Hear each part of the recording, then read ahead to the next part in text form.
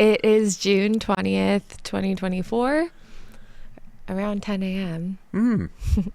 And I am going to be conducting a really extensive interview with Shawn McCraney, my father. He's doing this because I've asked him to. I think in my work with him and in my observations of the world, I'm noticing a few things. Most importantly, I think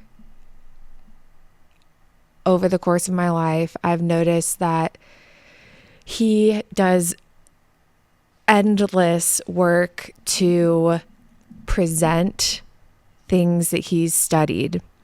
So all of his work, he's very aware of not wanting to bring, personal anecdotes. He wants to bring value to people in the world with the limited time that he has. So he collects information that he's pursuing into shows and teachings each week. But what happens is, it's this odd thing where he's arguing in those teachings, he's arguing for a subjective Christianity. And he would be the first to say that the things he's presenting are very personal to him. They're personal findings that he's found, and they're things that it's a demonstration almost of what he hopes other people will do for themselves, more or less. So in the process, a very personal Shawn comes out in a formal manner, which is his teachings. And there's a lot of weird side effects that come with that. Mainly attacks in odd ways on his personality, which is like, it's just disorienting. And most presently, there's been a few, he's done thousands of hours of teachings, and he holds his middle finger up to the camera on the first Heart of the Matter full circle. And that's the thing, that's the soundbite now. So I've observed that, and I just felt it high time to have a really long interview to find out who is Shawn McCraney. Who is Shawn McCraney personally? What is he teaching? What has he found? Because this is a life's study that's personal to him that we can all gain from. He's never said he's developing a doctrine or anything. And so I think it's time to sort of clear that air. So that was really long. No, it wasn't long. Very nice of you to think this is important. It's flattering because no one really does, but you see the idea that we teach and preach subjective Christianity. So the only thing I can give people is what subjectively comes from me. Right. Yeah. And that's misunderstood. But you have a confidence in how you talk about things that sounds like you're talking about it objectively. Right. But really what you're doing is saying something, expecting the person in front of you to say something back. Yeah. An argument or whatever. Or agreement, argument, and it doesn't matter. To voice it. Yeah. You expect people to voice it. Again, it's very personal. You have a way of working that's very much unlike how most people work. And so it comes off to them, arrogant or something, when really it's just you're like doing something with high expectations of them too. I relate to that in a lot of ways.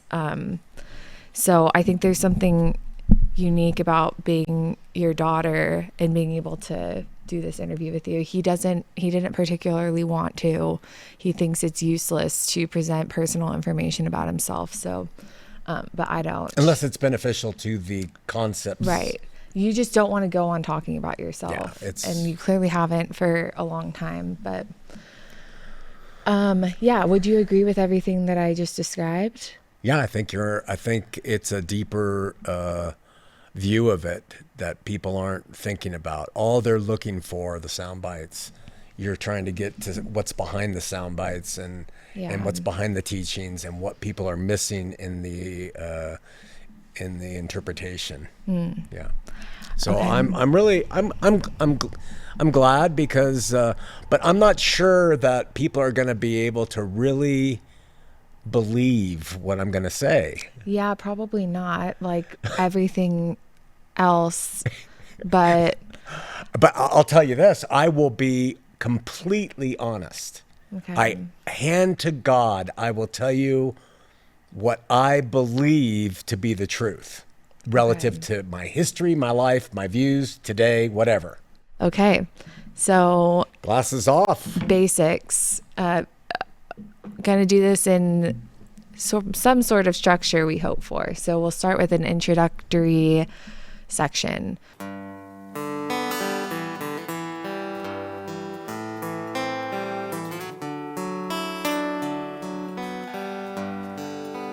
Starry, starry nights, paint your palette blue and gray.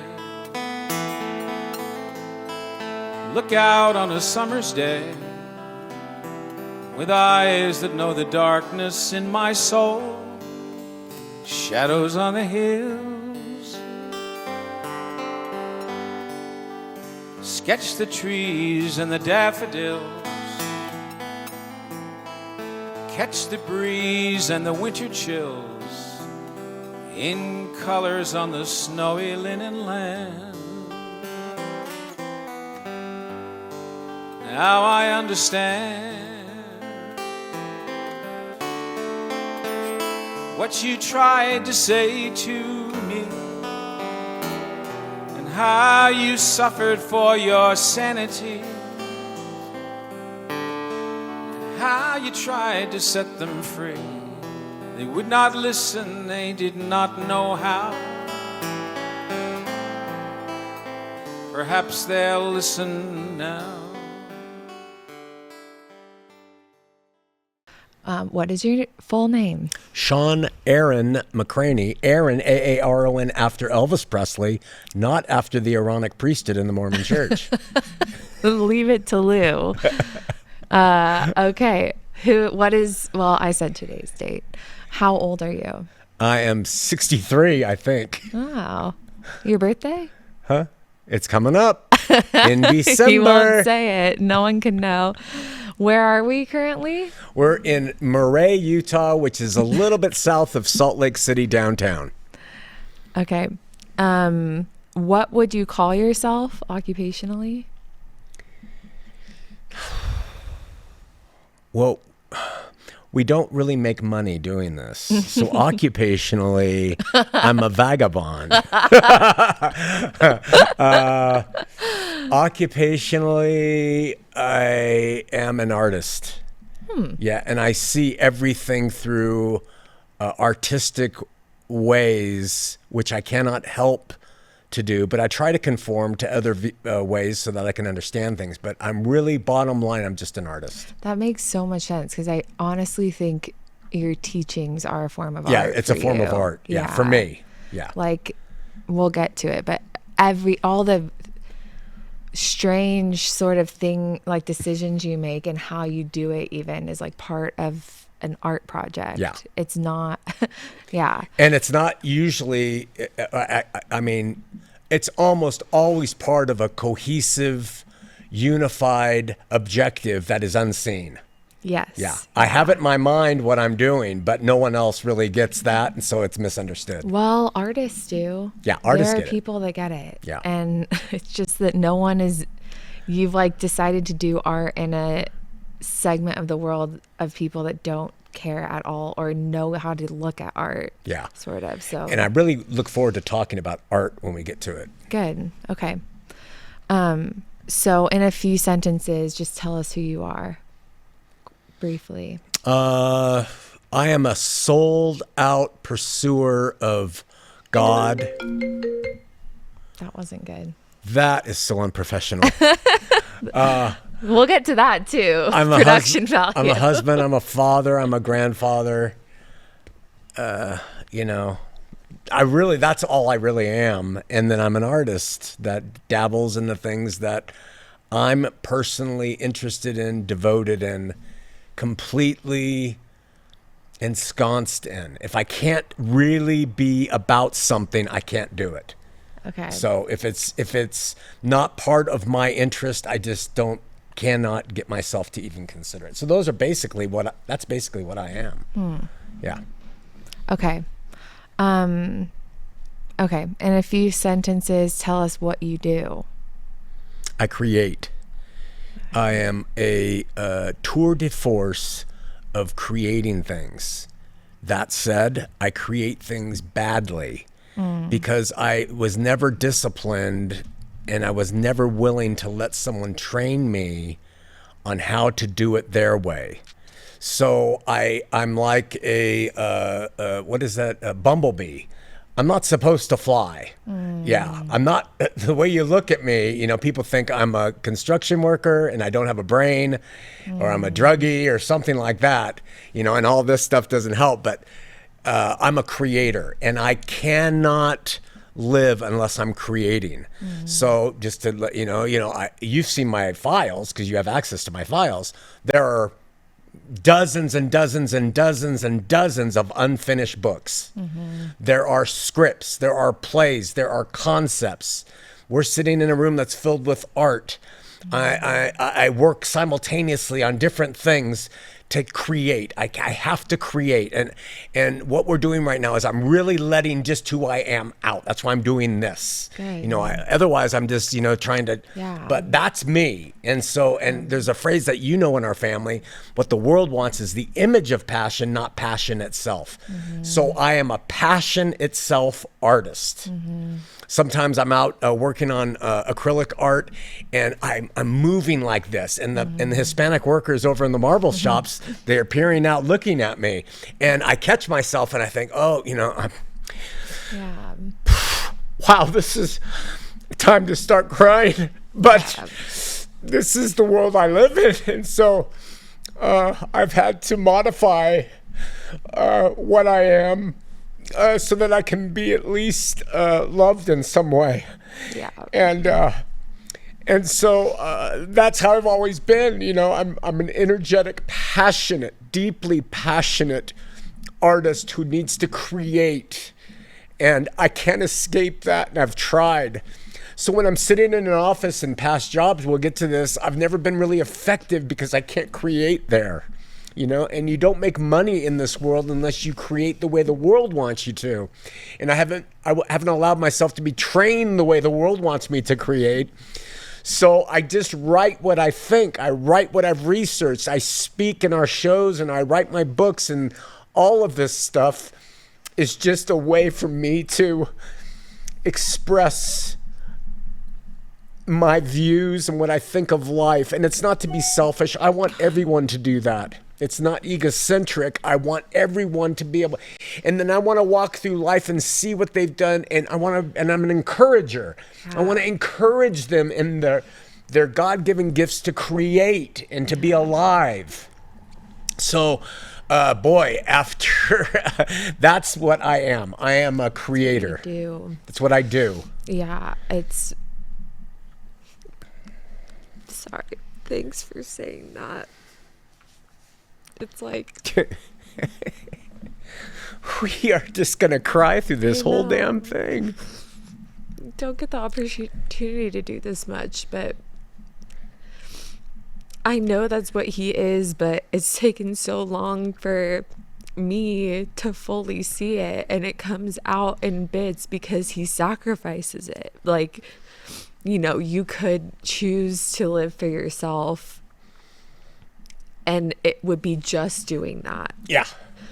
And that's why you're like kind of an enigma, because people don't understand this sort of mashup of things that you are. Yeah. But what you are is what you just described. Yeah. And you very much daily choose to not fully do that because, he has to be available to take a phone call for his really needy daughters, and the really needy hundreds of people that call you daily. Like, you have to sort of, I don't blame you for going out and making art and the Hispanic workers looking at you like that. Like, we all do that in some way, but Yeah. you figured out a way to sort of make them all possible. But it hasn't come without a lot of sacrifice, and I'm really thankful for that. Thanks, Adele. We have we'll talk more about it. There's so many reasons why we could talk just about that for so long. We could endlessly. There's so many reasons why I think it's so interesting, but it will come out more. So, well, I was going to ask in a few sentences, describe your life, like the arc of your life. How would you describe it? One great adventure.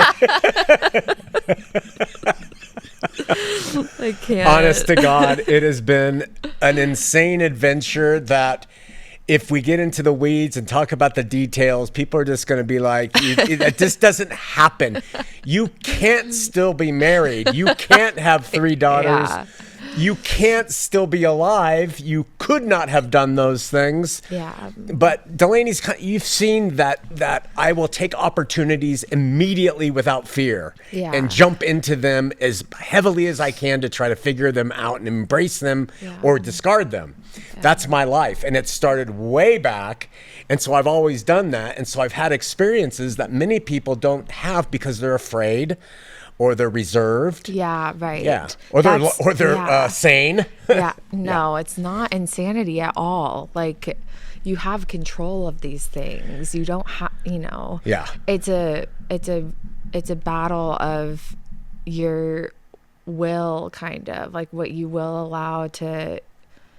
I think we all deal with that. Yeah. If that's insane, then we're literally all insane. Yeah. But and your question is, it's a second by second, minute to minute war.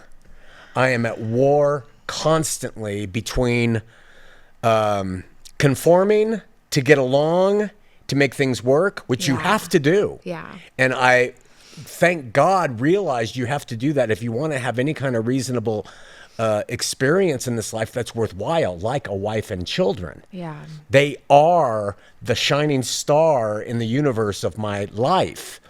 But there's a sacrifice that comes with that, and many creative people don't want to do that. Yeah. So something has to give. Yeah. So you're right. I've tried to learn in life to have it all, and that bothers people. Yeah. Yeah. Yeah. That war was really confusing as a kid too. I don't want this to get too personal. Sure. But it is your daughter interviewing you, but yeah, it was very I'm a really sort of black and white in a way that you're not at all. And that was confusing because, he's always honest. And then he's also trying to guide his children with wisdom, but then he's in a war himself each minute. And, we would get bits of that war in your advice, depending on the minute, depending on where you're at, depending on where we're at. And it's only now at 30 that I'm seeing it holistically. I'm so grateful for it. It's so much, it's so dense and but so, rich. It makes for a very rich life for that reason, but not easy, complex, and it was very hard, and that manifests in ministry for him too. Sure. It's so complex, the stuff that you're trying to talk about, and people just reduce it to sound bites and things. But and you have to reduce complexity in order to be able to navigate your life. Or else you'll be sitting in a room in a corner just sucking your thumb and examining your navel, right? So there is that sacrifice to surrender some things in the war, go after some things, and you have to learn how to do that, and it's not easy. A lot of mistakes. Okay. Do we answer that question? I think so. We're in the introduction right now. Just in a few sentences, tell us your goal in life.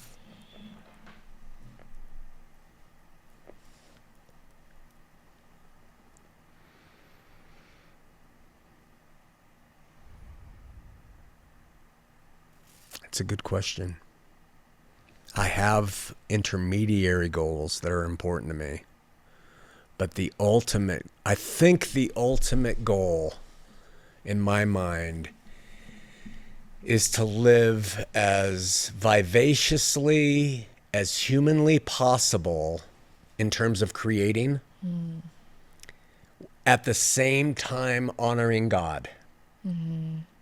And those two things are paramount to me.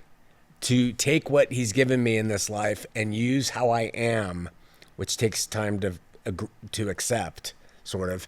And then also to make sure that what you're doing and the way you're doing it is going to please the God I believe exists and I will face someday. And he'll say, let's examine what you did with your life.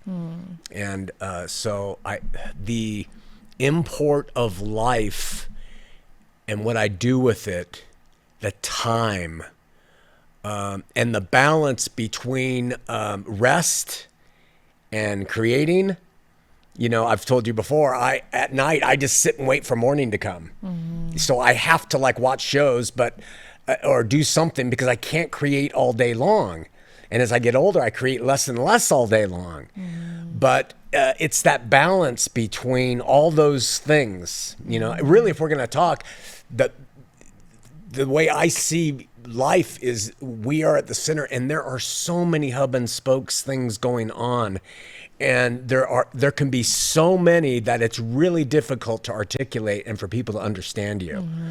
In my mind, I have a whole bunch of things, but they all contribute to how I'm doing life. And it's not easily understood, you know? And so you have to get pigeonholed by people for them to be able to deal with you. Yeah. Yeah. But most people, like 99% of people, like narrow as time goes on and focus more and more on certain things. And I think you're daily trying to expand. So you're adding like a new more spoke. things in. Yeah. And it has to be congruent with all the other ones. And if it's not, then it's not right. Yeah. And that balancing act, so I have to have God help me do that. Yeah. Because when I've tried to do it on my own, it's just insanity. Yeah.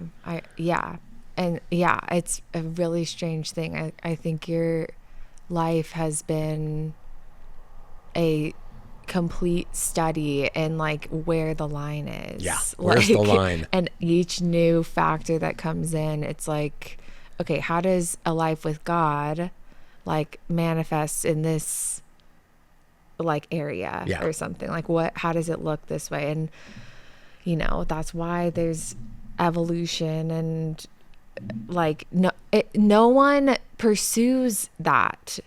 No one pursues that. It's really it's crazy making. It's hard to do. It's very hard to do.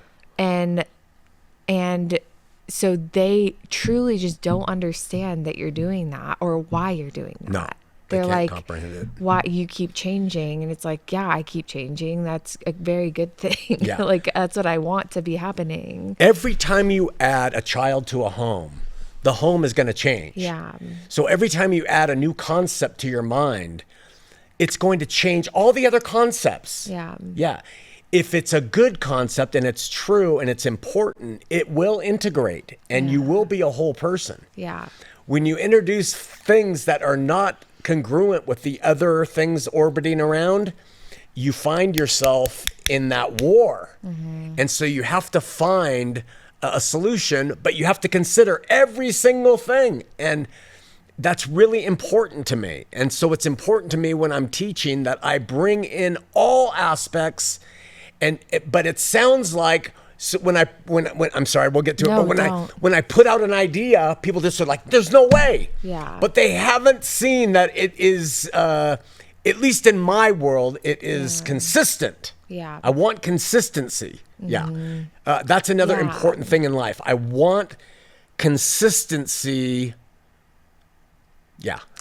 Yeah. But most other people act out of wanting consistency too, but they block things out in order to keep the consistency. Yeah. And you're trying to, and you're not like, I think people will subconsciously accuse you of like trying to escape in the changes, but you're just integrating more and more. Nothing's leaving. You're not leaving anything. Yeah. You're just adding more into the worldview or and the pursuit. that word whole becomes very, very important. That's integrity. That's all of those things are balance, really important concepts to my thinking.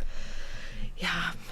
Being whole is like, I'm finding personally, that's just, it's the most important thing. That's what God brings is wholeness. Yeah. Wholesomeness. Holiness. Holiness. WHOLE-ness, not HOLE-ness. Okay. A few more questions for the introduction, but how have you most changed? It's kind of a dumb question now that we're talking about. I'm the same kid I was at 5. I know. Yeah, I'm the same. Well, that's the next question is how have you stayed the same? So I have changed greatly because I was kind of, and I still am defective interpersonally and emotionally. I am somewhat of a sociopath. We've talked about that with those guys in Matt and John Attack and stuff. But and I've been treated and talked to by psychiatrists and psychologists about that. But I think I'm starting to see that even though that's diagnosed that way, what it really was a coping mechanism to deal with rejection. So as I got rejected for being myself, I became cold and hard. So the way I've really changed more than anything else is that I have learned to love people selflessly and not egotistically. And that's the biggest change that I've had in my life. I've learned to love other people the way God wants us to love. I don't do it perfectly. I fail, but that's what's changed the most. Yeah, like the guys interviewing you about being a sociopath, it was like, I don't feel like anyone gives you the credit for, again, being really honest and almost like too hard on yourself, like to make the point. You're like, I am a sociopath. And you're like, he's trying to make the point. Like it's not like you were born like trying to kill your mother. Like you were hurt for being yourself, became, and like God's repaired that. Right.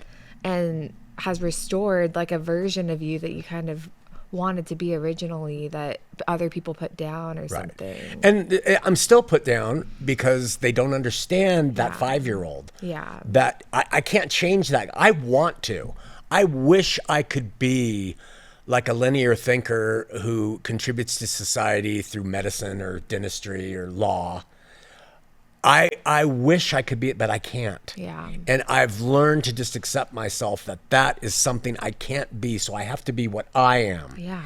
And I want that. I want to bring that into other people. That's why the subjective approach to the faith. You can come into the Christian faith and be yourself. It is not a culture, and it is who you are and who God made you. Just let him reform those edges that are kind of messed up. That's all it is, So long answer. That's it. How have I remained the same? I'm still greatly impatient with traffic. I mean, ever since I got my license, I am the wildest driver by nature. But I have toned that down out of respect for other people and learning those skills. But I'm still a child. I love, we were talking about this the other day. I love the food that a 13-year-old boy loves. And I love the humor that a 13-year-old boy, I'm not a human being that is mature in the adult sense of the word, but I'm very mature in the spiritual sense of the word. And there's the difference. In this world, I don't give a shit about being an adult. Yeah. I care about being an adult in my heart to God and to others. That's all that matters. Everything else, let's do it. Yeah, but you're also really mature in your personality in some way. Like, again, I think it's one of those things where you're like hard on yourself. Yeah. Saying that. Like, you're really mature socially. Like, you don't need to talk about yourself in all day long. Oh no, I'm not that way. Like, but that's the love part that's changed me. I guess. When you learn to love others, you don't talk about yourself in the public settings. And I've learned how to pay bills. And I've learned how to do a lot more than pay bills. keep a job and Yeah. do certain things. But there are men who are really, really, really centered in all of those things. Yeah. And I'm just not. Yeah.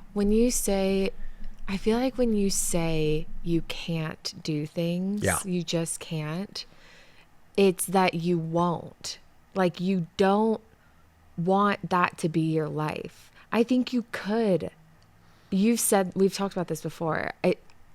You have the skills to be a top CEO or a fashion designer, all these different things that you've done. But what does it matter if my mind says I don't want that? Well, that's why it's you're one and the saying same. you can't. Yeah. Yeah.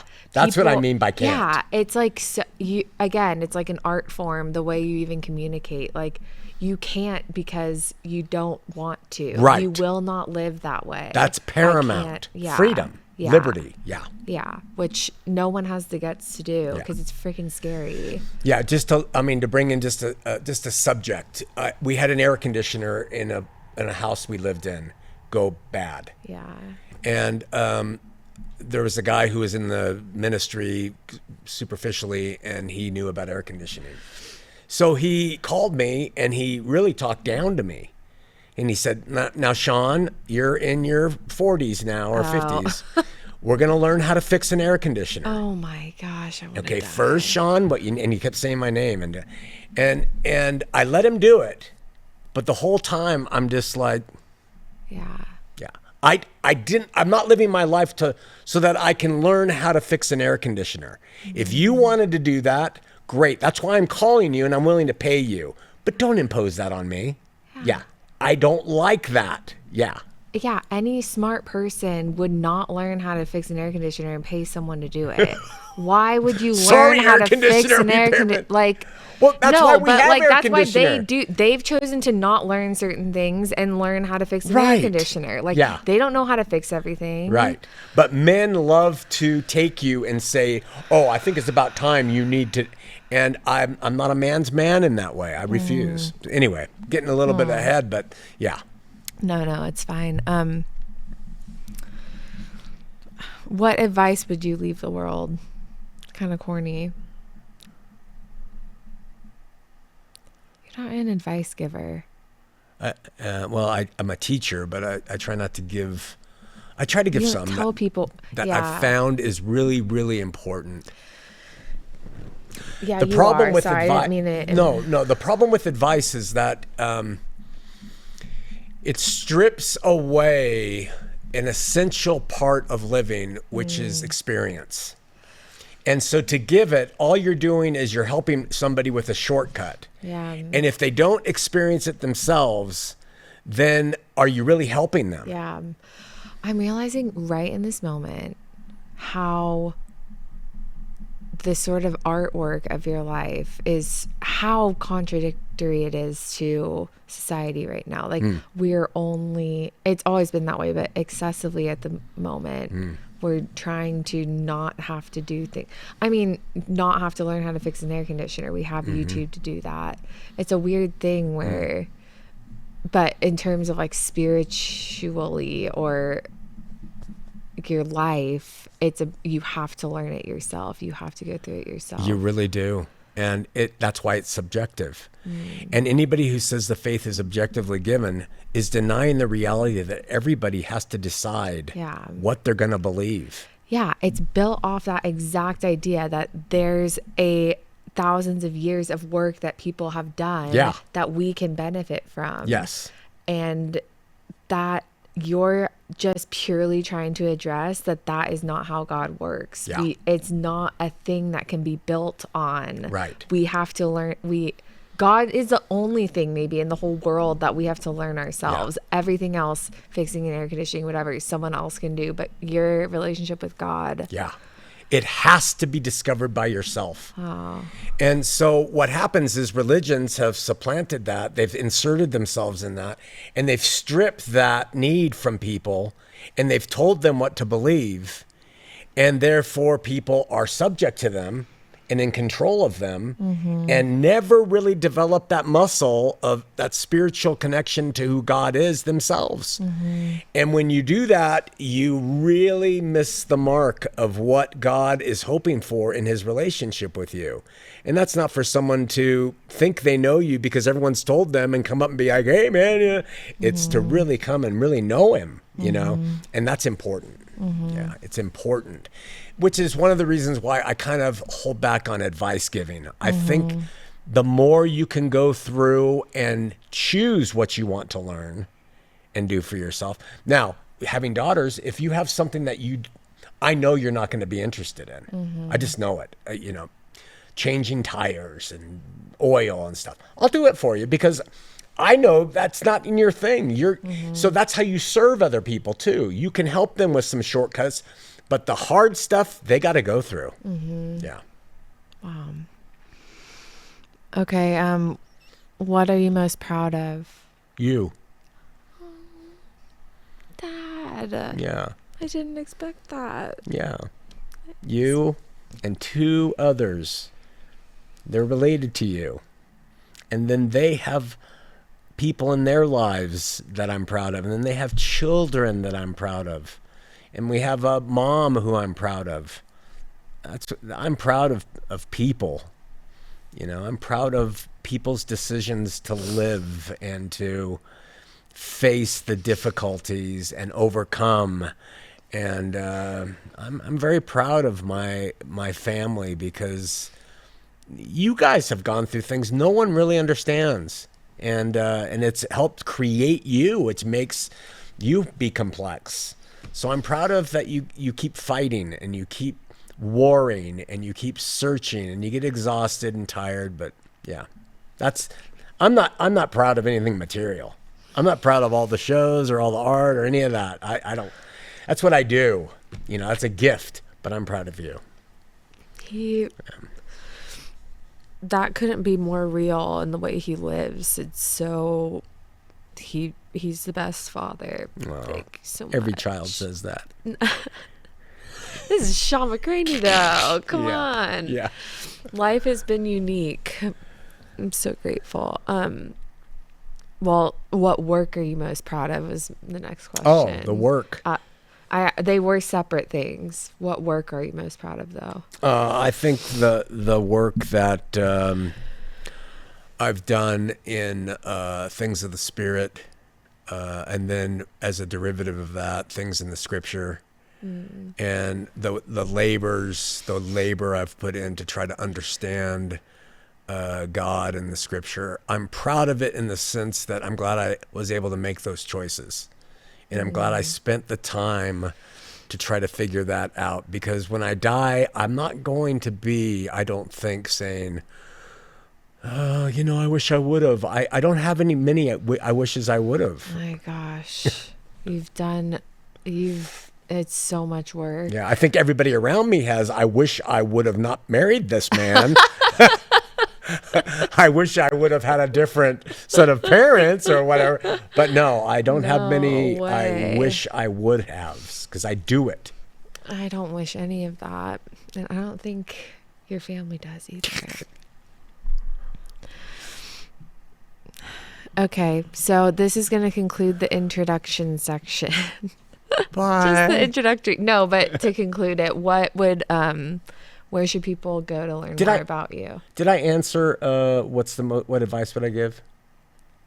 Kind of. We went on a thing about advice. You said you don't really give advice. I would give this advice: seek, search. Do not root yourself in anything permanently unless it demonstratively, reliably, consistently proves itself worthy of that. Seek and seek and seek and seek.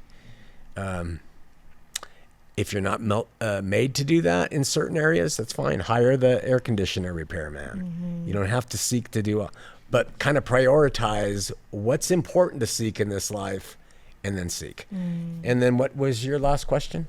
Just where should people go to learn more about you? Oh, the greatnewsnetwork.com is one.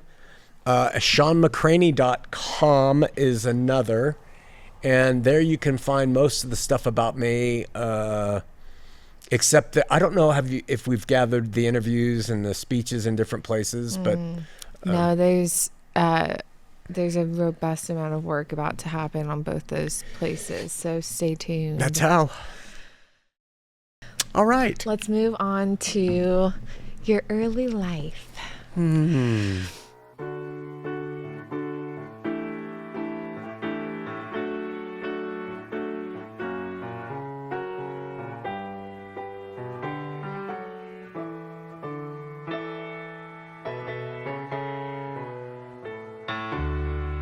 When I was young and they packed me off to school and they taught me how not to play the game,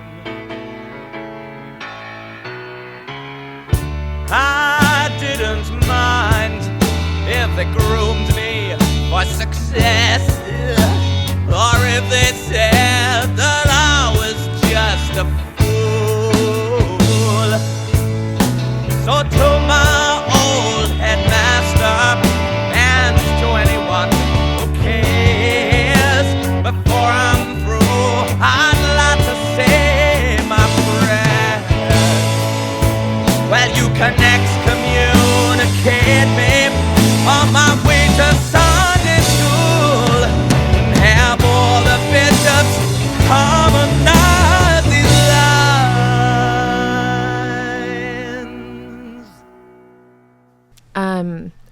I was hoping we could just you could describe things that I bring up, whatever comes to mind. Sure. But and yeah, obviously if you have more to insert, just say it. But starting with your childhood, just a broad description of your childhood, and we'll get into the details. Okay, I'm the fourth child. My parents joined the Mormon Church before I was born. I was born in Montebello, California, which is just a suburb of Los Angeles. Okay. And my dad was a firefighter. My mom was a homemaker. They were blue-collar workers. They both came from really messed up parents. Okay. And so they were trying to make a life that was better. And they used Mormonism and the way it legislates life through Freemason rules and order and structure and everything. And that's what I was born into. Okay. What's their ancestry? Like what's wrong with what's messed up about their families? I think my dad's father was just like the village freak. Really? Yeah, he was very different, which is probably where I get a lot of my stuff. Did you know him? I met him and I remember him vaguely, but he died.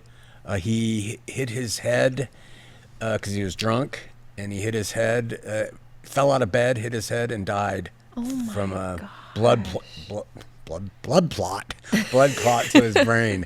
His mother was in a wheelchair her whole life. They lived in a one-bedroom house in Watts, California. And my dad was a unique guy. So his parents are both alcoholics.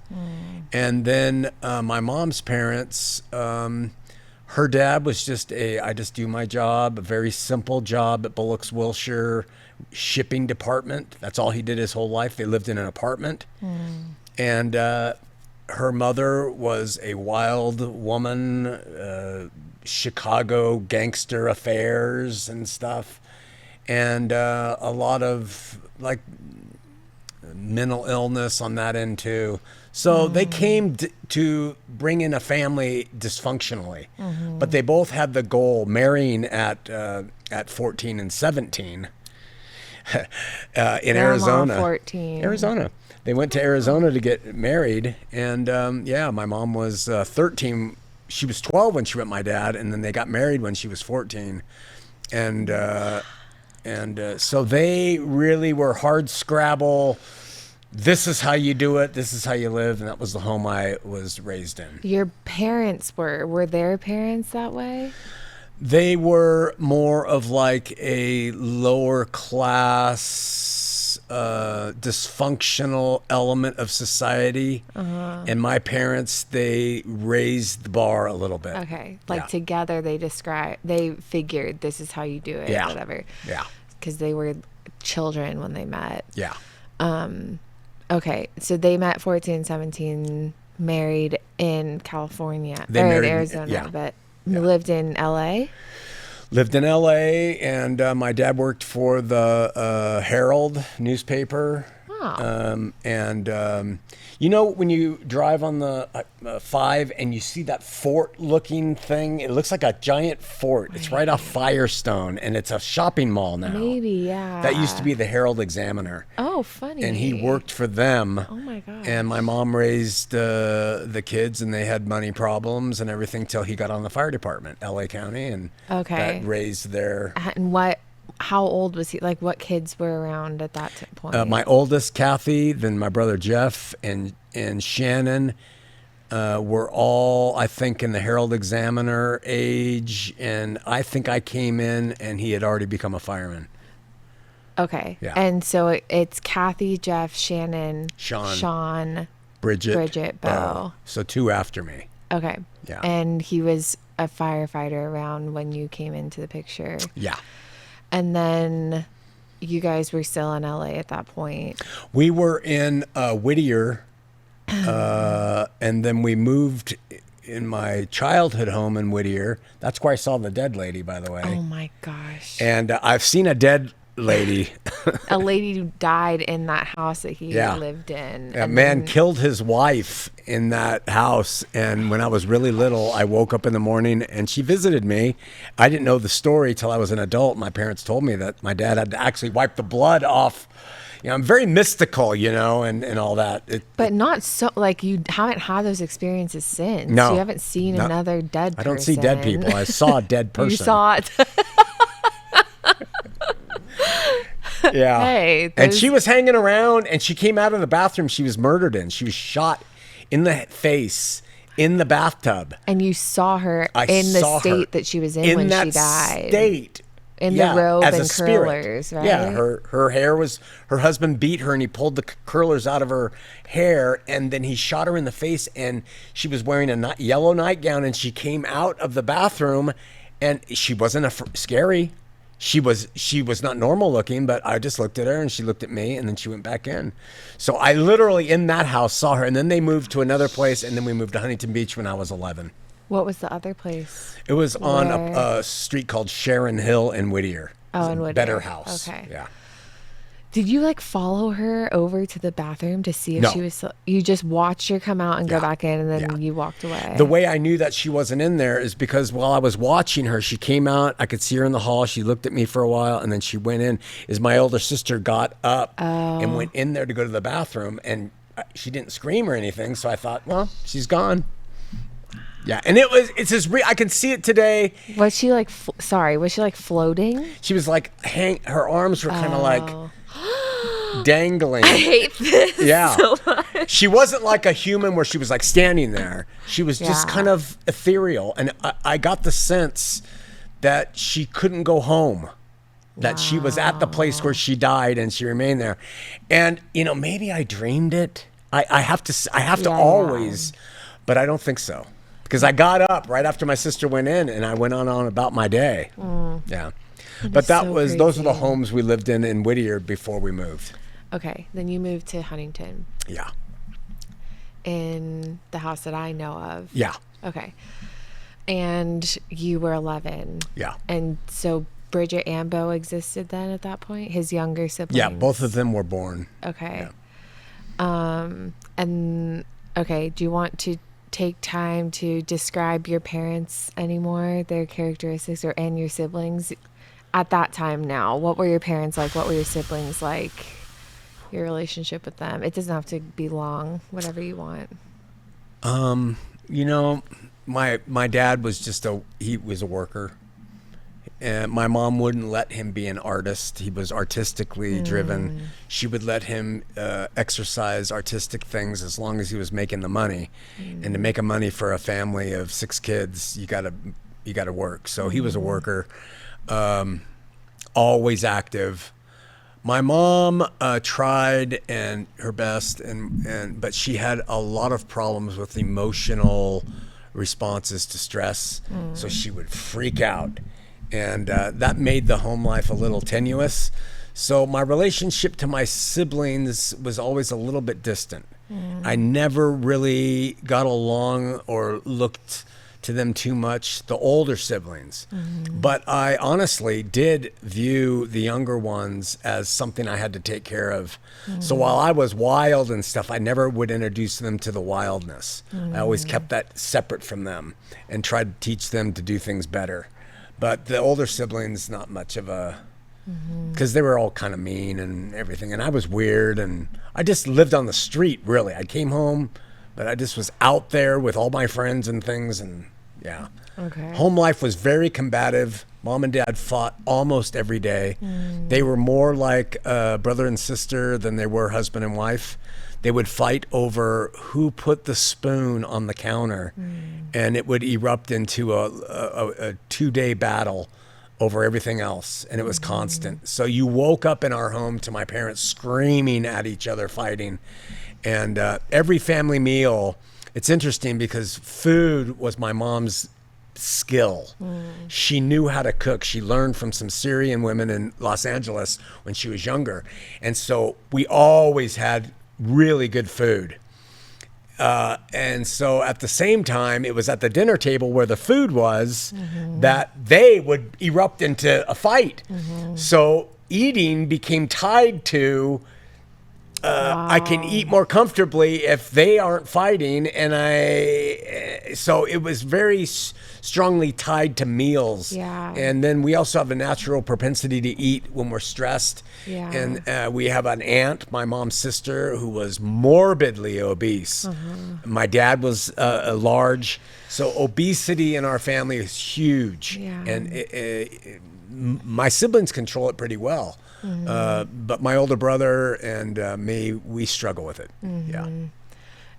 That was the case even as grandparents. Oh, yeah. Like when we would go to events at their house, that was when drama happened. Oh, yeah. And it was for a meal always. Like food was always It was there. always around that time when, because what would happen is, It was like you'd wait for the meal Yeah. to have the fight. yeah, Yeah. yeah, because, yeah, and it's like, and to me, it was like when people came together, they couldn't handle being together, Yeah. so they would fight. Yeah. So that's why I don't like gatherings like Christmas and stuff, because they've always been surrounded by fighting. Yeah. Yeah. It's like you've waited all that time to like, yeah, I could see that. Yeah, If because you can't experienced be some of around that.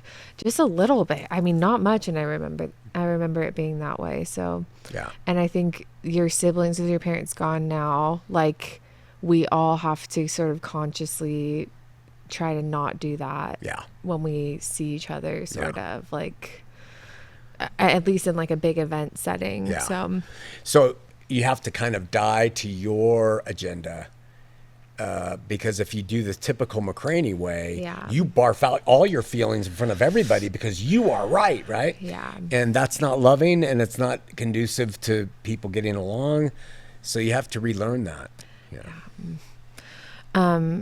Okay. Do you want to take any time to describe each of your siblings or your relationships with them? Kathy was my oldest. She got married when I was just 4 or 5. Oh, wow. Yeah, 4 or 5 or 6. I don't know. And how old was she around then? She was young. I don't remember. Okay. And then she's had 5 or 6 kids. Okay. And then Jeff was my older brother, and he was always mean to me when we were kids. So, and then he died. And then we have Shannon. She was closest to me in age, but as a human and as a person and as a sibling, she always was willing to lead me into trouble. If she smoked pot, she'd talk to me about it. If she did this, she'd talk to me about it. So it was always, she never took the, I want to be responsible. And I knew it. And then Bridget, my younger sibling, she's married, and she and I were close. I've always defended her. And then Bo, my youngest brother, He's a very straight thinking,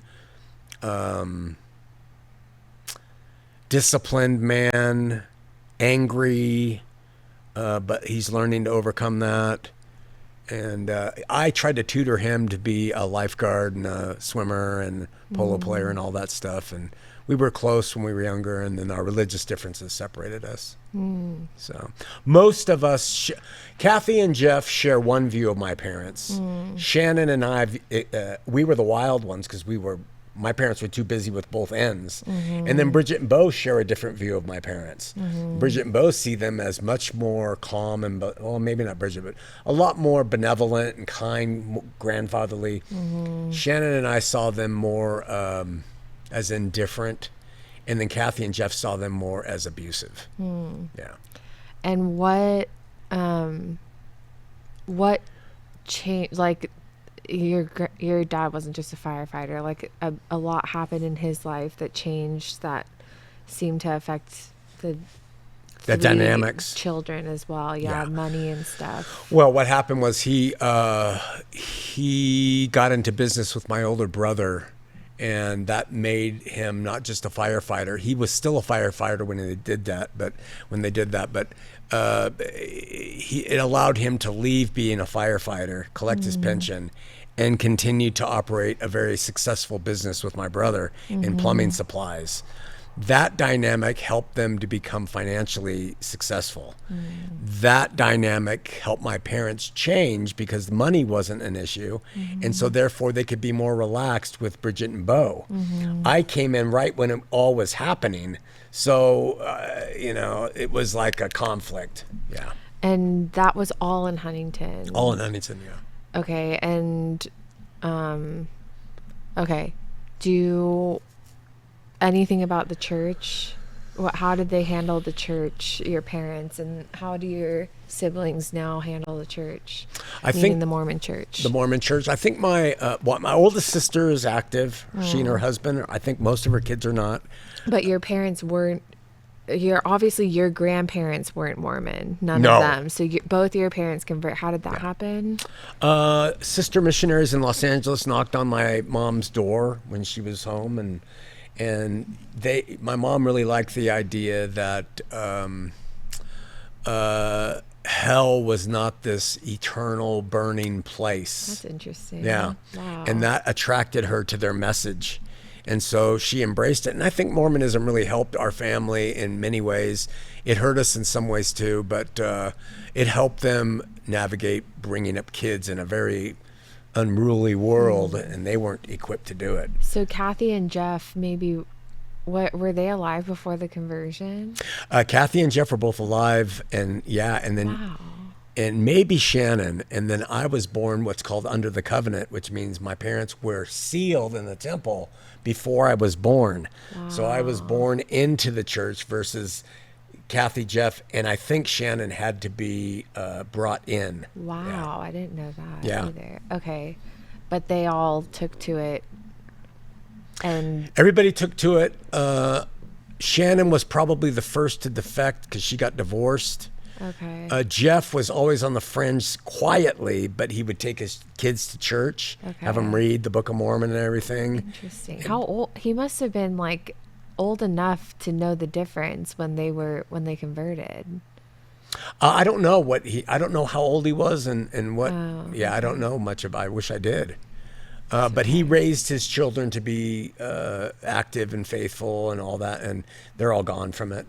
And then Shannon, her one son is active in it. He's a stake president. The rest are gone of the 3 kids. Okay. And then there's us. We left. And then Bridget and Bo are the most faithful. Okay. Bridget's kids are pretty much gone from it, but she and her husband are still faithful. And then Bo and their family are still a cohesive whole in the Mormon church. Okay.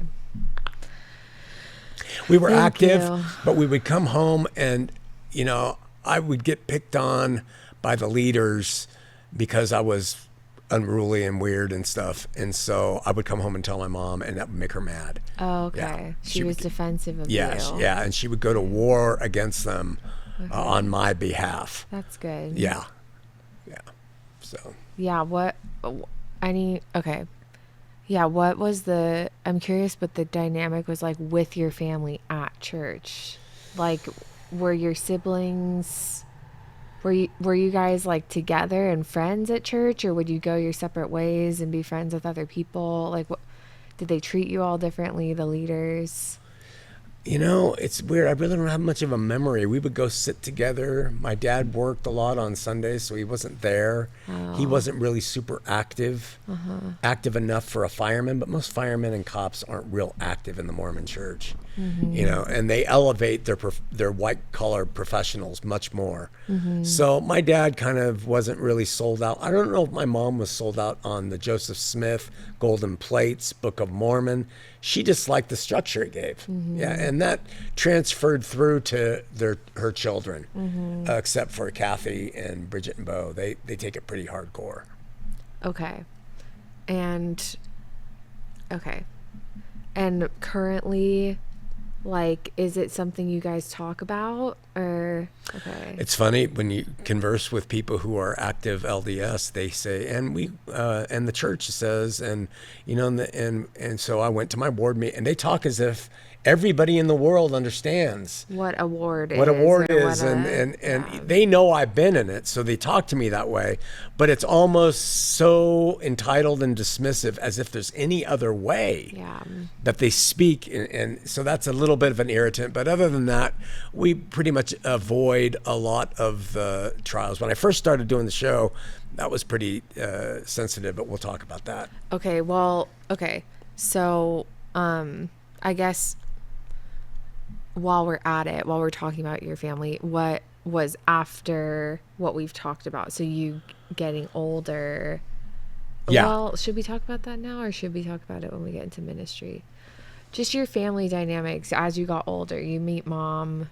All of us were pretty much centered on Mormon activities. Okay. Blessings, babies, baptisms, priesthood ordinations, all of that stuff. You'd support each other. We kind of support each other and go to them. Okay. And that's unfortunate for Bridget and Bo, the youngest, because they would have to go to Kathy and Jeff's constant things. But now that their kids are up, no one goes to them. Yeah. Right. But that was kind of the dynamic. This is what's happening in our ward and church. Come, let's get together. And that's because like Kathy had children. Yeah, who were that young. were kind of your age. Or did you, like, sort of? Yeah, actually, Kathy's oldest child, I think, is older than Bo, her brother.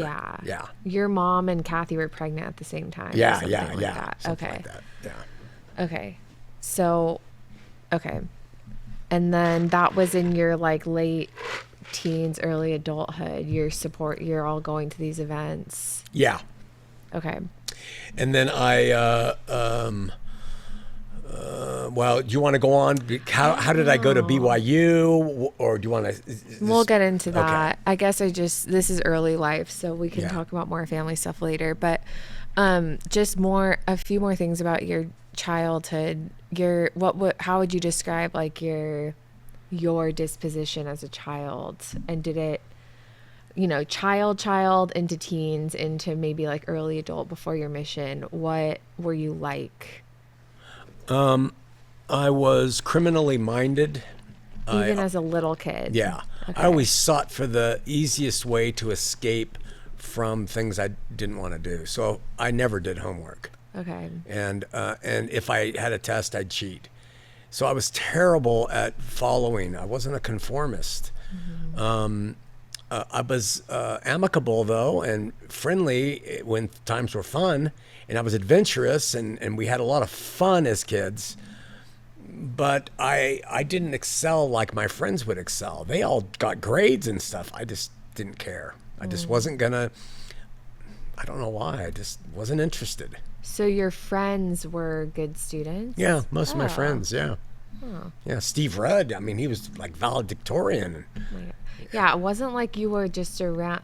I feel like the way you describe your criminality was like intelligent, though. You like. Oh yeah. There was a reason for not wanting to. You weren't just being defiant. Oh no, there's a reason. I would think, okay, how much really is my knowledge of the American Civil War going to do? I thought ahead of it, and I thought it's not going to do it, so I'm not doing it. Well, in my experience with other artists, they had the same exact experience. They're so smart, but they couldn't, like, they intentionally didn't do things. It wasn't that they couldn't. Yeah. They just, why would I do that? Yeah. Like, I think it's very normal. Yeah. That's why, I mean, just jumping ahead, I wish if I had another life, I could start a school where people who are that way could be reached through a system that's different than the system we have, which is objective. We teach this, you learn this, leave.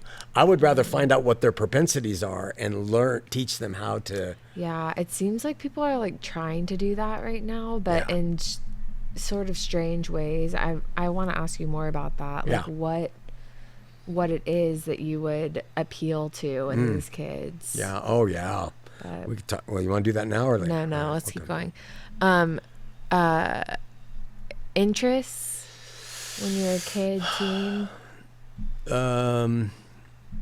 In preoccupation, from my earliest memory, sex, food, fun, friends, television. I played sports, one season of Pop Warner football, terrible at it. Never played basketball, played baseball a few years, not very good. I was kind of like Laser and Samson, but without a computer. Those are our grandsons. That's my grandsons. Yeah, I didn't have a lot of gusto for different things, I didn't collect anything. Yeah. But you were active. You were out hanging out. You said Always. you were on the streets all day long. Yeah. So you're social. Oh, yeah. Okay. Always been social. My favorite story of him is, I'll never forget this. You as a kid sitting in the grocery cart at the market and his mom pushing him, and he would just, hey man, right? To I every say hi to single everybody. person. Yeah. Hi man. I like people and I hate Yeah. them. I Yeah. I really like them, Yeah. love them, and I hate their guts. I'm to be personal, I relate to that, and I haven't figured out why it is. What is it? Have you figured out what it is? Yeah, because I have discovered that very, very, very few people will always have your back. Yeah. And when I learned that at an early age, when you have a friend and you've played with them all day Saturday, and then on school on Monday, you try to do the same thing and suddenly they treat you differently. Yeah. That stuff caused me to say, no. Yeah. It's like you like what you hope that person will be. Yeah. You like people. You hope they'll be something, and they usually aren't. Yeah. And if you're an artist and you're transparent and you're not afraid to be transparent, you will be the same person to them in any situation. Because you're not going to say, I'm not going to act like I don't know you in a social setting. Never. No. But that authenticity is not retained by most people. No. Yeah. So I also learned how to be that way as I got older, and that was an unfortunate outcome of having people treat me that way. So then I would do that. And it was learned behavior that I unlearned. Yeah. It seems like most of the world has learned it comes from hurt. Yeah. I think a lot of the people treating you that way don't really want to be Probably treating you not. that way. They were hurt their own way, Right. and they're mad that the world's the way it is for their own reason. So they've learned. Yeah. Yeah. I still say hi to everybody. You do. Yeah. We were just at an event, and I saw someone that I went to high school with I've never talked to before, and he's like, why wouldn't you go say hi to them? And it's like, I've never met them. I feel like it's imposing, but It probably is. My way is imposing, and it's standoffish. It's not really polite. Because I don't care if we've ever talked. If I know you from somewhere, I'm going to say, what are you doing? Yeah. I'm Shawn. Do you remember me? Yeah. But people aren't that way. But there's an argument that they aren't that way because they really want to be, but they're hurt, and they've Sure. have these walls up now because. And I've learned that. So So it's not a bad thing though No. that you are the way you are. Someone called him a living reproach. Oh, yeah. Because I think he's what everyone wants to be, but not everyone, but like a lot of people hope that the world would be. The world isn't that way. They've learned to be what the world is, and you've like chosen the opposite. Like, I'm just going to do it even more or something. Even more. In your face. That's why my mom tells the story that I would go, hey, man. And if they walk by, I go, hey, man. Because you're not going to get away with being a dick to me. I'm going to force you. Oh, my gosh. Yeah. And then if someone is confrontational in my being too bold, then I get aggressive. Yeah. You see, that's the hatred of, because I am being nice to you, I am including you, and you're being a dick to me? Yeah. Okay, and then the aggression comes out. I can't tell you how normal I think this is for artists. The artists that I know, especially from Huntington Beach, like raised in the same thing as you, they're fighters and they're all so aggressive and they're angry, but it's because they see the world, like they care. It's literally out of care. They're like, you're my friend, like why aren't you? And they fight their friends when they're drunk because they care about the friend. And like, we'll talk more about it, but I think the thing that makes you different is that your care for God. That would help them so much. It would. If they thought about or pursued God. Yeah. And they're just stuck in these things forever. Yeah. You were really saved. I was. And artists are some of the last people, because they're so independently minded and they see the world in such weird ways that they often do not respond to religion. They might respond to God in a spiritual sense, like there's a creator. I love creation, but religion doesn't work for most artists. Yeah, the fact that you grew up in Mormonism was like a vehicle to get you to this perception of God, I really think. Yeah, it helped. Like it allowed you to have a deep-seated care for God from the start. Yeah. Which they don't usually have. They're from broken homes or something that they didn't care about. It's funny, religion. Broken Homes. I just heard Anthony Kiedis of Red Hot Chili Peppers talk about him and Flea, and Anthony Kiedis said, "I'll tell you the secret to all great creative musicians. They all come from terrible childhoods." Wow. Yeah. I believe me, that Flea, so fully. Frascante, their guitarist. We all came from terrible existences. I'm grateful for them, but I mean, we have the singer of the Red Hot Chili Peppers being able to point that out. Yeah. Yeah. And now the world's condemning him for dating a 19-year-old. What do you want from him? Yeah. Yeah. You held him up for his the dysfunction that was able to produce music you can dance to, but now he's 60 dating a 19-year-old and you're not supporting him in it. Yeah. Like, yeah, people are ridiculous.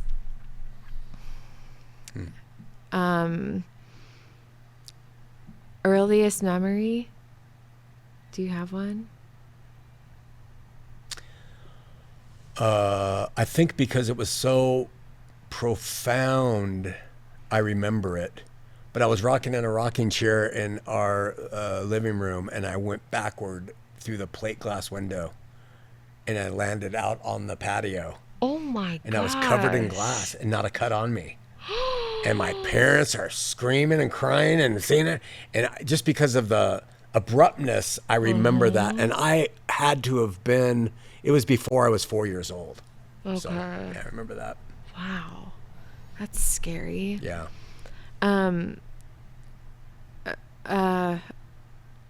Okay, we'll talk a little bit. Social life, friends.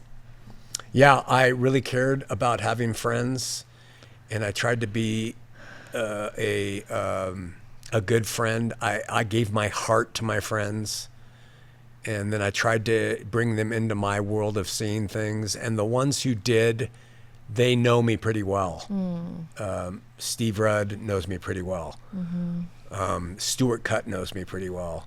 Paul Poitevin, Dave Jarman, they know me pretty well. More corrupted, the older friend, but Stuart Cutt, my first friend, and Mike Ortiz. I had my first homosexual experience with Mike Ortiz when we were just, I didn't know about that. Yeah. My dad built a thing called a bathhouse in our backyard in Whittier, and me and Mike went in there and we exchanged sexual favors before I was in puberty. Oh my God. Yeah, and I thought I was gay because of that. Yeah. And I was certain that I was, and then Mike, he went on to be gay. Really? So Mike was gay, but I didn't know it, and he was a year older than me, and then there was some homosexual stuff that went on with friends, and so by the time I hit puberty, I was really worried that I was gay, and I'm also because I'm an artist, I'm also a little bit feminine in certain ways.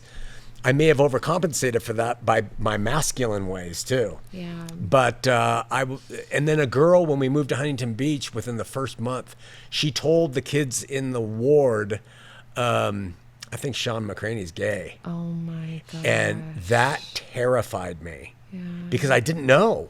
And I thought, how does she know what happened? So that kind of plagued me for a while.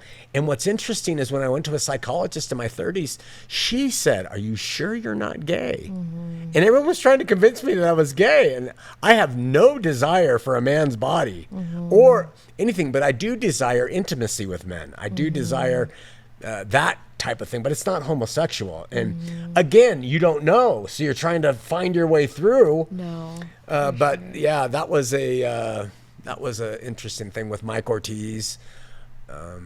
And then when that happened with him, I started saying, no, I got to start figuring out with girls. So then girls started to become much more involved in the sexual stuff really early. I was sexualized early by some predators, by my own family members. I saw a lot of nudity, free nudity in our home that I shouldn't have seen when I was just maybe 4, and other things that happened, and that helped contribute to my over-sexualized approach to life. Of course, there's genetics too, and there's the artist and the free spirit. So, I mean, it was like an amalgam to create sort of a little monster that in me I had to hide from, because Mormonism was all about no. Yeah. So it created a lot of this stuff going on. Yeah. Do you want to talk all about how you were preyed upon? I've been preyed upon.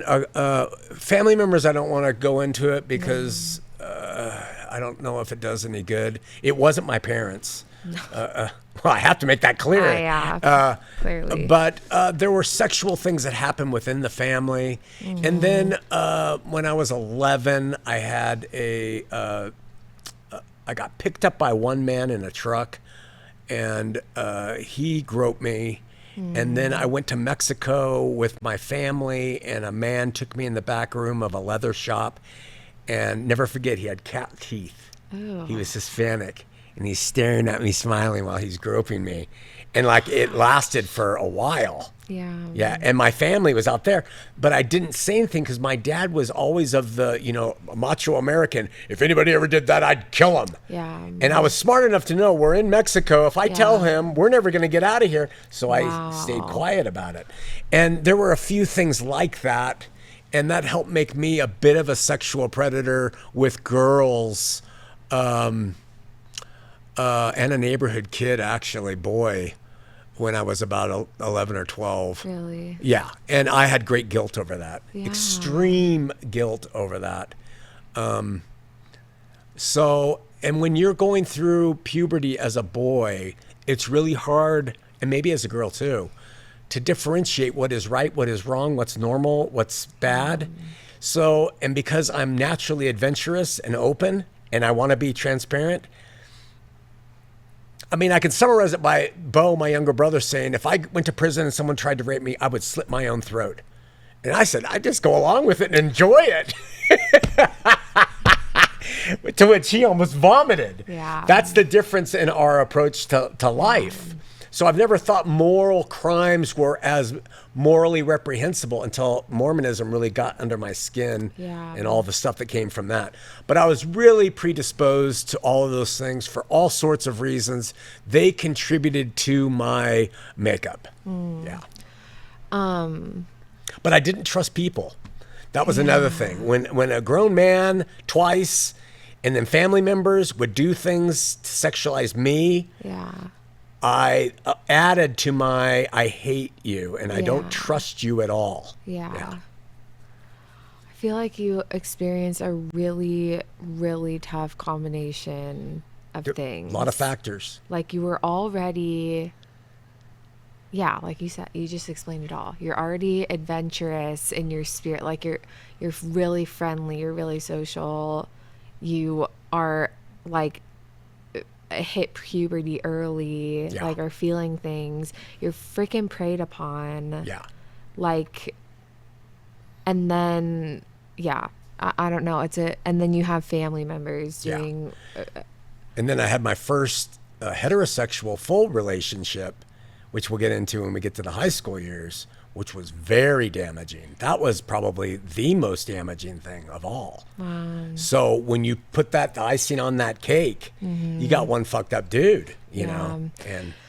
and also like this stuff is, I think it's becoming clear in this new generation, younger, that like everyone has these thoughts. Yeah. Like it's such BS to, like, even your brother, if Yeah.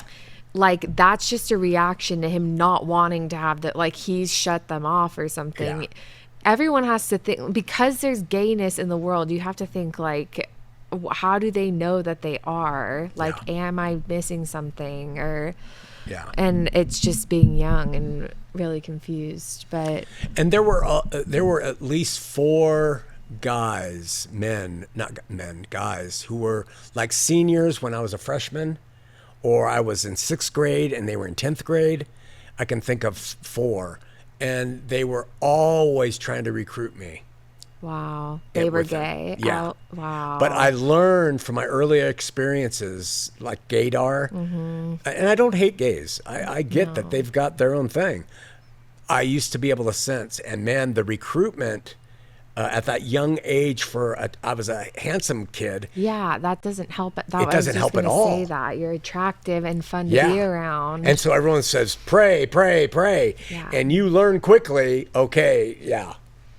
That's why I resonate so much to the Butcher Boy, because life preyed upon him. Yeah. And that's, I relate to it completely. Yeah. What, we don't have to keep, we can get into more high So school whatever you years. want, get through it. Well, that was childhood, you would say. That was like 11 up to middle 11. school-ish. Yeah. Okay. And then like I'm curious what the order was. Like, were you like molested before any like experiences you had with people? Yeah. That was the first thing that happened to you. Yeah, I was. Like the first sexual experience you had was a molestation, like physical interaction with someone else. It's hard to say whether they were concurrent or one followed after the other, but I'm it's pretty like- sure my first sexual experience in any way, shape, or form was me being preyed upon by a family member. And then that opening me up to praying and being involved with everybody, thinking the world was a friendly place, Yeah. only to find myself in several places where it wasn't. God, makes me want to. Oh no, it's like Die. if those things didn't happen, I would not be the man I am today. And the things I've learned about sex and empathy and feelings. I remember in 7th grade, there's a girl named Nancy Ross. She's on the cover of our yearbook. She was an early developed girl, and she got used by every boy in that freaking school. And her reputation, oh God, I just said her name. Her reputation was shot. And I used to think at that age, how unfair. You know, she was born to genetically produce boobs when she was like 12. Yeah. And it just ruined her. Yeah. Yeah. She sees life that way forever. Yes. Now. Yeah. So I could relate to her, and I always had a heart for people like that getting preyed upon and then judged. Because other people don't know what that's like, you know? No. And if you're a good looking kid and you're friendly and open and trusting, it's just like someone taking Samson or Mary Bird or Laser and doing that to them. Yeah. You are ruined. Yeah. Yeah. So there's a lot of evil and darkness in that realm in this world that you really got to be aware of. And you really aren't aware. There, the other side is really late to develop. Yeah. Doesn't think about sex at all. Yeah. Like, That was mom. doesn't even, and like you're experiencing the rest of your lives with these very different experiences, judging each other. Yeah. Because, and like, you know, that, I don't know, it's really hard. Yeah. But any direction, but that side's really makes me so sad because. Yeah. But. And then my first almost orgasmic experience was with Mike Ortiz, almost, because it's something started to happen and I stopped because I was afraid. I didn't know what it was. That introduced me to masturbation, and which came at the Huntington House, and that was 10 times a day. Oh wow. Yeah. Just out of control. Yeah. Well, it sounds like a lot of boys can relate Oh to yeah, that. boys Maybe can relate to girls that. too. That's why I don't think the subject is anything, but religion makes it a huge subject. God knew what humans do, so we need to get through that stuff. And now when I talk to kids, their dads will come and say, "My son is starting to have some problems with this, Shawn. What do you think?" Look, dude, and you just give them some tools, and it really helps them. Yeah. Just some tools of management so that things aren't, overwhelming you. And girls too, all of it. Yeah, it's just biology. Okay, so socially, my next question was women, but maybe like, also, I have to say, we just watched a Seinfeld episode last night where George gets a massage from a man, and the whole episode, someone's like, "You look nice today." He's like, "What do you know that I don't know?" Like at freaking 30, he's like, "Am I gay?" Yeah. Like everyone. All someone has to do is suggest it, and you're like, "That's not me." It's so true. Like if I get hit on by a girl, I'm like, what am I? Is there something about me that I don't know? Yeah. It's so funny. It's really complex too, because like there was a very handsome, the most fit male I've ever seen, not in the overly muscular way, but like really masculine, and he was obviously gay. And I'm an older guy, but I wasn't interested in him and I just said, "Dude, you are so fit." And he took it as a pass. Wow. And he treated me so rudely. And I'm like, screw you. I'm just trying to compliment you. This world is so tough. Yeah. And now it's like, there's maybe swinging too much the other way right now. Yeah. Too. That I don't know. It's really hard. The world's tough. It's really hard. Okay, so what about going into high school? How did that evolve? You said your first, heterosexual relationship then. Well, not my first heterosexual relationship. I was having heterosexual relationships in terms of like getting in under girls' clothes since, third grade. Okay, why? Okay, so when we talked about like your first sort of sexual experiences, but just before this we were talking about like some of your first ones in the same realm, it was like predatory. So there's a difference, or it started with your family members. So what are you referring to with these girls then back at that age? I'm referring to girls that I knew casually who I could convince to engage with me in different things. So it started early then. Oh yeah. Then what? Sorry, I said your first sort of sexual experiences were with predatory behavior. It was. They happened first in the home as a 4-year-old. Oh, okay. Then in third grade or second or third grade, I started wandering around the school and girls would be there playing. Okay. What's that game where the ball goes around the thing? I don't know. We had one in our backyard. Tetherball. Tetherball. And so then I would try to engage them into, and so I had a lot of different various sexual experiences, often with girls who are lost and wandering too. Yeah. Okay. But my first full heterosexual experience happened when I was in high school. Okay. Yeah. Okay. Yeah. And that's when I was a freshman. I was friends with her brother, and I walked home from school, and on the way I stopped to see if he was home, and she invited me into the house and into her bedroom, and we started making out, because I would do that with any age person and girl at this point. Now there's no guys anymore. And then she virtually raped me. But because I was so young, the orgasm happened like within seconds. And then she belittled me for being impotent and saying, what kind of man are you? And I mean, she's like, and that's when I walked home from that Franciscan Fountain's house crying all the way down Bouchard till I got home. And I remember going to swim practice that night at Newport Harbor and crying while I swam.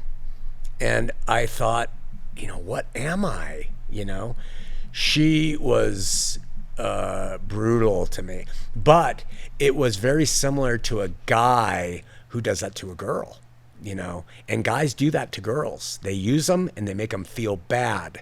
And so I experienced that, and I know what that's like. It's okay, baby. I've been through it all, you know. So, but that was violating. But I also thought, you know, I kind of deserve it because I've been dabbling in this area since I was little.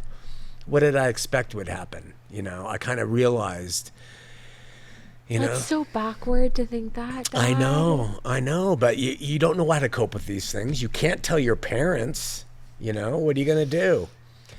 So you combine that with the idea that you're homosexual. You have a woman telling you that you're a lousy lover, and you know all those factors, upbringing coming up. You enter into a new world now, and all the things we've talked about start to coalesce into a personality that you are, right? So from that point forward, as a means to overcome the girl, Lori, who said I was gay when I was 11 in Huntington, and then the girl who rapes me, who says I'm a terrible lover, I decide I'm going to start screwing everybody I can to prove I'm not. And so that's where that molded in. And once that started, I became just like a dog. I just, and because I was still handsome and I could, I was good with words and charm, I used that to my advantage, and I broke many girls' hearts. And for that, I'm very sad about. I just don't like that damage I've done, because I understand where it came from, but I was still culpable. I knew it was not good, but it was all to serve myself. But I felt like everybody else does that. Why can't I? You know, at the same time, you have religion, bishops, who now you're in high school, they start doing this interview shit. And I always told the truth. So have you done it? Yeah. You did? When? Last night. Really? Yeah. I told the truth. So by the time I get to my last years of high school, they decide to hold a court on me because where all my friends were doing the same things, but they lied.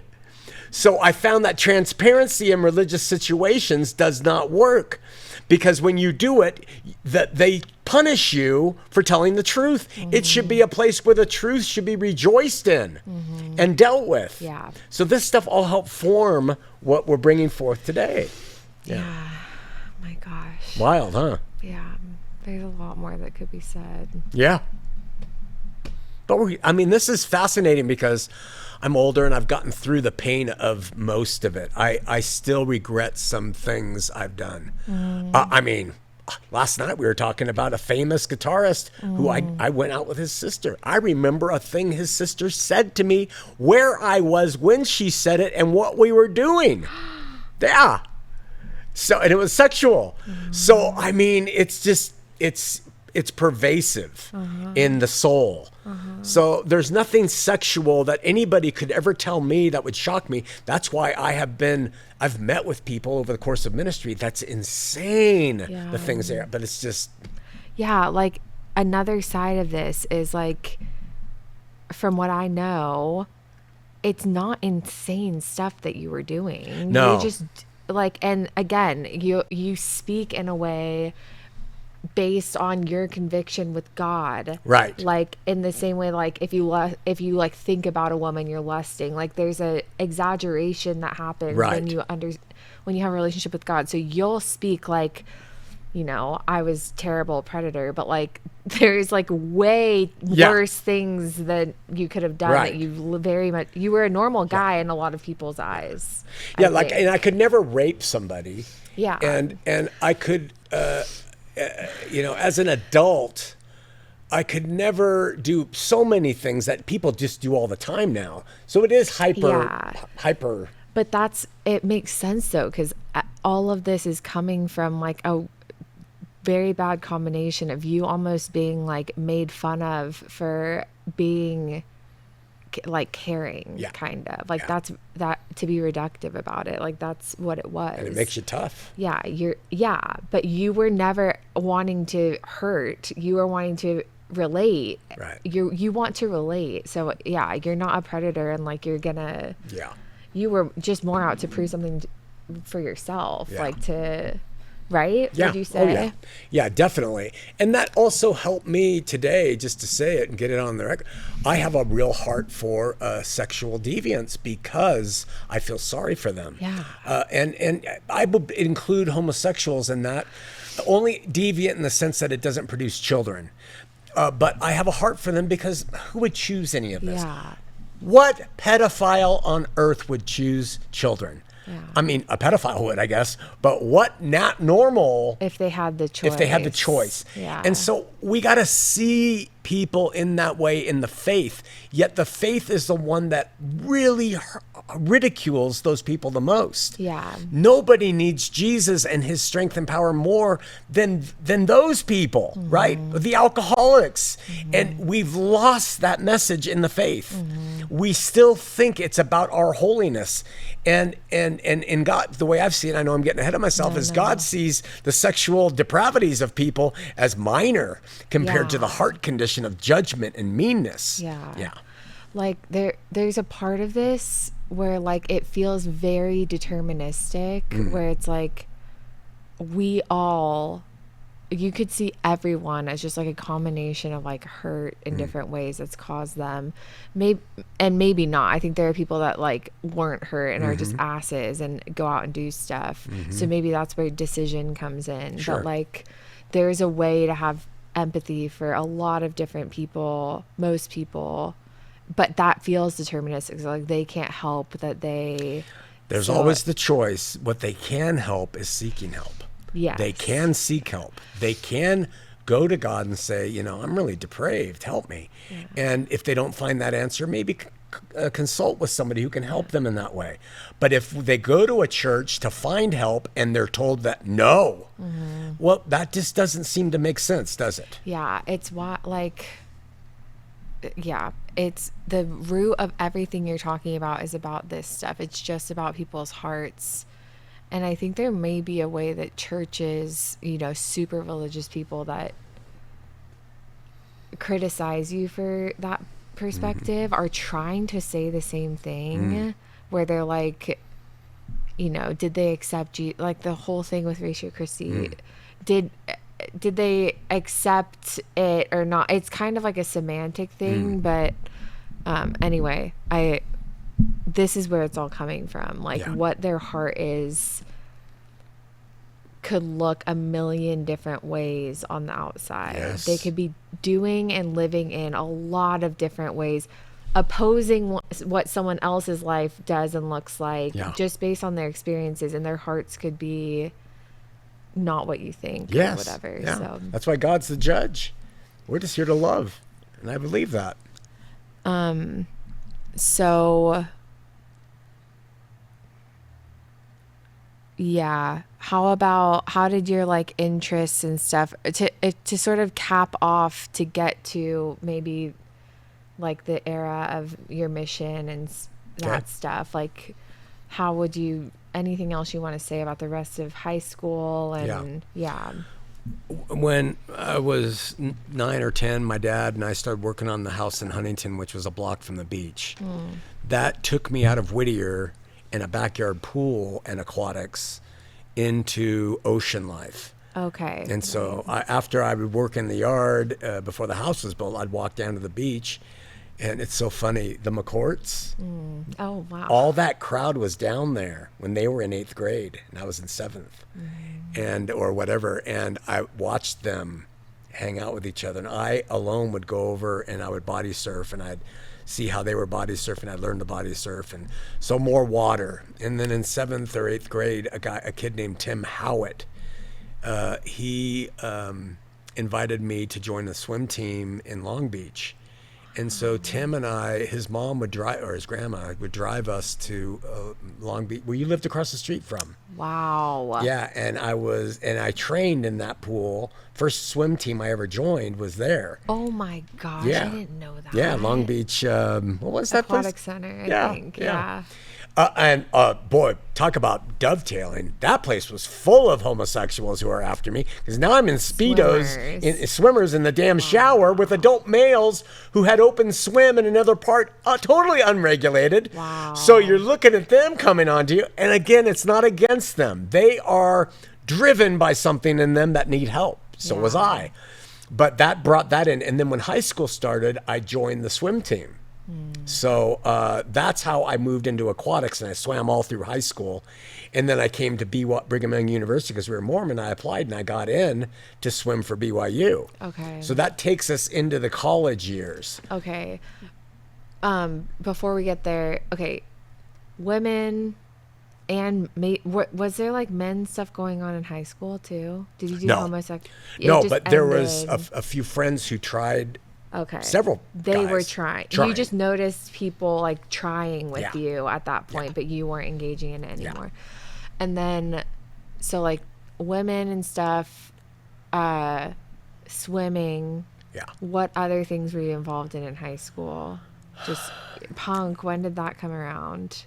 Music, your love for. Well, going backward, music in a dysfunctional family, music is huge. Because it's a source of escapism and feelings and emotion that everybody can relate to. So you always have music involved in dysfunctional families that makes so versus much families that aren't so dysfunctional. They don't really care about music. They don't. Yeah. And I learned that years ago. So I really cut my teeth on music through all my siblings, every era of their age. And then I was into Alice Cooper and Pink Floyd. And then the punk scene hit with the Pistols in like 75. I was 14. Oh, wow. And I heard them on KROQ while I was working in the backyard with my dad again. And that spoke volumes to me and Steve, our neighbor, my childhood friend. Wow. And so he and I dropped Alice Cooper and Pink Floyd, and I fully embraced the punk scene. And and that was my identity. That spoke for me. It was honest, it was real, and it didn't give a shit about pretense.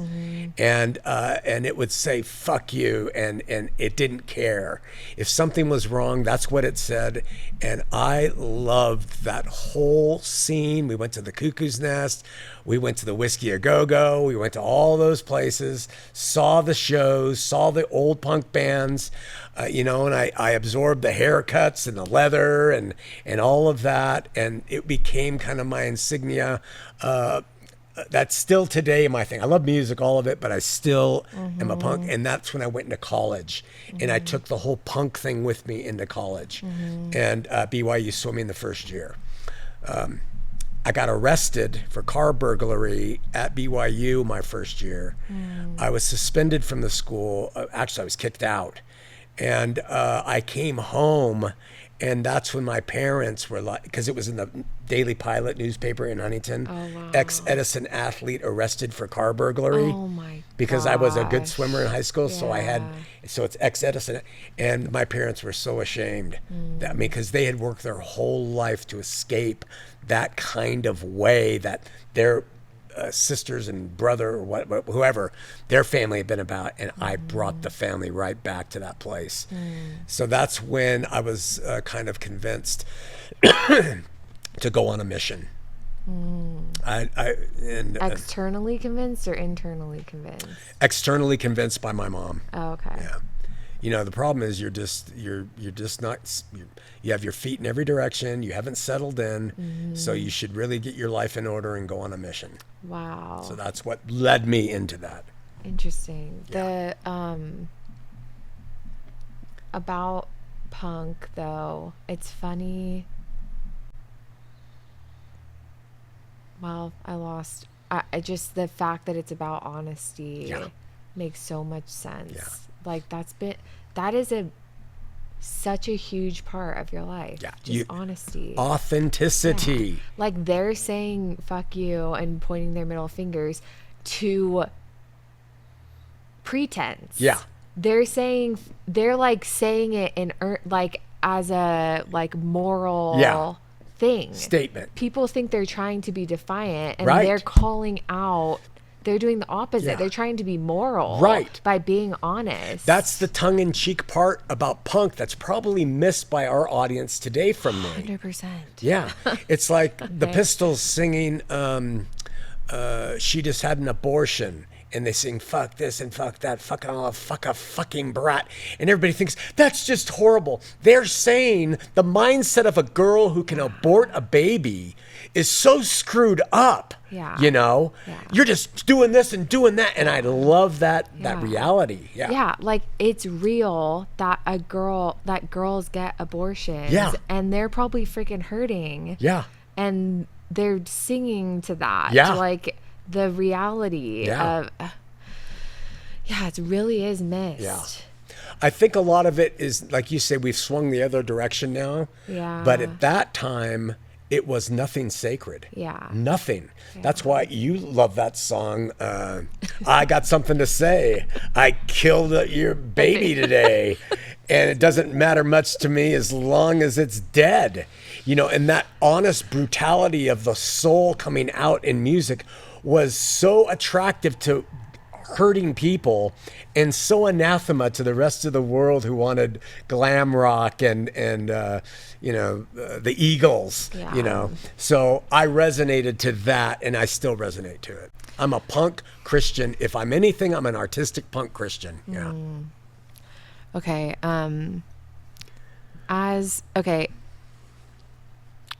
Not just a waterman, like swimming.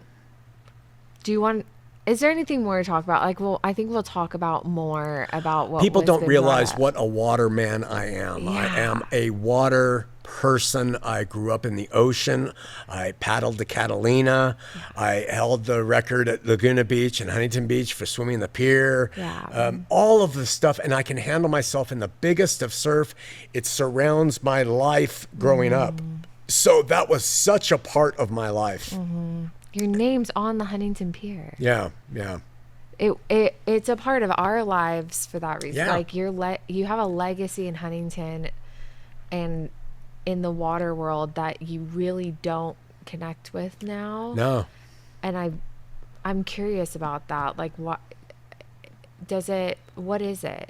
Do you want to stay away from it intentionally?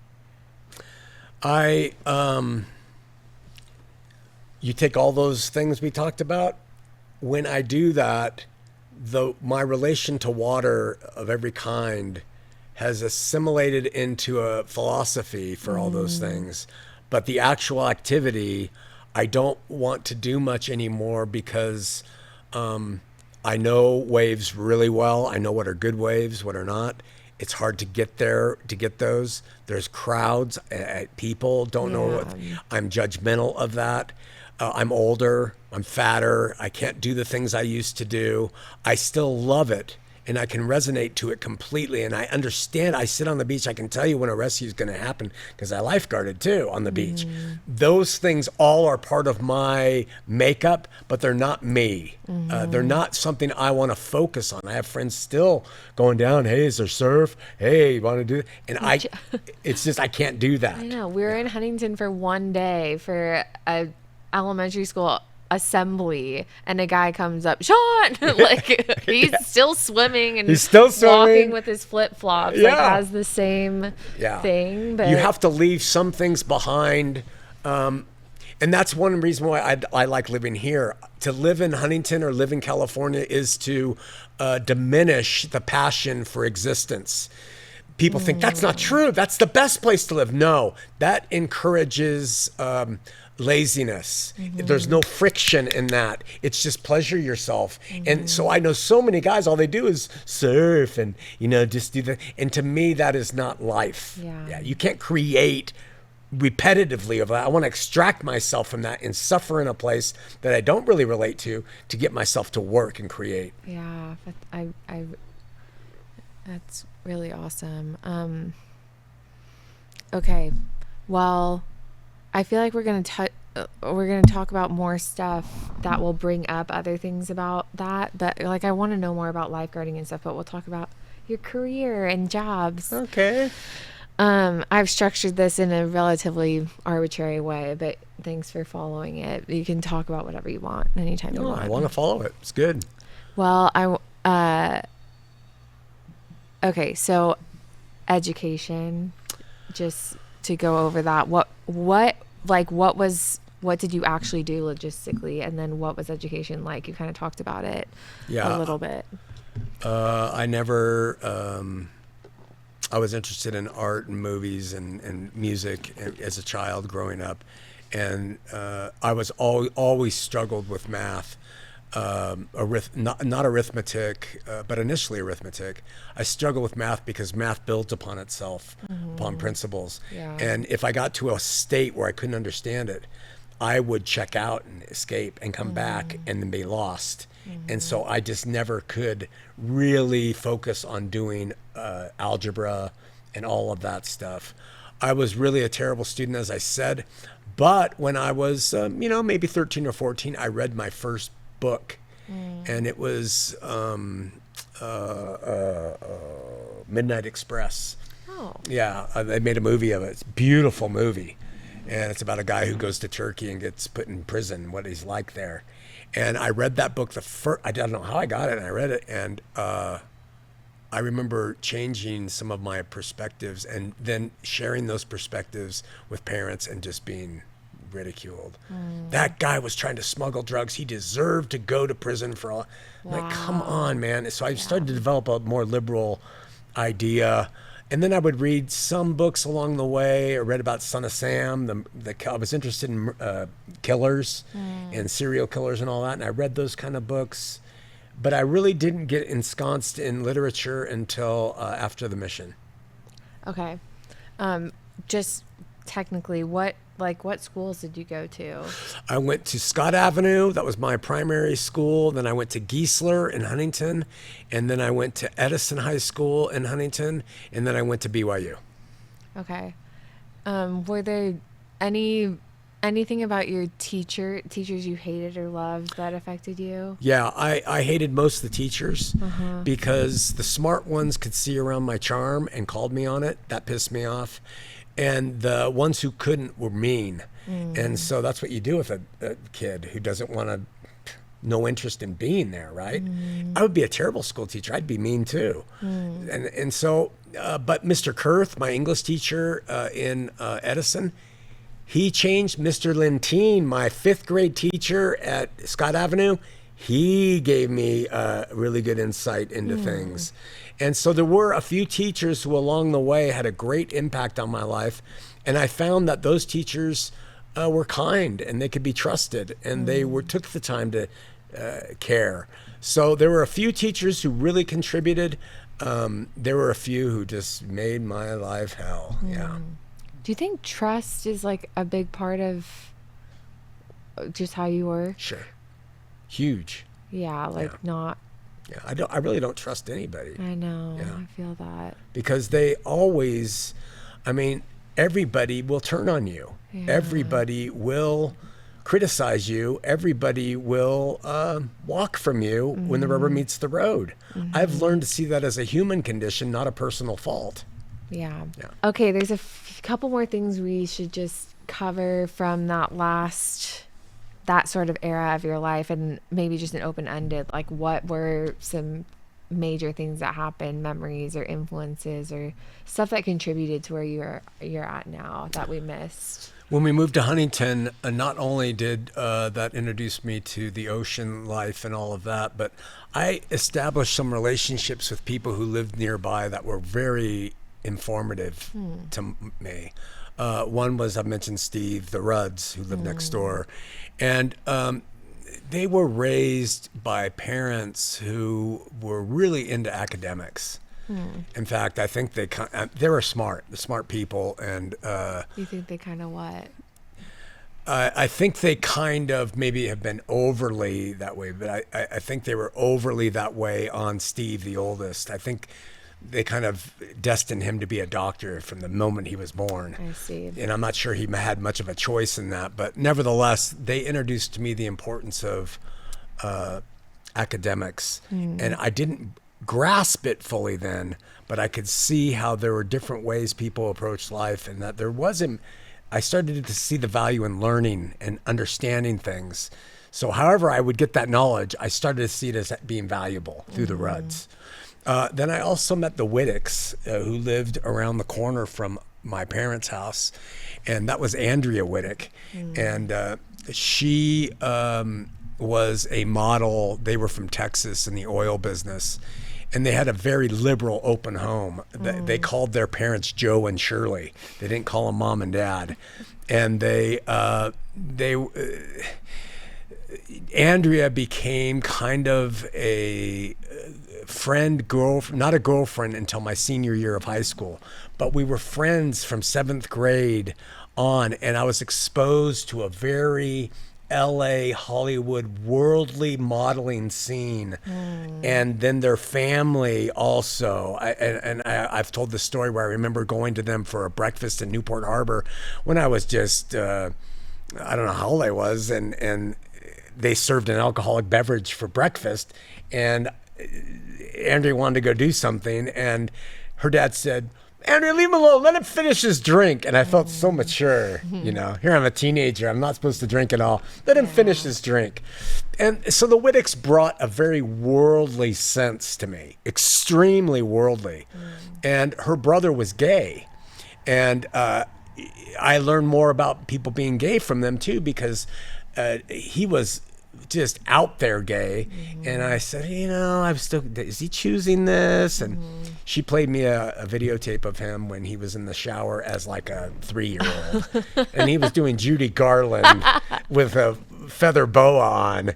And she goes, he's been gay since. Wow. And I said, wow. And he died of AIDS. Wow. Yeah, it was during the AIDS thing. It took Dirk. Sad. So I learned things about people through the families in that tract. And when I was a summer of my junior year into my first year at BYU, Andrea and I became involved. And she was, Fiorucci, LA, the whole scene. And I would go to some shows, and that's when I started to learn about fashion.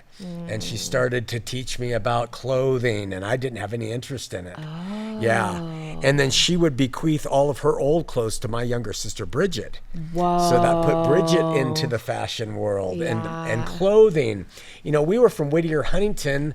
Parents were from lower class. Now my dad and mom are starting to make money. Yeah. So now we're starting to move up. And so I really got ensconced in that whole world of fashion, money, pretense, and all of that. And that was kind of a mask that I put on to see if I could fit in that world too. Yeah. So that was important. I was dating Andrea my first year at BYU. She came up to BYU while I was there. Then I got arrested, and then I came home, and my mom convinced me to get myself ready to go on the mission. I was called to Pennsylvania Harrisburg. And for the first time in my life, I never did anything bad. I said, I'm gonna follow the rules. So I never did any of the sexual things they were worried about. On the mission. Day one. And other guys were having problems and all. I just said, I'm not gonna do it. Yeah. So for the full time I was out there, and I was put in leadership positions, and everything was coming together. And then when I came home, the night I came home, I realized I had all I had done was just played a role. It was like I was on a film set for that 19 months. Wow. Because they shortened it while I was out there, and I just had played a role. Wow. Yeah, and Shawn McCraney of Huntington Beach, coming back home, I turned into that guy overnight. Yeah. And I was riddled with shame, and so Yeah. that's the process I went through the mission. So, what, like, relating personally, just as your daughter, to this a little bit, like, or a lot, what, like, you were playing a role on the mission, but what were you playing a role with the Widdicks and with Steve Rudd, and like, were you playing roles? It was a give and take. I was learning and absorbing things that I thought were valuable, and then I would, to do that, I would have to play along. Yeah. And then I would discard some of those things later. Yeah. And so when I went to BYU, I studied fashion design, obviously a carryover from the influence of that. Yeah. And I was fully into all the outfits of punk and the outfits of preppies, all of that stuff. And so people look at me now and they think you dress so terribly, and there's a reason for it. I know what that whole scene's about. Yeah, you would do. Yes. Okay. Yeah. Like, I think I'm trying to ask, like, the role you played on the mission, like, there's parts of it that are real. Yeah. Like, that's the thing that we'll probably get to by the end of this interview, is like, and how we sort of started, is your life is a sort of test of what real means. Yeah. Like, what's a counterfeit, what isn't, and you give things your full self to test it. Yeah. So, and you can relate to it. And I personally have I feel like you can articulate, did you have this articulated in that time? Like, No. Did you know that was what was going on? No. Okay. I have trouble with that because I relate to this a lot, and I get involved in things with the sort of benefit, giving them the benefit, Yeah. like they're trying to do something and you relate to it and it's fun and then you see The cracks. familiarity breeds contempt and you don't trust, and then you find it untrustworthy. And they hurt you. Yeah. It's not satisfying. Yeah. Yeah, all of that. Yeah. So it's a normal thing I think everybody does. Yeah. And so that's all I was doing. But these were the things that contributed later. Yeah. And you bring them up and they stick with you because they played a part later in your life. Yeah. Like on the mission, my companion and I, we taught a guy, and this guy had joined every church imaginable and he was proud of it. And we thought he was just absolutely a con man. And so he wanted to get baptized. So we had to have him talk to our mission president, and the mission president came out of the room and said, "That was the most spiritual experience I've ever had in my life." And my companion and I are like, "Really?" Next week, we saw the guy in the Winchell's donut shop smoking a cigarette and drinking coffee. So I said, how was that so spiritual for this mission president, called of God to lead us, when me and my companion know that guy was? So it's those things that you say, well, now I'm not going to give my allegiance to the mission so much.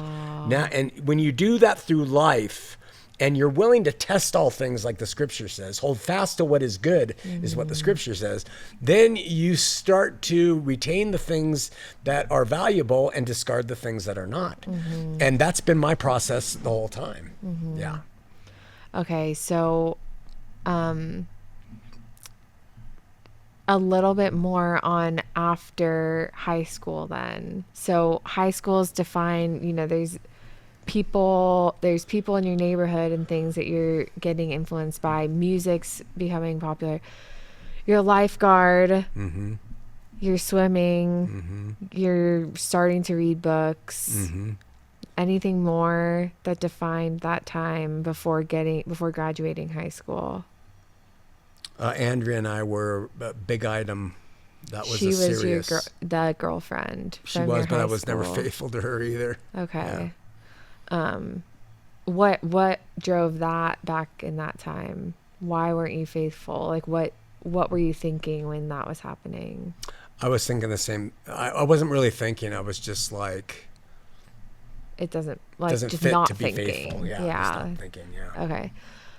Do you think she knew? And while it was happening? She didn't know. No, and I think one thing that also led to that is she lived at the back of their house, and there was a staircase from the pool that led up to the house. And one evening I went to surprise her, and I walked up there, and she was sitting at a table holding hands with a guy. Oh my God. And the guy at the table in her room, she had the master bedroom, and the guy who was a friend, but I saw that, and I realized she's not faithful. I don't think women are faithful. In fact, I never have thought a woman's been faithful. Wow. So this led me carte blanche. Okay. Do you think was that from your mom at all, or from? Definitely. Yeah. You don't think was she not faithful? No, she was, but, Just in her spirit. yeah, women are funny. Yeah. If you listen closely, you know what's going on in their head. Yeah. And you can determine if, and that, Mom and I have had some issues with that because I've insisted she be honest. And that wasn't easy for her because she had her masks and everything up. And so you have to break through a relationship with a female, in my estimation, to get them to admit what's really going on. I don't care what's going on, but I want the truth. And if it's a lie, I don't trust you. Yeah. Right? So Trust. honesty, again, authenticity is vital to relationships in my world. No, even if the relationship is something inanimate, it has to be authentic. That's why punk worked. Yeah, and that's why I have no respect for anybody who isn't. Who is whatever they do today to make music and all that stuff. I want, do it yourself too. That's honest. All of that stuff. We've talked a lot about that because in architecture school, for me at least, just the current everything is about how there isn't truth, really. The zeitgeist or whatever suggests there isn't truth, there isn't a way to be honest, and it's poking fun at that sort of everything's ironic, nothing's and I had trouble with your need for honesty for a long time because I'm like, but I totally understand that now. It's just it's so far from what everyone's talking about right now. But there is such thing as freaking honesty. Maybe truth is hard to come by, but there's such thing as honesty. Yeah. And we've escaped that. Most people don't want it though. They really do not want it. They really don't. So you do, out of love, have to lie to them. Because you know that they can't handle the information they're asking you to give them. So if your wife says, "Do I look fat in this dress?" I see. You have to do what Jesus did. He considered the audience. He considered their level. He responded to them accordingly. That is a form of honesty because it's met with love. Yeah. They say if you're just brutally honest and you honestly answer everything without the context of care and context, you really are a brutal person. Yeah. I feel like it's not lying. It's I feel not. like you're just not giving pearls before swine sort That's right. of thing. Yeah, exactly. And that's a scriptural thing. You wouldn't tell your children what mommy and daddy do at night if they asked. Yeah. You don't do that. It's responsible. Yeah. So that form of adulthood I get. I'm taking some notes for our later conversation, things coming up that I want to get more into. Yeah. Take your time. Well, okay. And then I keep wanting to get into post mission, but what exactly happened? You graduated high school, you went to BYU. Why did you go to BYU? Because I got on the swim team. Oh, right. I barely got on for my grades. Okay. I got in trouble there. Like I said, I got arrested. That made the public papers down in Huntington. Came back home ashamed. And so I had to go through that. And then I just did the mission thing. It was just the redeeming thing to do for. What was weren't you supposed to go on a mission right out of high school? I was too young. Okay. Yeah, I started school young. Okay. And did you always think you would go to college, or was that just sort of it fell into your lap? It was like a lot of things for me. I just did it because that everyone else was doing it. They were supposed to do it, but I didn't have a driving ambition to go to college. I was a terrible student. And when you went to college, how soon was the burglary thing? A few months into the semester. The first year. Yeah. You were there for just a few months. For the first few months, and then I started getting into cars with a friend of mine who was on the swim team with me. And that was an adventure. That was fun. That was criminality that we could get away with. And we also made extra money, but we were compassionate burglars. We talked about this. How would you do it?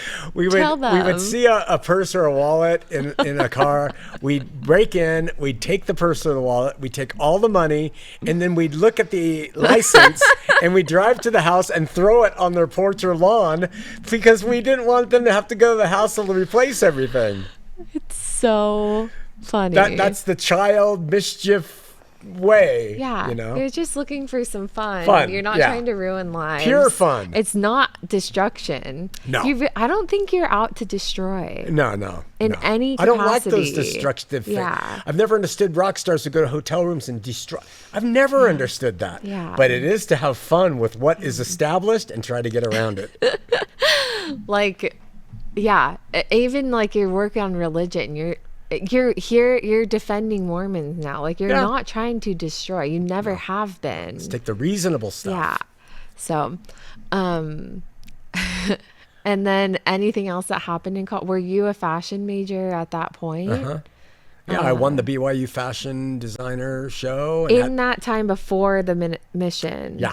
Oh my gosh, your first year, you won the show. Yeah. No. This was after the mission. Oh, okay. Sorry. No. I thought so. Yeah. No, I wasn't fashion design, I don't think, at my first year. You just I was general ed, and I went to class for the first 2 weeks, and I never went to another class. I just stayed in my room doing nothing.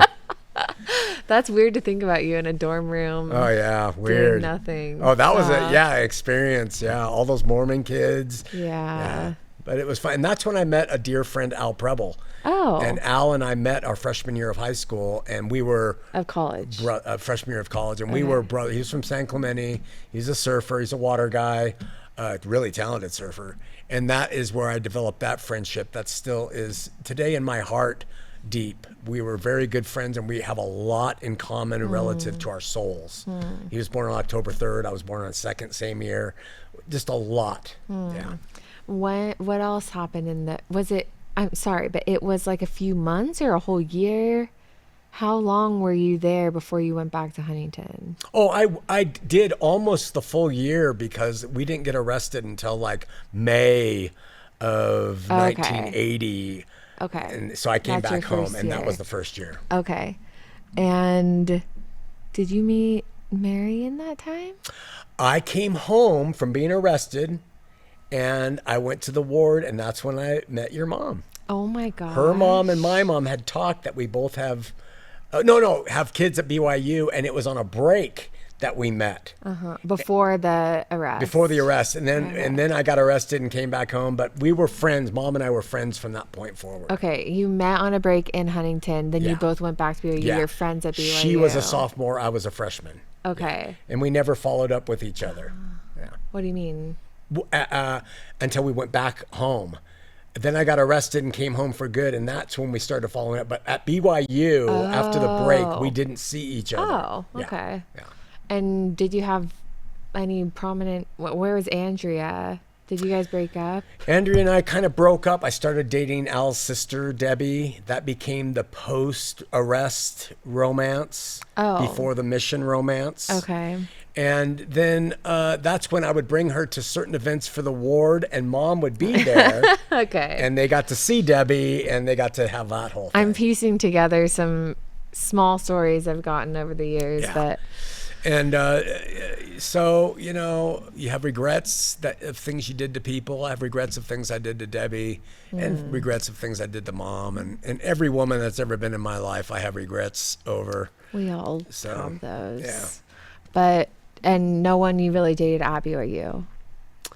You were just having fun. I was robbing cars. robbing cars, dating a lot of different girls, getting as much as I could out of all of them, testing them, you know. Did you feel like you learned something different about the world moving to Utah?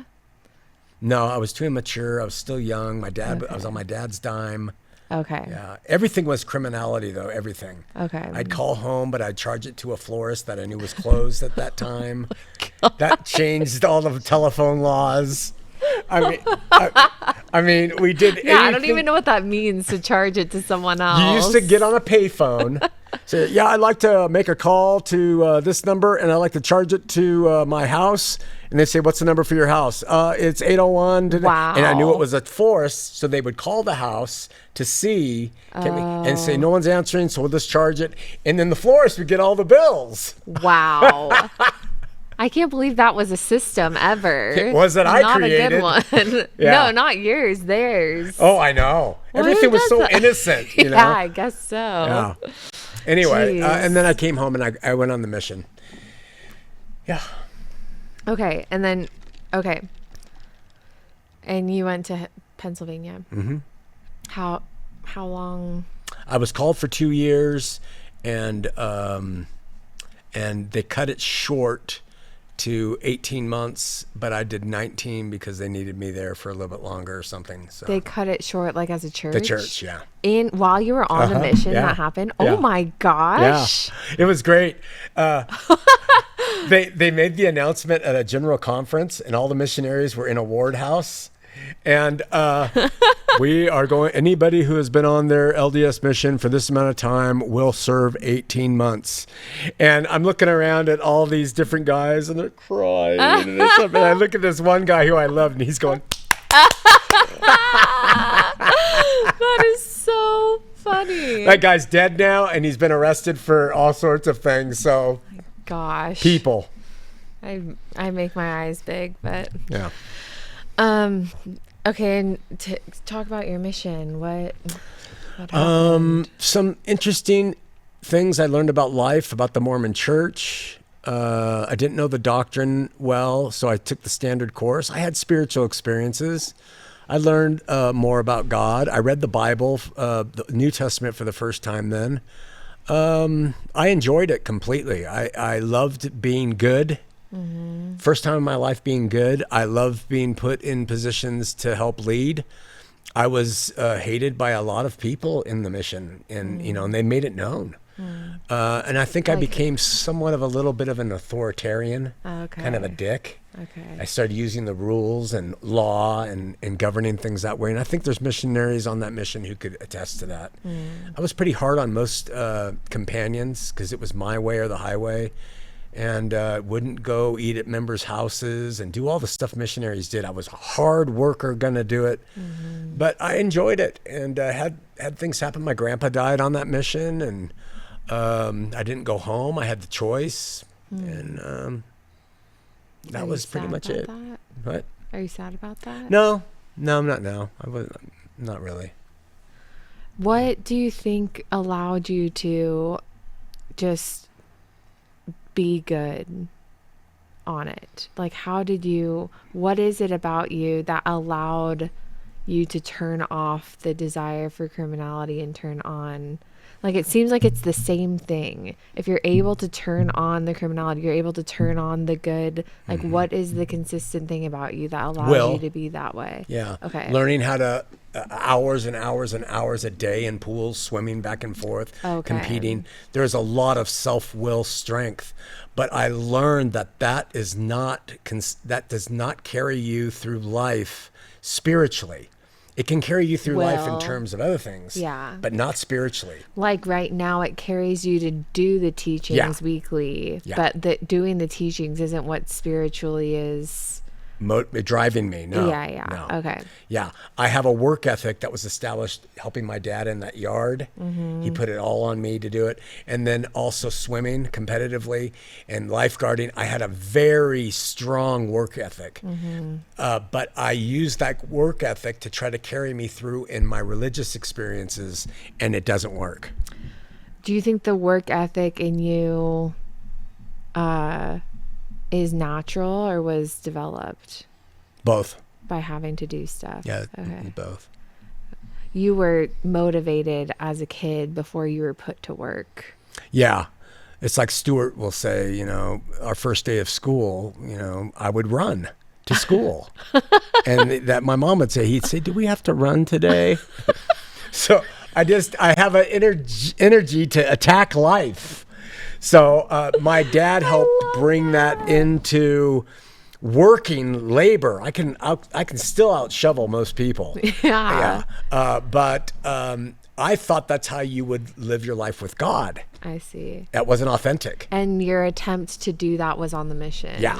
And I did it. And you did 19 it. months. Yeah. And the way you saw that that's not how, like the realization that that's not how you approach God was when you came back from the mission. Yeah, because I was removed from the structure of the prison, the mission, that had a white handbook. It had rules when you get up, when you go to bed, what you can read, what day you can do your laundry. All these things, they let a wild man like me, just like prison does for other criminals, live in a system and they can function that way.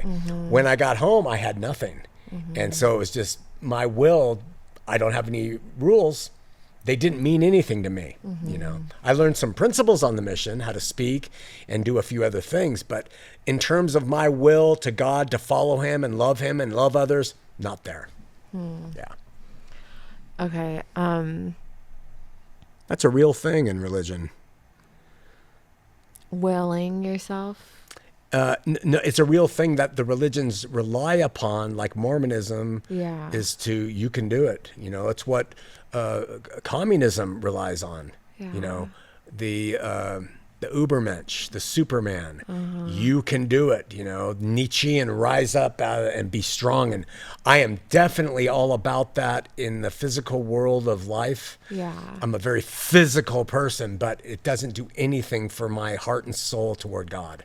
Yeah, and all religions to some degree are about that. That's right. Which we'll get to, but why your current work, like with Christians, is exposing, like they're so critical of Mormons for being that way. It's like you're that way too. Same way. Like Every one you're of them are way that way.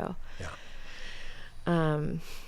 But why are you defensive of that? Like, I think you're arguing right now for the fact that some people have good hearts in their attempt to will themselves to God and Sure. their religion. Yeah. Their hearts are okay still. Yeah. And you just think that that's the case. Well, I think that their intentions are what God sees and what he knows, what they want, what they seek. But the will is not, the human will is not part of what God has done. It's not there.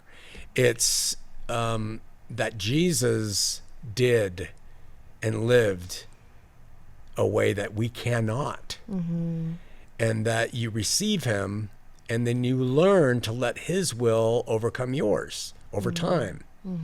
Religions will say, you received him, step up. And that's back to will, because you have to learn to let that happen. And so when I realized that's the case, that's when I really matured and started to get what this is all about. Before that, it was all religion. And that's what the whole biblical narrative is when you look at it, is that you can outwardly do everything, but you're still not going to be right in your heart and mind toward God. That's why he sent his son. You believe on him, and then he sends the Spirit to help you overcome those things, not by your will, but by his Spirit. And that distinction necessitates that people should be going to church and hearing, don't worry about your failures. They're always going to be there. Don't pretend. If you have a problem, be open. Go to God and ask him to help you. And if he doesn't, that's okay, because he told Paul, who had some kind of problem, my grace is sufficient for you. Why would it be sufficient? Because my son paid for everything. That is so lost in religion. It's not authentic. It's pretense. So we'll get into all that, but that's why. And I was able to will myself through a physical very physical missions. You tracked, you go door to door. And so I could do all that. But man, when it came to changing my heart and mind, no way. Do you think that you were closer to God on your mission through that will? Did you have spiritual experiences? Yeah, I had experiences because I was seeking, even though I was in the context of a Mormon mission. Yeah. But, and so what happens is people who are seeking have spiritual experiences in the confines of the religion that they're part of, and they attribute it to that. Yeah. So I would have them, but it doesn't mean that the Mormonism was right. Yeah. But they still were all leading, like all of this, hub and spoke, leading to a place where it would ultimately get me to where I could actually see the reality of all this. All of these things were led. So it wasn't like I was successful at it. It was like I was able to effectively pretend to be successful at it. But all that said to me is, you can fool the shit out of people by pretending to be holy and righteous and good. So if I had left the mission and wanted to become a cult leader, I could have done it easily because I know how it works. But that is not what I care more about, the relationship, than what happens with the people. So that's what I focused on. Yeah. Like, I just don't understand how anyone could call you a cult leader right now. Like, they don't know me. You don't have a cult. No. Like, there aren't people following you. No. Well, and the ones who do are said they are part of the cult. It's ridiculous because anything that describes a cult, we are anathematic to. Yeah. Every single thing except one. We say we have the best approach to things because we do. But we don't make people follow it. The best approach is that it isn't an approach. It's like an open approach. Right. The best approach is free, full of liberty. Look, that's why it's the best. But if you say that, you're a cult leader. Yeah. It's all misunderstanding. But I want to get into all that with you because that's where this is really going to have some legs, I think. Yeah. Well, it is extensive what we're talking, all this pre-information, but it leads into I feel like you've told the story of your roadside experience so many times. And I feel like, and then the only context people have from before that is your interviews on being a sociopath, which again, we said, they're embellished in a way based on your relationship with God. And then all they have is your teachings, which are you painting part of a picture to prove a point about the teaching you're making. It's just fragmented. So this is the whole thing. Yeah. We should talk about post mission, pre-ministry now.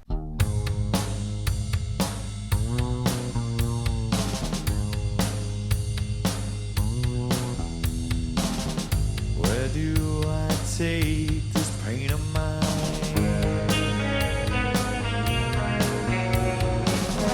I run, but it stays right by my side.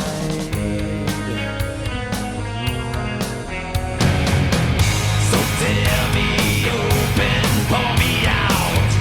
There's things inside that scream and shout, and the pain still hates me. So hold me until we sleep.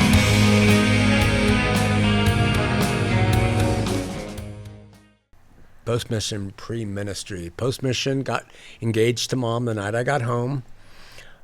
Oh, not that? Yeah, but you've known Mom. I've known her for a few years. And remember, I was on the break from my freshman year. The timeline isn't adding up in the way that I thought it did. Yeah. Out of high school, came home for a break at Christmas, met Mom, went back, got arrested, came back. Mom came back after her sophomore year. We knew each other, got myself ready, went on the mission. She never wrote me once. And I had other girls who were writing and stuff. And then I just knew, I think I wrote in my mission journal, I know I'm going to marry her, Mom. Really? Yeah. I think I wrote that. Wow. But that was when you're steeped in Mormonism. Yeah, and you're thinking you could will yourself into Right. a relationship with God. Right. And the night you got back, you Right. said you knew it was, but you also proposed. Yeah, it's like I met with Mom, and I knew she would be the right kind of. But I was seeing through a glass darkly. I wasn't making that decision entirely on my own. I knew there were factors contributing, but it was the best decision I've ever made. Okay. Best, yeah. And what, like, okay, so how would you describe that decision? Like, what were the factors for you at that time? She was beautiful, physically attractive. She wasn't necessarily my exact type, but she had that going for her. And then she was accomplished. She knew how to play the piano. She was a good daughter to her parents. She was personable, and she wasn't a bad woman. I'd been with different bad women. Not all of them are bad, but she wasn't a bad woman. And so I just knew. Somehow I just knew. It was a really smart decision to make for a man who wants to have a family and ostensibly grow up in the church. So I was kind of a prick, though, with the elders quorum, presidencies, and different things that would come along. I was playing that role, and it was just. So, okay, so you still were, like, you felt like you got back to Huntington, you're immediately back into what that brought, but you kept playing Mormonism. Yeah, and I kept trying to do that the best I could, all the while my personal failures inwardly are growing. Okay. Yeah. And but it's different, like, you had willpower on the mission. Yeah. But maybe that's because would you say it's because it was, like, isolated? Like, Isolated, controlled, regimented. Yeah. Now I was a free spirit. And do you think that's common for most missionaries? They feel like they are in touch with something because it's such a controlled environment? Well, I think that's common for a missionary like me who, prior to the mission, was wild. That it's just like my friend Michael Banks. He can't function in society. Or maybe he does now, but he couldn't. He didn't used to. But when you go to prison, he could function great. And it was kind of a similar thing for me. Yeah. So I was thinking, Mary, we're going to go forward and we're going to raise 12 kids and we're going to be a Mormon couple and I'm going to lead the ward. And she was proud of that. And we embarked on that vision. And she was under that same impression. Yeah, like she was that under was that the impression. marriage you guys were going into. And she will say now she prided herself looking around. She's married, she's got a husband, and we're doing things. And I'm like a dreamer, so I'm speaking these great lofty ideas and she's buying into them. And we're going forward in life. And then we return to BYU and I decide to study fashion. And that's when I'm going to do a fashion line, and I'm taking jobs in the ward, Elders Quorum president. She's the Relief Society president. We go to the temple, and they call us to be the couple. They always have a couple who goes to the altar back and forth to represent everybody. Wow. We would go, and we'd feel so special because we would be called as the couple, but it was all fig leaves. It was all pretense. Yeah. In the meantime, I'm starting to have wandering eyes for other people. And now we have a problem. Are there kids involved yet? No. How long were you married before having Mallory? Year, 2 years? 2 years maybe? Seems like that, yeah. And you were in college. You were doing college, fashion. Yeah. Doing heavy Mormon stuff. Yeah. As a couple. Okay. Yeah. And so all you got to do is do the math. I came from what I came from. Fashion was brought to me by Andrea. Women, fashion. And so I got into trouble pretty quick. And once I did that, I entered into a life of, wow, I am really screwed up.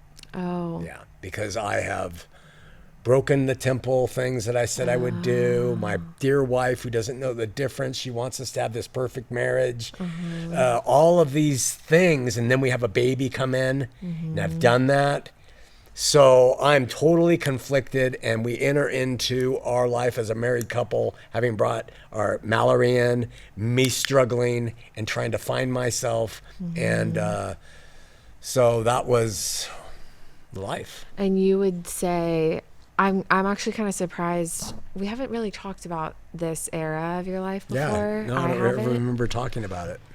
Yeah. And like the first, I didn't expect you to just now say that brought like whatever, like sadness to you. Yeah. It wasn't, I thought you were kind of like thriving. Like you thought like you were happy to be kind of getting away with stuff maybe. Like I don't was know not what happy I with thought. that. Primarily, it wasn't because of God. I figured I was screwed with him. I see. It was because of what I did to Mom and her expectations. But she's living with me, and I'm pretending more. Now I'm in full pretend. Yeah.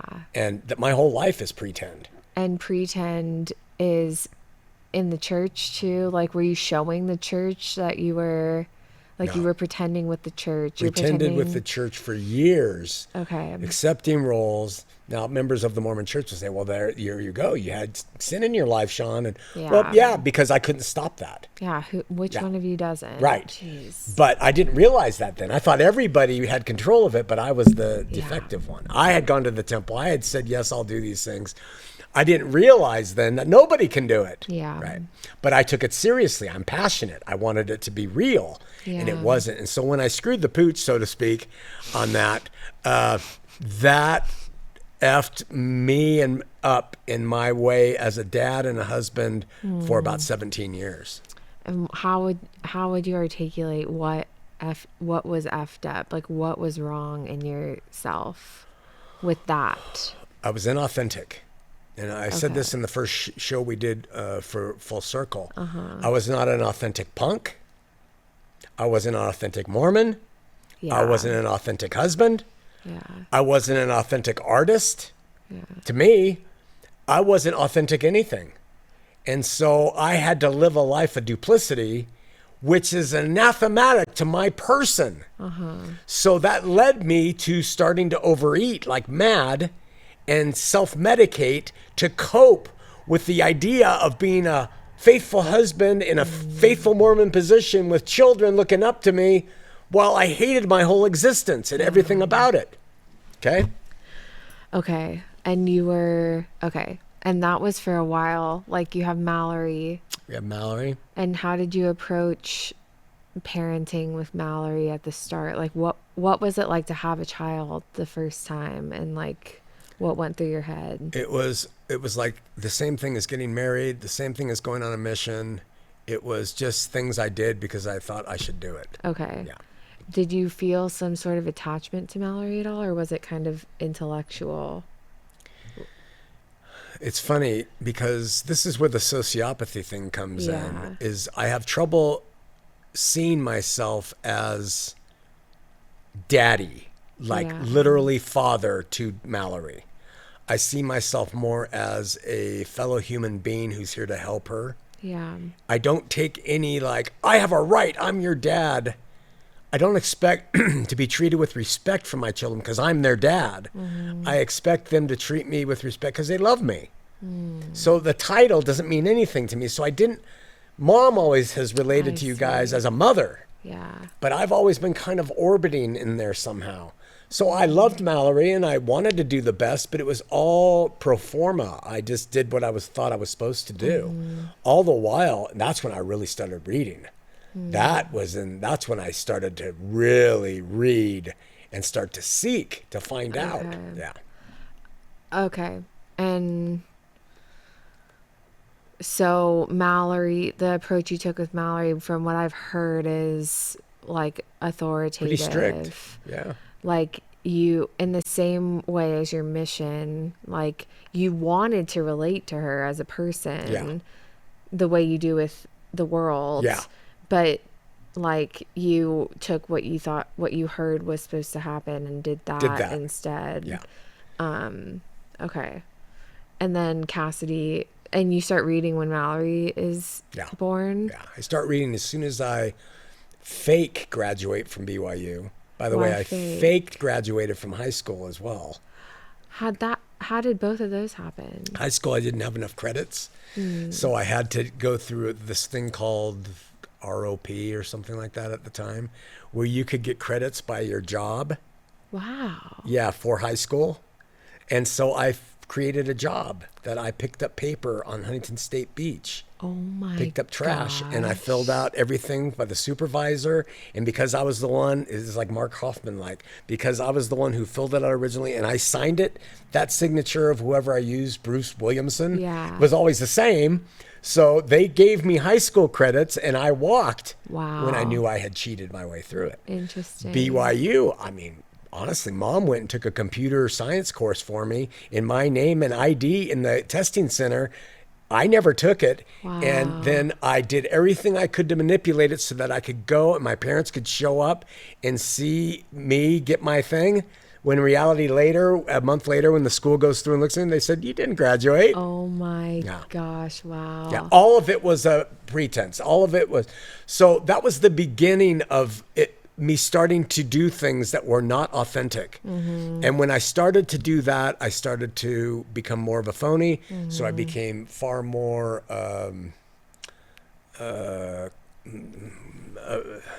troubled. Okay. Yeah.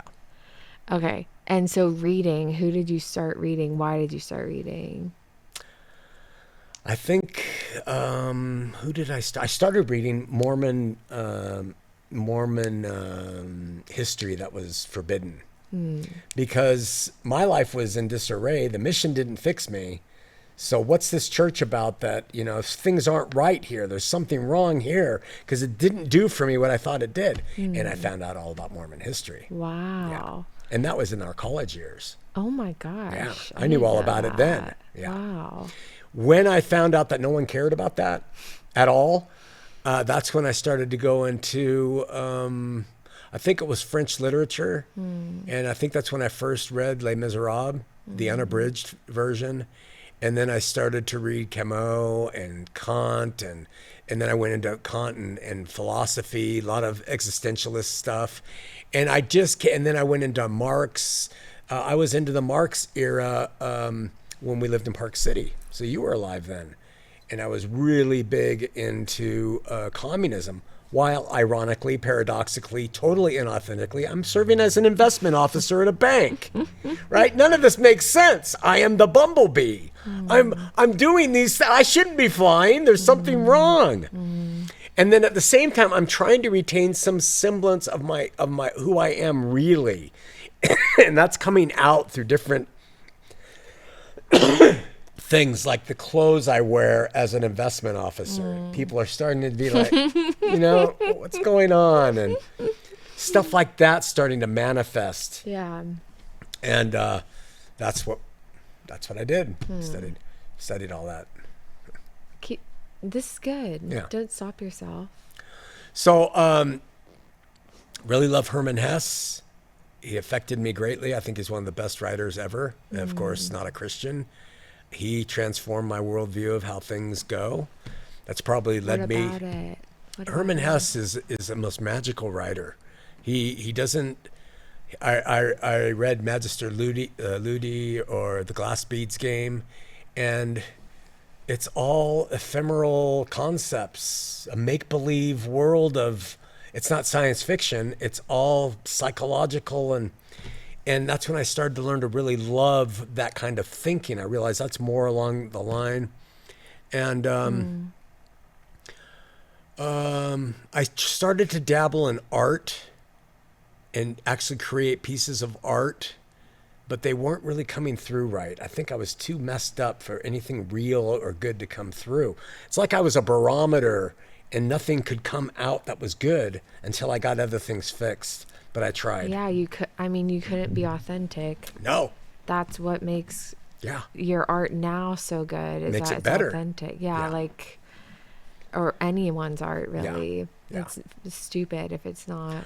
Which harkens back to the punk theme of you do it yourself, you do it honestly, and you do it with integrity. Well, if you're doing art from from a person that is not right with themselves, you're not doing that authentically. So it doesn't fit.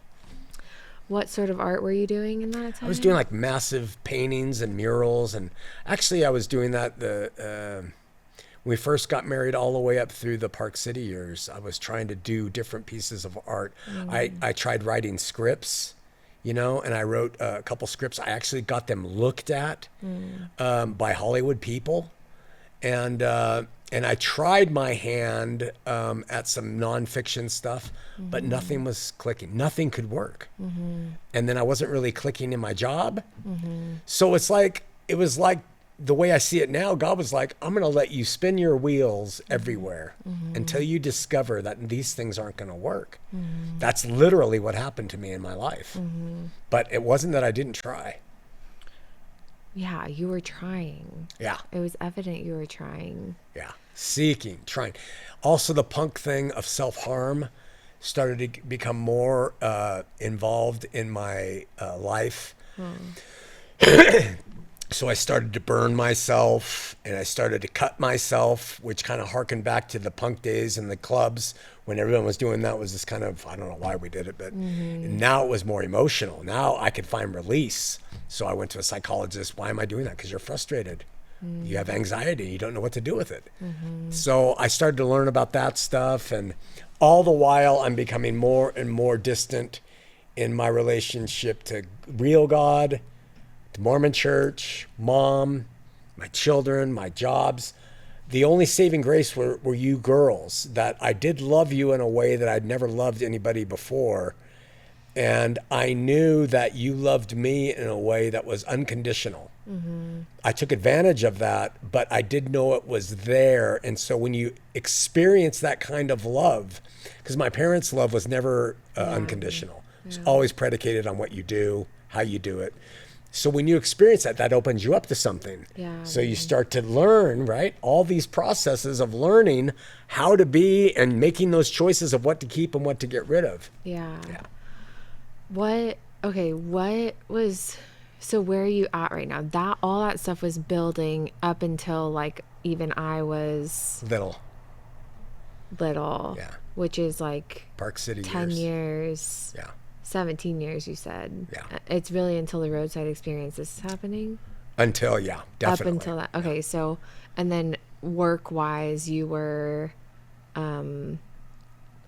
you left, like, what's happening logistically with all of this? I worked in a retail store in South Coast Plaza, managing it. Right out of your mission?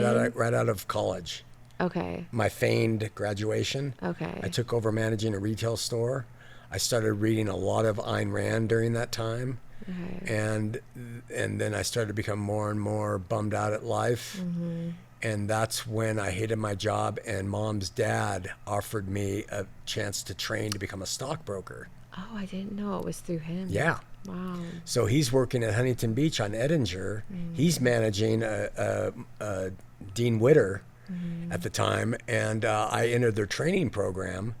And it was literally the first academic thing I ever had to do where I had to pass a test. Wow. Yeah, and I passed it. I was and it includes a lot of difficult strategies and margins and options and stuff.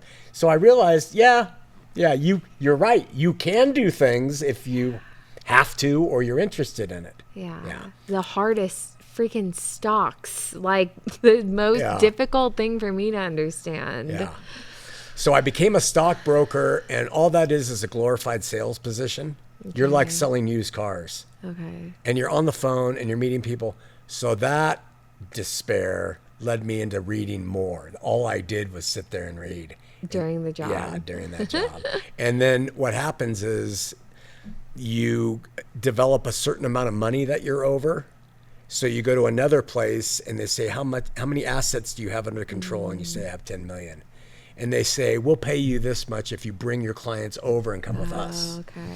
So you keep moving as an ineffective, non-productive stockbroker who all I did was I used that time to read and study. And those were the years where I was really crunching in on heavy stuff to understand. And did you have like a base of clients that you were bringing around with you? Yeah, that dwindled over time. By the time I got to my 4th or 5th place, they were gone.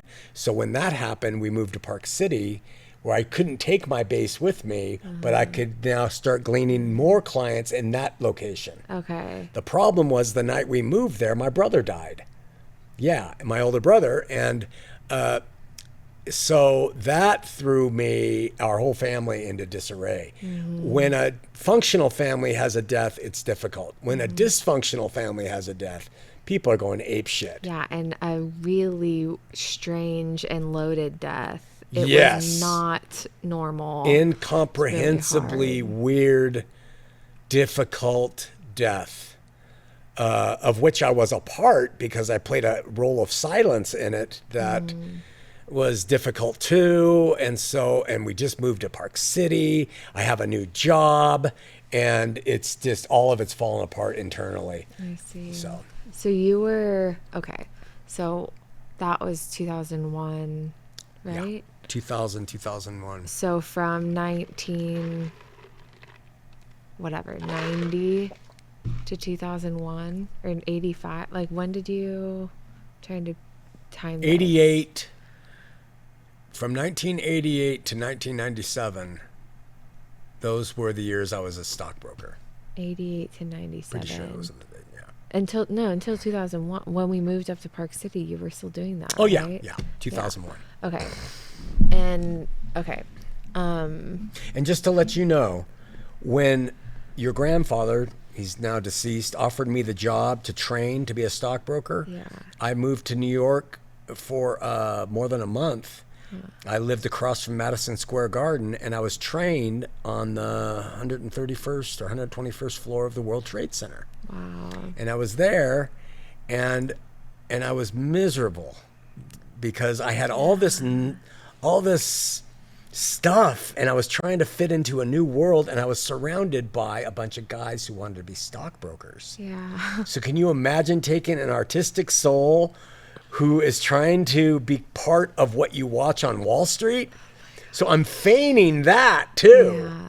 Oh God. That's really strange that in 2001 those came down. Yeah. With your brother. Yeah.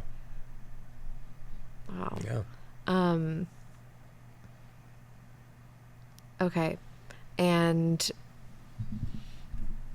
so this is, I mean, we're just going through that whole era. Yeah. Like what, you had children, you loved them, you were really inauthentic in other places, you were hurt from a lot of things. And it makes sense. I think if there's any trouble that, you know, we don't deal with at all anymore, but that your kids may have dealt with back then, was that you related to us as people. Mm-hmm. I feel like, I don't know, I think that's what's going to happen with me too, not because of this, but just we're all sort of like that for some reason. Yeah, you got to process through things to see what you're really about. Yeah, that sort of natural thing that mom has is like she's a mother. Yeah. It's very strange. They try to say it's normal, that's the way we're supposed, but I have never related to that. Well, maybe it is normal, but there are people that don't relate to that. Yeah. And so what do you do? So you're like, how would you now characterize what it was like as a father in those years? You have 3 of us, you know, what did you do with us? Like, were you involved mentally, or were you like not thinking about it really? I said to mom constantly, which probably was so hard for her to hear, I'm not connected to anything. Okay. I don't feel like I'm part of anything. Well, that seems really correct given all the other stuff happening. Yeah. And there's a lot of psychological stuff going on. Yeah. So yeah, and so I would play Pretty Princess, and I'd be the fun dad and stuff. I'd take you guys to the beach. I would act, but after that time was done, then I would either get smoked on vodka or overeat and just keep escaping reality to escape myself. Okay. And what was your relationship with your own family, your nuclear family, your parents and siblings? It was combative. It was back and forth. It was a lot of what my family's really good at, and that's being nitpicky at family gatherings, and Jeff was still before he died, he was still a jerk to me, and just different things. I was always the black sheep, and so we just continued in this awkward sort of Sunday dinners at mom's, and you do it, and you're miserable, but you're trying. Yeah. And I started to take pain meds because Jeff was using them a lot, and he introduced me to them, the older ones, talking to the younger ones. And so I started to use those secretly, and they were amazing in helping escape from reality. Of course, they don't lend you to accomplishing anything. So, yeah, what was the pattern of like substances and stuff? Like, when did that start? It started when I became a stockbroker. I mean, I drank and stuff in high school. And we used cocaine in high school, different things. But the first substance introduction post-mission was when I joined Morgan Stanley Dean Witter. When I joined Dean Witter with your granddaddy, and it was Christmas time, and they had these chocolates that were filled with alcohol. And I thought, I wonder what that, and I ate one, and I got feeling so good. And I called Mom and told her, I wish that wouldn't have happened. That's, she's in Mormon mode. So instead of hearing me and that was the beginning of secret medicating, because it felt so great to escape from the stuff. Yeah. Okay. And then like clearly your siblings were doing the same, but Jeff, I can't get it out. Now I'm going to get a cold. Jeff was secretly using painkillers because he had kidney stones when he was really young, and he got addicted to them. Jeff was also drinking. Jeff introduced me to drinking too after the mess. Didn't introduce me to it, but brought me back into it. And there's just that stuff. Shannon, I think she was trying to be a lawyer. I don't know what her life was a mess. Kathy, I think, stayed away from all of that her whole life. Bridget and Bo stayed away from all of that. Okay. Yeah. And then, anything else about that era? The only thing is I was at the World Trade Center when they announced that I was going to be a dad again with Cassidy. And I was pissed because Mom didn't call me. Mom's dad called the guy who's training and had him tell him. And I just didn't like that the whole class learned it at the same time I did. Yeah. I was really mad at Mom for doing that. Oh, wow. Yeah. And Mom orchestrated that? Well, I think they thought it would be really fun because I'm there. I think Mom had a lot of hopes that this was going to be my saving grace. I'm going to come back and now we're going to have a new baby and all this. And she meant well, but I just didn't. That whole thing was really, really weird. Yeah. So came back, worked as a stockbroker, moved around, and What, in that time, did you feel some sort of, like, when did it become, I don't know how to ask this, like, you talk so much about marriage and family now, and children and parenthood, and you find it so valuable. Yeah. Like, was that always present for you, or did you, like, have a realization that was really important, or how did you The true value of identify? family came to me only in my later years. Okay. As I understand the scripture more and more and Okay. see the wisdom of people being married, being faithful, and sticking together once children are involved. I can't. And it's only been really my saving grace, aside from God, was that stability that Mom brought in my good decision to marry her. And then you little 3 wide-eyed girls, expecting Dad to be around. I mean, that stuff is important. It's important to society. Okay, so then Jeff dies. Yeah. Do you want to talk about that at Sure. all? I mean, it's full of so much stuff. Gosh. So much stuff. But My older brother, he essentially was trying to kick getting off drugs.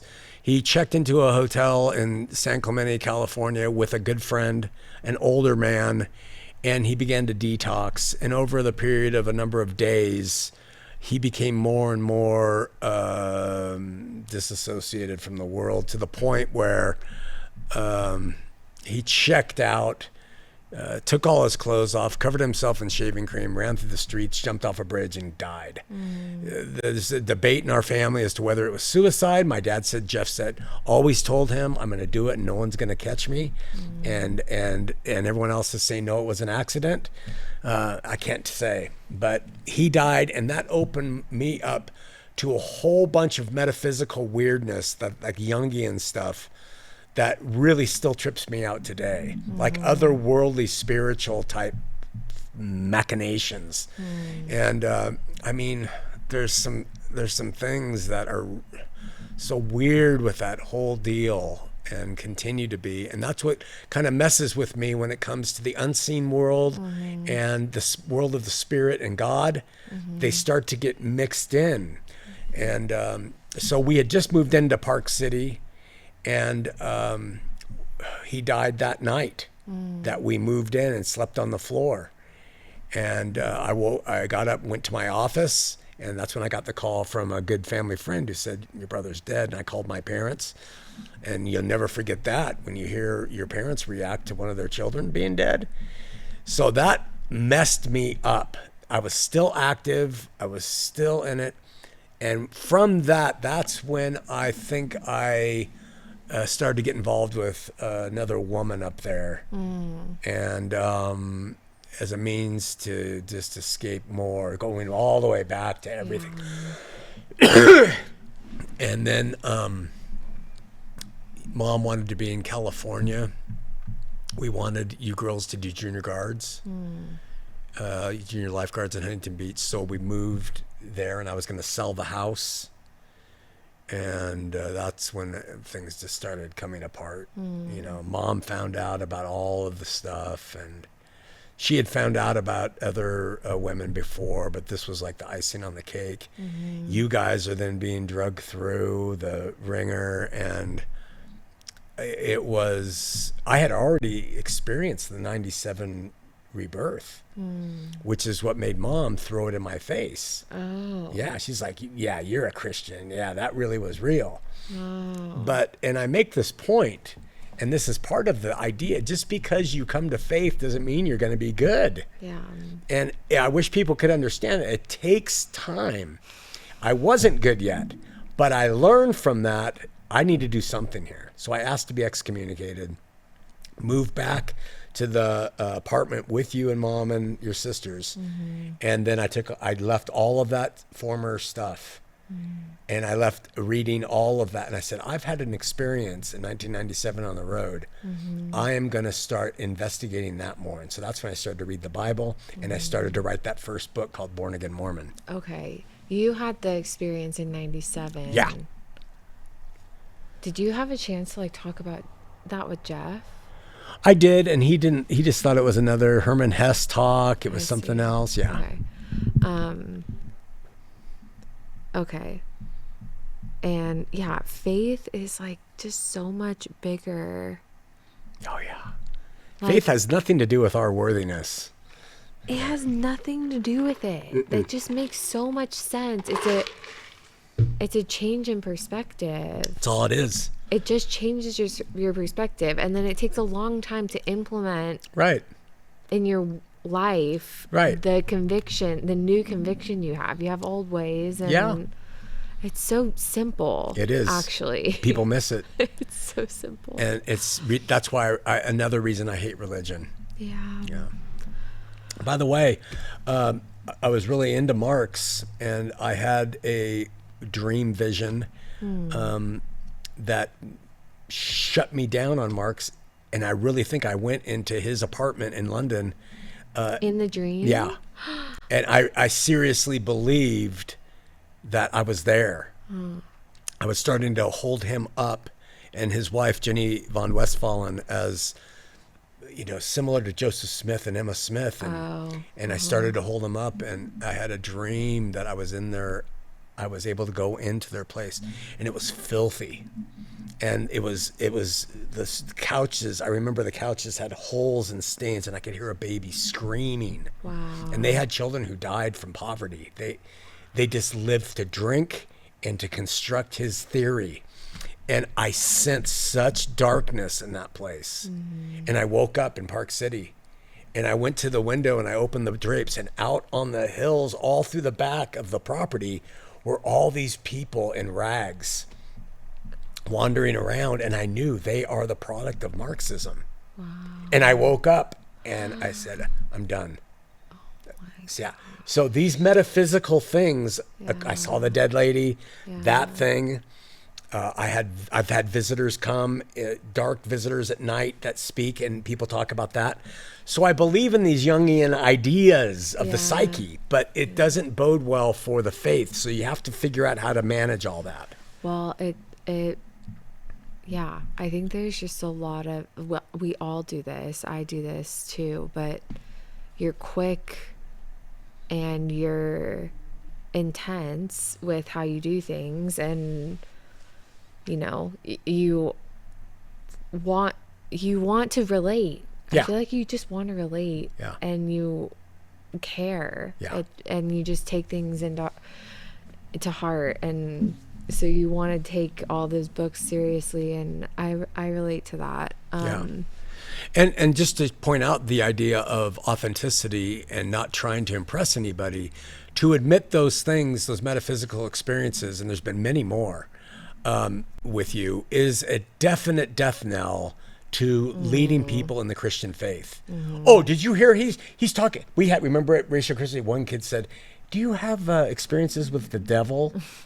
Because we want to take these things that happen and we want to make them dark, devil, or God. Mm-hmm. It's not that clear. Yeah. It's just personal. It's our minds. You're not saying, like, listen to me, you person, listen to me because I had this dream. Right. No. Jeez. Subjective. We all have dreams. Yes. And they affect how we see things. They do.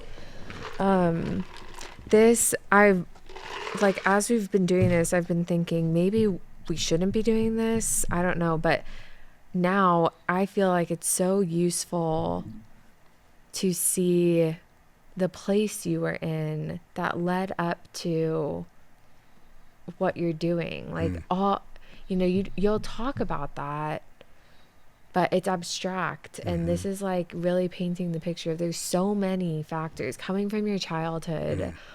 So much stuff, and we all go through that, and you happen to be going through it with children around, which I feel like it makes it a lot harder. But I think this is important. It just makes sense. Yeah, it makes so much sense, and it's just meaningful. So one more thing about moving back to the apartment. Yeah. The day I started the job down at Crystal Cove State Park, and that's where I started to research and write the book and read the Bible and become... Wait, describe that. So we left Park City. You and Mom and the sisters went, and they moved to that apartment that you had your bodybuilder friend in. Yeah. WWE fighter's daughter, my best friend. We moved to Park City. Jeff died the night there, so it wasn't going to last. So the girls and my mom moved back down. He tries to sell the house. You're looking for companionship at that time. You haven't the fair. That and I'm looking for companionship. Anything. Yeah, and Escape. I'm starting to get drunk. Okay. I bought pot. I'm getting high when I go into work. I hadn't done that until high school years. Okay. Got high on pot. I was like out of my mind. That's why I say it was all unraveling. Okay. And that's as a stockbroker. Yeah. Up there in Park City. Okay. And that's when you have this Mark's dream. Yeah. Things like that. And so we're down in California. So now you're saying you moved back down. We lost the house. I couldn't sell it. You're kidding. No. I did not know that. Yeah, we lost the house. I did not know that. Yeah, couldn't sell it. It had that steep 35-degree driveway. It was a beautiful house, but it was house poor, stupid, trying to play the game. Yeah. That's why when we went back, I was apartment living. We're not going to do this anymore. Yeah. All right. So I come back and I get a job down at Crystal Cove taking parking fees. Because you could write there. Because I could write. That's the whole reason I did it. Okay. And remember, for the 17 years prior, I had been spending all my time as a stockbroker and not in fast food places reading. So Yeah. I've been doing this for a lot of insights, which a lot of people don't realize. They think I'm whatever. I'm not formally educated, but I've trained myself. That's the punk way. I'm driving down Beach Boulevard, Delaney. First day of work. I have my new uniform. I went and got it. I'm ready to go. I get to Beach Boulevard and PCH, and I go, and I fall over to my left side, and I get immediately nauseous. And I try to open the door, but I can't. I don't throw up, but I'm gonna. And I couldn't function. And I say, God, please, this is a restart on our life. I'm starting over. I have to have this job. Please heal me. Do not let me have a stroke or whatever happened. I literally, Mom can attest to this. And it took about 2 or 3 minutes, and I came back and I drove and I went to work, and the nausea left me, and it's never happened again. But it let me know my life is not in my hands. I knew it then that your life is, because he literally took me from a full crippling place of not being able to even drive. I pull over at Beach Boulevard and Pacific Coast Highway, almost drooling, begging him, and I got healed. True story. So insane. Yeah. So I drive down, and that's when I start to write this book. Yeah. And all those years. So I don't know if you remember. I don't know. You were old enough then. Yeah. Me wearing I the remember uniform, the this shorts, time. the jacket, and all that. Yeah. Yeah. That is insane. Yeah. Oh my gosh. Yeah, I remember that as like a hard time because it was just hard, but it was hard in a way that was outward. Like everything was out now. The fact that you were dealing with these things was like public, and like Mom was having to go through it now. But I think before, like, we didn't know what was going on. You're struggling inside. She doesn't know. We don't know. But now we all know you're struggling. But like that allows you to get better now because it's out in the open. Yeah. You pare down, live in an apartment. Yep. Work in the kiosk, and now you're writing, and you wrote Born Again Mormon. And what I don't like, did you just feel a need to write down what was happening? What was it? Yeah. I had to just You're just record compelled. my experience up to that time so people understood what it means to be reborn. And I was doing that in 2000, whenever it was, 2, 3, 4, 5, and 6, writing that book. This was well after I had the experience on the roadside in 97. And during those years working there, I also went back and became a lifeguard for a short time, for one summer, because to make more money. I also drove the FedEx shuttle during the O.J. Simpson trial, and would pick up packages in the early morning for FedEx to make extra money. And then I heard on the radio that there was a school of ministry that you could attend, and it was through Calvary Chapel. And so I said, okay, why not? So I applied, and I got accepted, and that's when I started to learn the Bible, literally by hearing Chuck Smith teach it through twice on recordings, and then taking tests on those recordings. You said that before. I didn't know that. You did the school ministry twice? No, I did the school ministry once, but I did the mandatory go through the Bible MP3 recordings twice. Wow. I imposed the second time on myself so that I could take seriously what this whole thing was about. Wow. As I did that, I started to change. That's when the inner faith that I had experienced in 97 started to foment into me changing as a man. And I started to be better. And then I wasn't pretending anymore. I could still be who I was, but I really wanted to be better. And it was authentic, and it was real, and it brought me back into this reality of God made me this way. You can be who you are, Shawn. You just have to get rid of this other stuff. Yeah. What is the other stuff? What is it that's who you are that's being preserved in that moment? And what is the other stuff to you? The stuff that I was negatively preserving. Yeah, like when you say you were learning how to shed the negative Well, I was still negative? attracted to women, indescribably so because of everything. Yeah. That didn't leave me immediately after Park City was discovered. That's been actually a lifelong process, and I still will go into it. But I think I'm at this point now where it's not very difficult because one, I know what it's about. I know how phony it is, and two, I'm older. So I have to admit the age does that. But I also had to escape through a lot of substances, and I was violent as hell still. I would fight on the roadside on the way to school of ministry. That hasn't left me. Even driving today, I still have trouble. So those things in my flesh will always be. And you can mitigate them and you can overcome them through the Spirit, but it takes a miracle of God to remove them from you. And if he doesn't remove them from you, they serve to keep you humble and seeking for him and walking with him, which is why another reason we don't focus on the sin. We focus on him.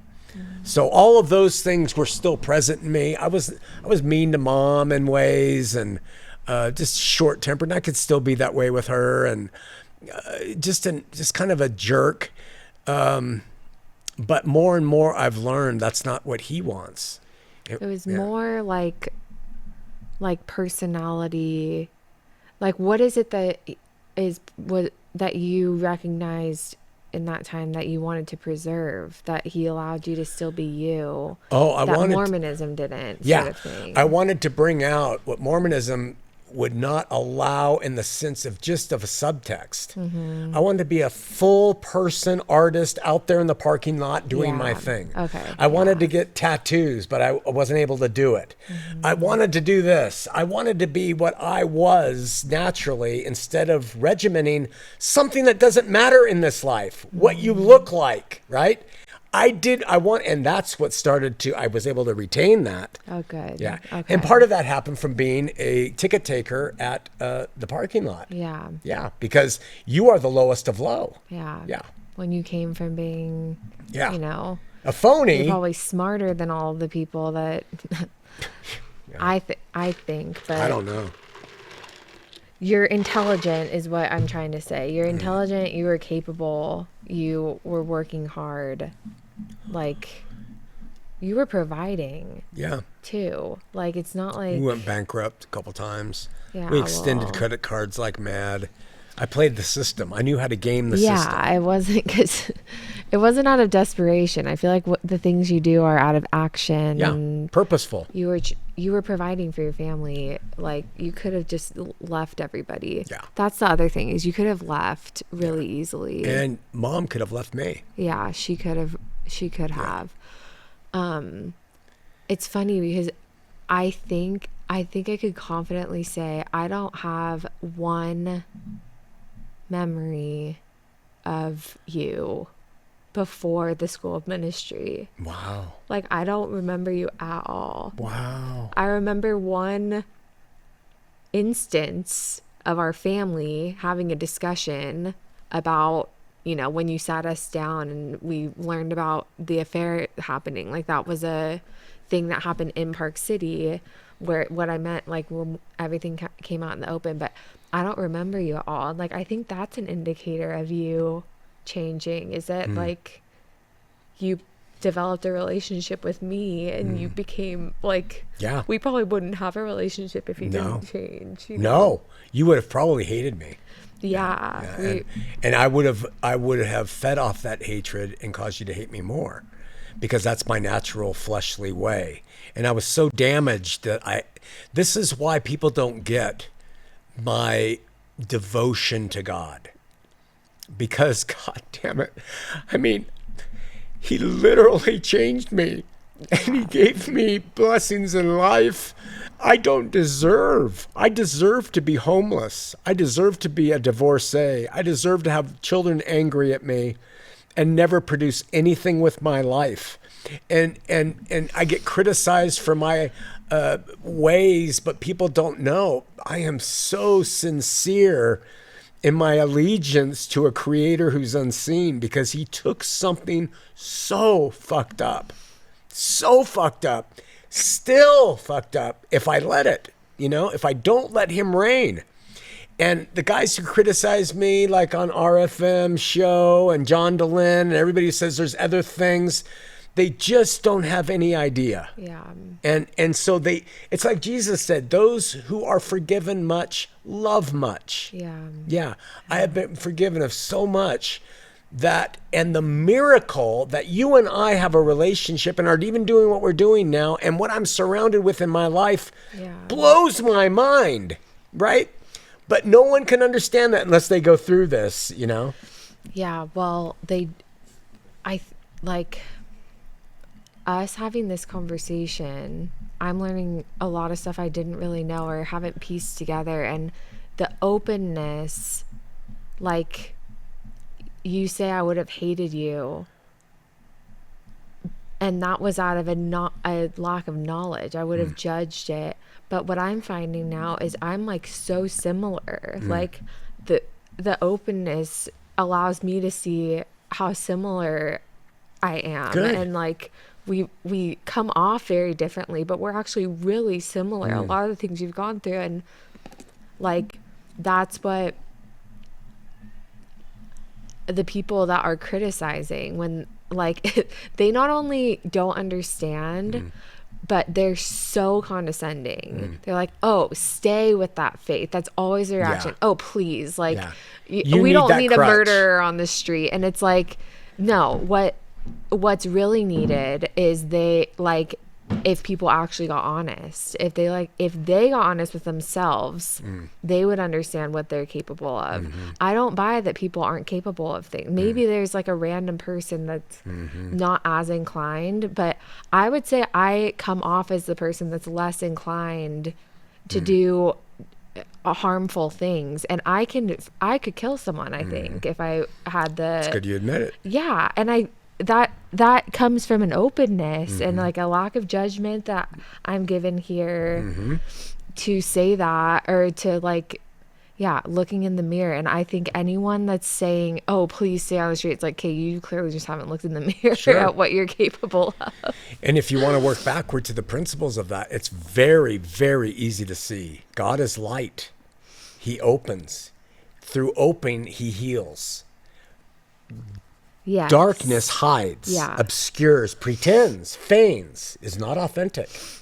So when you take just those principles, you can see why the healthier way is to let human beings be what they are, and help them shine that light, accept them. And that's why I just don't like this religious sense of trying to mortify people for their sin. It doesn't make sense. Yeah, it doesn't make any sense. It's clear as day now that like when things were in the darkness with you, it was at your worst. And when things were out in the light, it felt at its worst for the rest of us, because that's when we were learning about it. But that was when you were progressing. That's right. And that's good for people, everyone around you too. You want because to progress. then I can come up and be a better dad Yeah. to the girls who have been harmed by what I did. Now, I would have preferred to have entered into this life and been a good guy the whole way and have one of those cohesive families where nobody has these traumas, but that's not in the case. Yeah. But at least in the response, we have a better thing now. Yeah. It's like it's like fully better. Yeah. Fully better. Mallory's better. Yeah. Yeah. Cassidy's better. You're better. Mom's better. We're all better. Yeah. You're way better. Yeah. You are a different person, literally, like you're saying. And that brings freedom. Yeah, and your person's different. Yeah. That's the other thing, is like the condescending, like, stay with your crutch thing. They're saying that from the perspective where I'm saying they need to face themselves. They're saying they have faced themselves and they have gotten past themselves in their, and it's like, that's what I don't buy at all. Like, they have not. They've gotten past themselves by narrowing, which is how we started. They've figured out this thing. If they were introduced to any of the shit that you voluntarily put yourself into, they would also have the intolerable people that are around you all the time, or, you know, the provocation that you meet from your person, you expand. So like, yeah, they're narrow and they've learned how to in a controlled setting. So my presentation is what happens is when all of that game playing that people choose to do because they're not willing to be authentic and be exposed is exposed to the light, they will run to the shadows. And so that's why the scripture seems to teach, if you come to a correct understanding of who he is, meaning bright, consuming fire, light, love, justice, the only response we have to what we are, if we're being honest, is brokenness, humility. And it's that allowed me to overcome the selfishness and to become a better person in our family and in the community. But you can't get there if you're not transparent. You cannot do it. Okay, so you mentioned the school ministry. You left being a stockbroker. You went to the kiosk. You're working on Born Again Mormon now. We're writing, or what became Born Again Mormon. So let's start from there and go through your ministry work. Okay. Whoa, there was a woman in the Bible days. She had been sick so very long. But she heard my Jesus was passing by, so she joined the gathering throng. And while she was pushing her way through, someone asked her, "What are you trying to do?" She said, "If I could just touch the hem of his garment, I know I'll be made whole."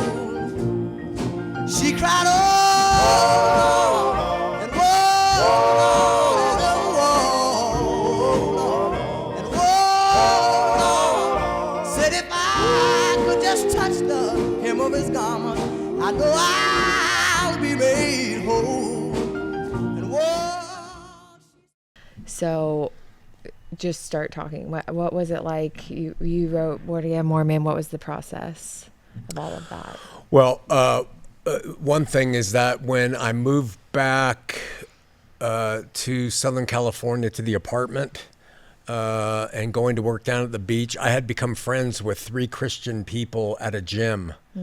And so during all these years we've been talking about of moving to Park City and having my experience and everything else on the roadside, I had met them, and the 3 of them contributed greatly to just very specific ways to understand the faith. One of them, his name is Phil Howard, and he helped me understand love.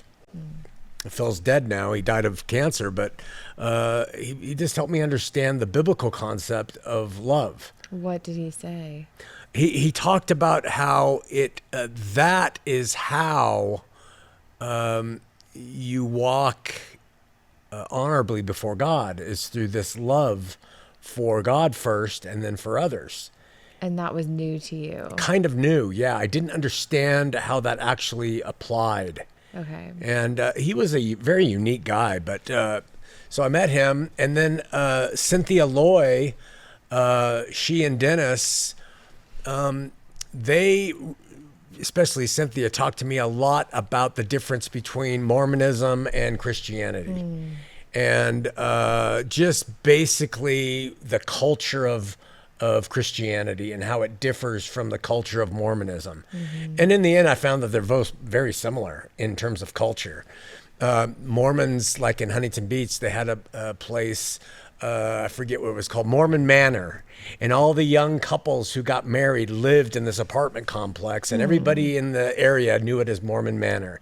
Well, when I started to go to the School of Ministry and everything, I learned that there's another place that they had. They called it the Gospel Gulch. Oh my Yeah. gosh. So, you're putting all these religious things together and seeing they're very similar. And then Vanessa Mangione, who's now Vanessa Darnell, her and Steve, Vanessa and I probably talked more than anybody else for years while I'm in Park City and everything else. And her whole thing was really about how to be a functioning Christian outside of my very liberal views that I had politically. I was kind of a Marxist still. This was even before the vision thing. And we just a lot about, she's very politically minded. And she and Steve have been great supporters ever since. But those people, I didn't know they all went to Calvary Chapel School. They all went to Calvary Chapel, Costa Mesa. None of them ever told me that. They never told me that's where we go to church. They never said you should come to church. All they did was talk to me. So then I heard that advertisement for the Calvary Chapel School of Ministry, and I applied, and I got accepted. At the same time, while doing my coursework, I'm writing Born Again Mormon. I didn't know what I was going to call it. I had a rough draft, and it was through Cynthia, I think, that I was introduced to somebody at Calvary Chapel who was in publishing. And I went and I met them at the old Supermax on Beach Boulevard. Oh my gosh. And I told them what I was writing and what it was about. And they said, what are you going to call it? And I said, I think I'm going to call it Born Again Mormon.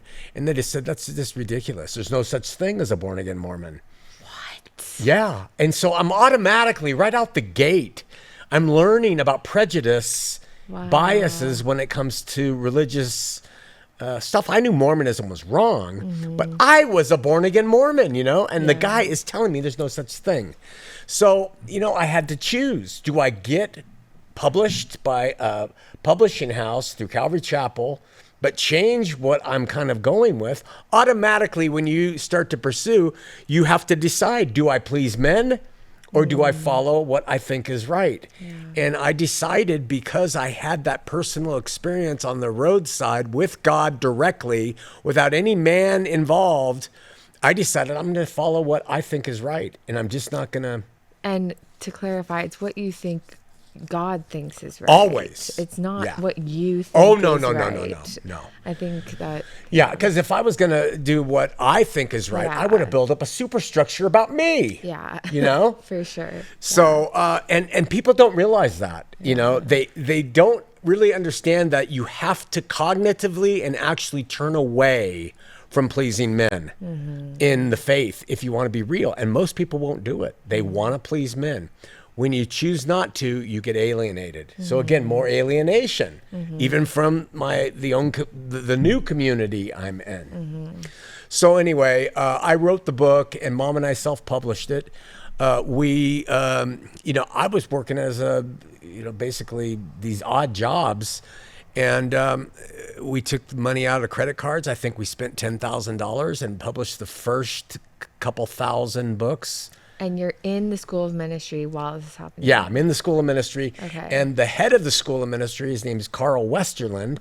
He endorsed the book. Yeah.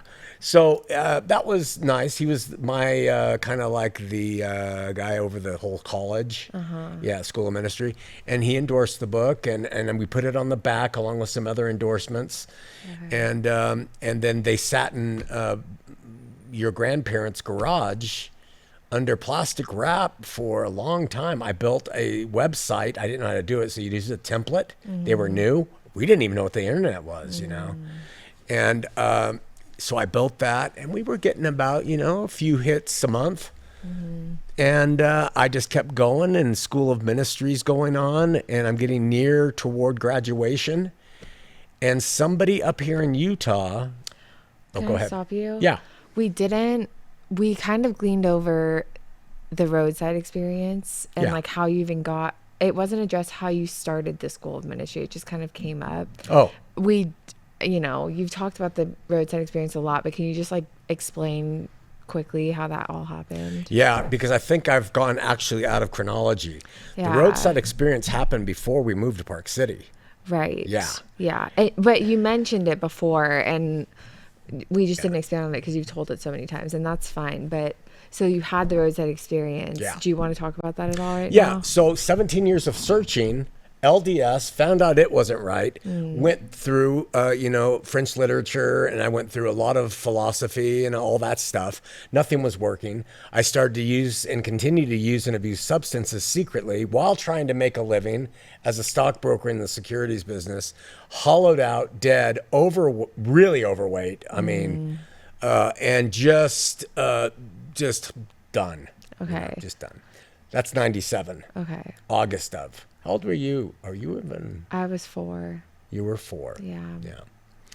So Are you even alive? so you're at 4 in 97, and you're in the Canberra house being Delaney. I'm not sure if you were part of the gymnastics at 4 or not, because they took kids pretty young. Yeah, I think I did it way back then. Yeah. Anyway, I went to pick you guys up. Mom asked me to. And the way I tell it is I just could, you know how you, in Huntington Beach, there's Huntington and then there's Adams Avenue.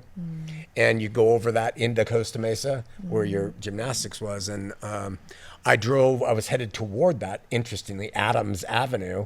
And I turned on a radio preacher and he asked the question, if you could get yourself right before God, why haven't you done it?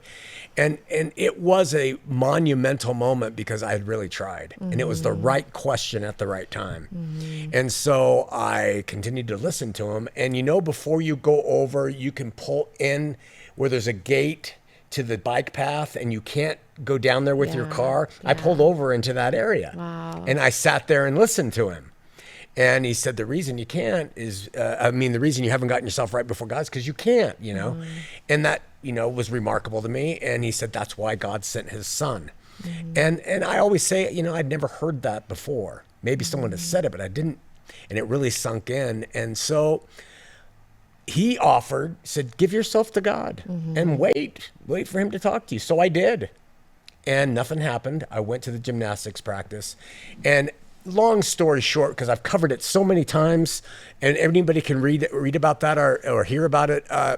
By the end of me waiting for you guys to come out of gymnastics practice, I was born from above. Okay. And what that translates to, and the best way to explain it, is I have new vision.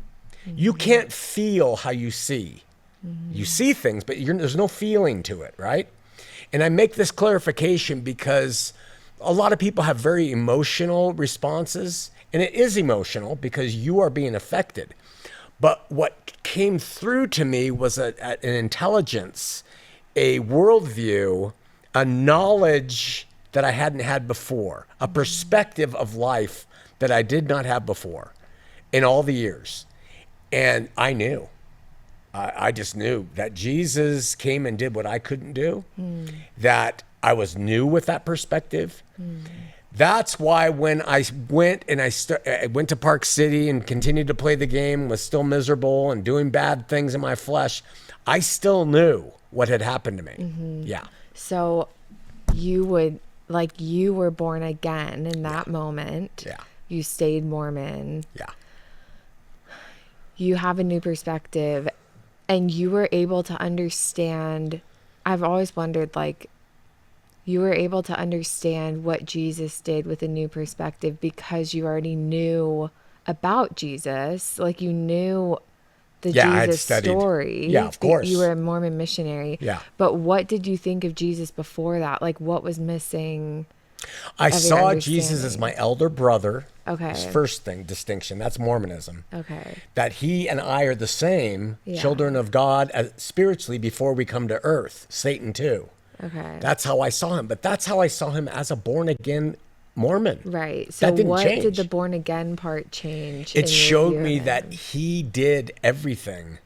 And I was not part of that. The works part. Yeah, the works, the holiness, the righteousness, the love, he did it all. Okay. So all I had to do, ostensibly, I didn't know this then, was to believe. And I did.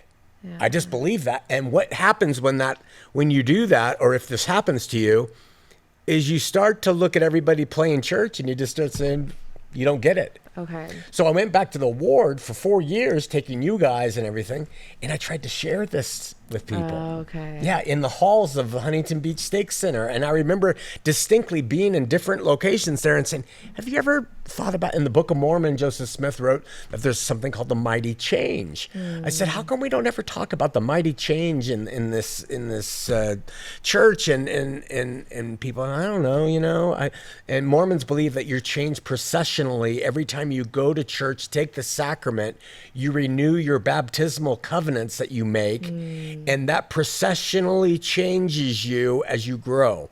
Now, I think that people can do that, and not everybody has to have a radical experience.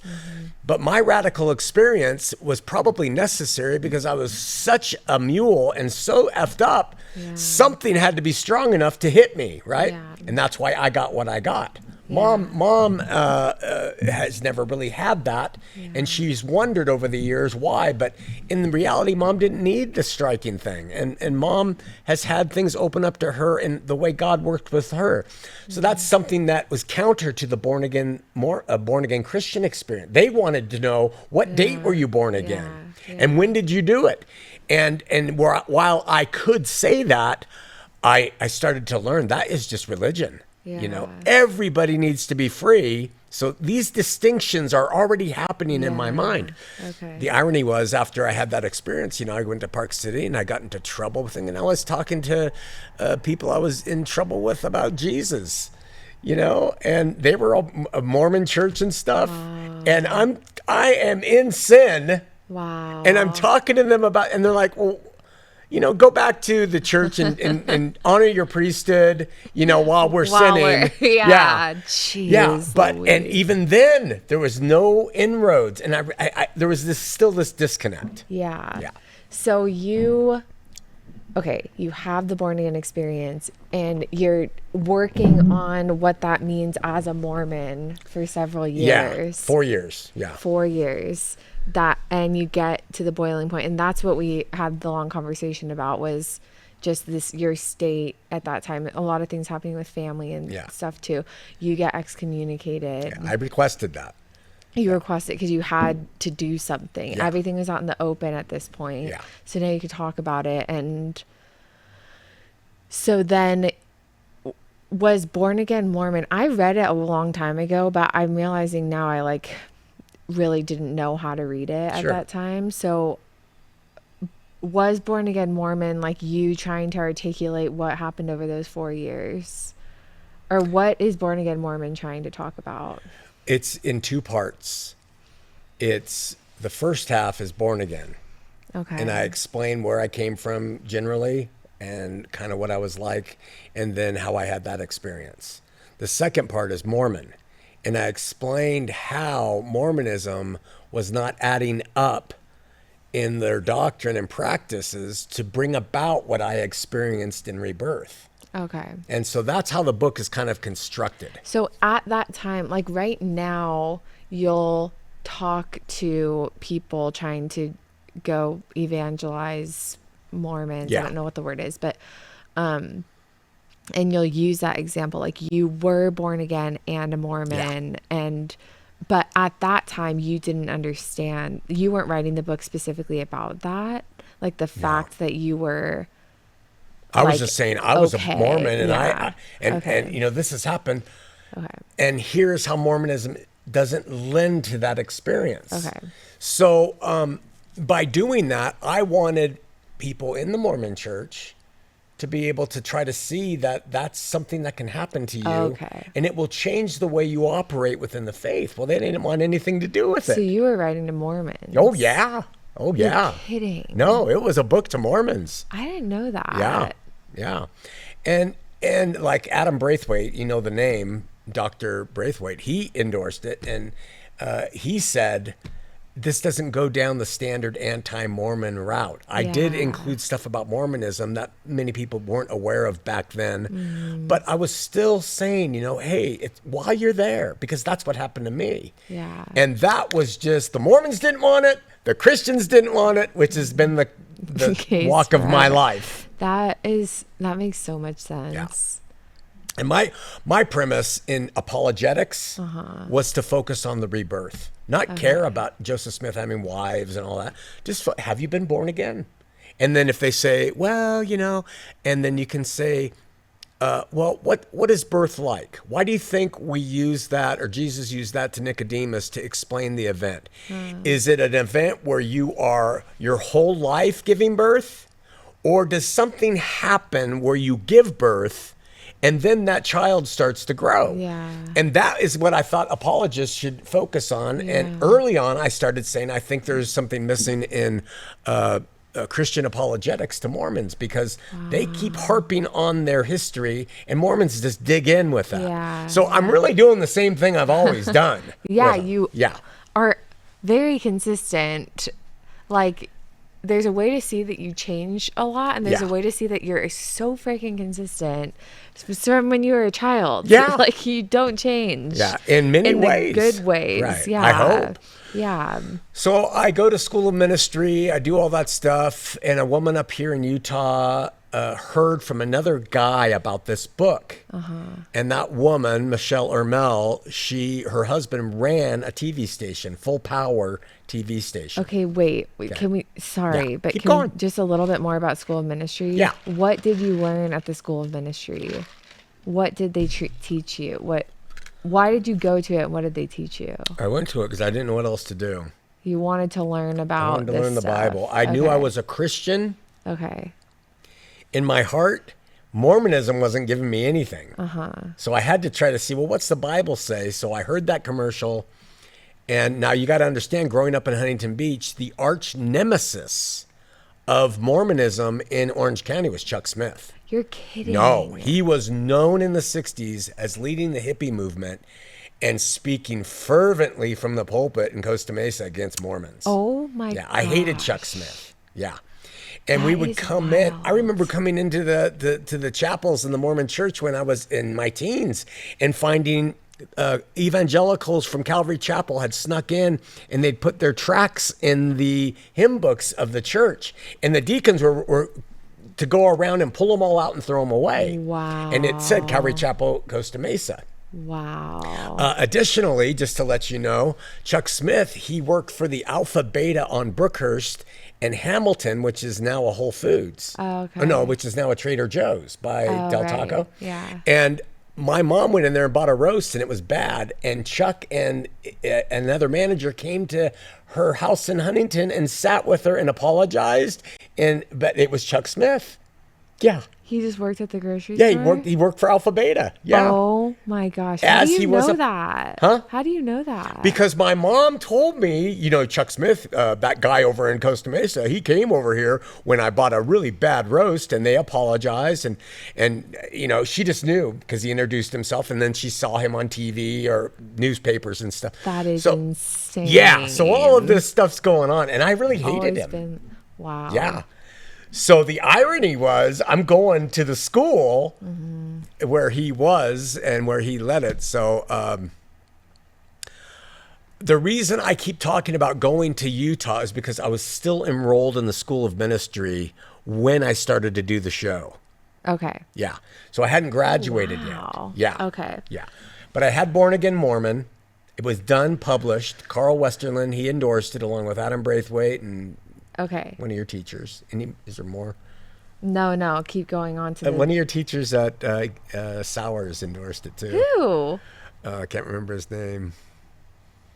I'll have to look at the back of it. It's right over there. What the heck? How Yeah. funny. So she says to her husband, hey, this book's supposed to be interesting. Let's have him come up here. So again, we had no money, nothing. And I flew up. But the way I flew up was I went to Chuck Smith. Now, here's another thing. While in the School of Ministry, this stuff's going on, and I'm writing this book, and I'm doing all this.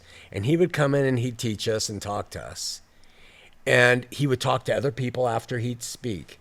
Every time I went up to him, he would walk away. Oh my God. Yeah, he wouldn't talk to me. And I was like, what's going on? Why is this?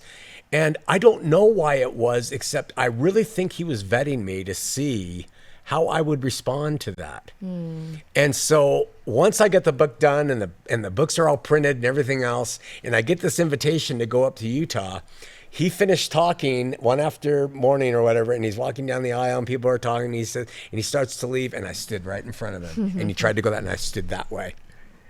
And he's like, how you doing? I said, good. I said, do you know Noble Waite? He was a Mormon, and he goes, I do know Noble Waite. I knew Noble for years. He goes, I said, are you friends with him? He said, not anymore. Oh, wow. And I was like, why would you have that attitude? Yeah. But I said, I need to talk to you. Why did he have that attitude? Because he was a Mormon. He had I don't associate with Mormons. Okay. Yeah. So I said, I got to talk to you. He said, well, I can work out some time, call my secretary. So I went into him and sat down. I said, I'll take 3 minutes. And I said, can we pray? He said, yeah. And so I prayed. And then I said, I need money to go up to Utah on a flight. I have the reservations. I have the itinerary, and I don't have any money to do it. We're maxed out on our credit cards. And he said, well, check Delta out of Long Beach. And I said, no, JetBlue's the way I want to go. He was a little rebuffed by that. I was just bold. But he said, okay. So they funded me to fly up here and meet with Denny and Michelle or Mel at a Mimi's in Sandy and talk and just meet each other. And then after we talked and everything, then Denny came back and said, do you want to do your own show? And the way I say it when I'm speaking is, I think it was an email he sent or something, is that, well, of course, I'd never done TV. We didn't have any money. I live in Southern California. My children are all in school there. Sure, we'll do it. So I say yes. And so I go back and I tell Chuck, they want me to come back and go back and forth. And I haven't graduated yet. So they covered it, me flying all the flights. And so we started doing it. And that was on a Tuesday night in March of 2006 was our first show. Wow. But I came up here when I talked to Denny, before he offered me my own show, he said, do you want to be on a guy named Greg Johnson? He is a religious, politically driven religious leader here in Utah. He governs a thing called Standing Together, and he gets all the different churches to stand together. And Greg, I was on his show. But he won't stand with you? No, he won't stand with me now. And they normally had a few calls, and they had almost 100 or over 100 requests for the book. Oh my gosh. Yeah. Wow. Yeah. And so because of that, Denny said, do you want your own show? Okay. Yeah. Wow. So anyway, I said, yeah, we start do shows every week, and we can talk about that. But I graduated from the School of Ministry, and I want to tell you something that was very, it was difficult, but it was the standard fare for my life. I really like Carl Westerland, and I think he's a salt of the earth believer. But we went up before an auditorium. It was the chapel at Costa Mesa, full of people. And every graduate went up and got their diploma. And when I went up there, he held it in his hand in front of everybody, and he went like this. Oh my gosh. I mean, it was that long. And then he went, oh yeah. My gosh. And it was because while I was in the School of Ministry, they said, we're going to have an event. You need to wear ties. I said, I'm not wearing a tie. And I quit. I walked out. I said, I quit the school. I'm not going to dress up for this. And then Carl and I sat down later, and I called Mom. I was crying. I said, I can't do this. I can't play this religion. And so that was kind of this thing. Well, I wore Levi's and something to do the graduation, and he mocked me for my dress in front of everybody. This is where the hippie movement started. Yeah. And I thought, this has become just an organization. But I'll never forget how he tried to embarrass me and hurt me there. And it's something people do with me. There's something about my personality that's so bold and self-assured. He thought he needed to do that. Yeah, they need to take you down a notch or something. That makes me so angry. Oh, don't let it. Oh my gosh. It's just people. It's the way cultures work. But all of this was building me to a place where I could see, who do you serve? Yeah. And It's not like I just decided to. I mean, I did decide, but it's not like it came out of the blue. This is through a life of rejection and pain and where do you fit? And when I had that roadside experience, God said, I receive you as you are. I am not whispering to you to change your clothes. Yeah. I'm not telling you to quit the Mormon church. I gave you what you needed, and that was enough for me to say, screw the rest of you. I'm a punk. Yeah. And the rest of you can just bite the wall. Yeah. And that's where this attitude fomented into how I am today. Okay.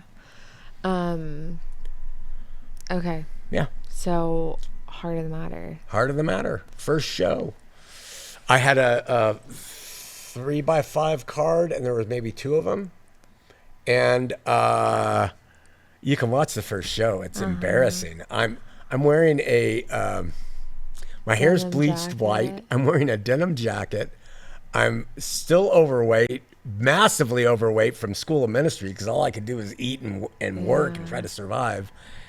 And I just said, I just have one question for you. Have you been born again? You know, and one of the first callers was a BYU professor. Wow. Yeah, and he was like, you know, the Book of Mormon quantitatively speaks of Jesus more than the Bible. What say you? I'm like, fuck off. And that's when I got angry. Yeah. And so it was 6 years of live presentation, call-in, angry, telephone, accusations, people growing. I mean, it was like an event here. I remember getting an email from somebody at one of the major hospitals say, all the nurses in the ER get together on Tuesday nights and watch Heart of the Matter.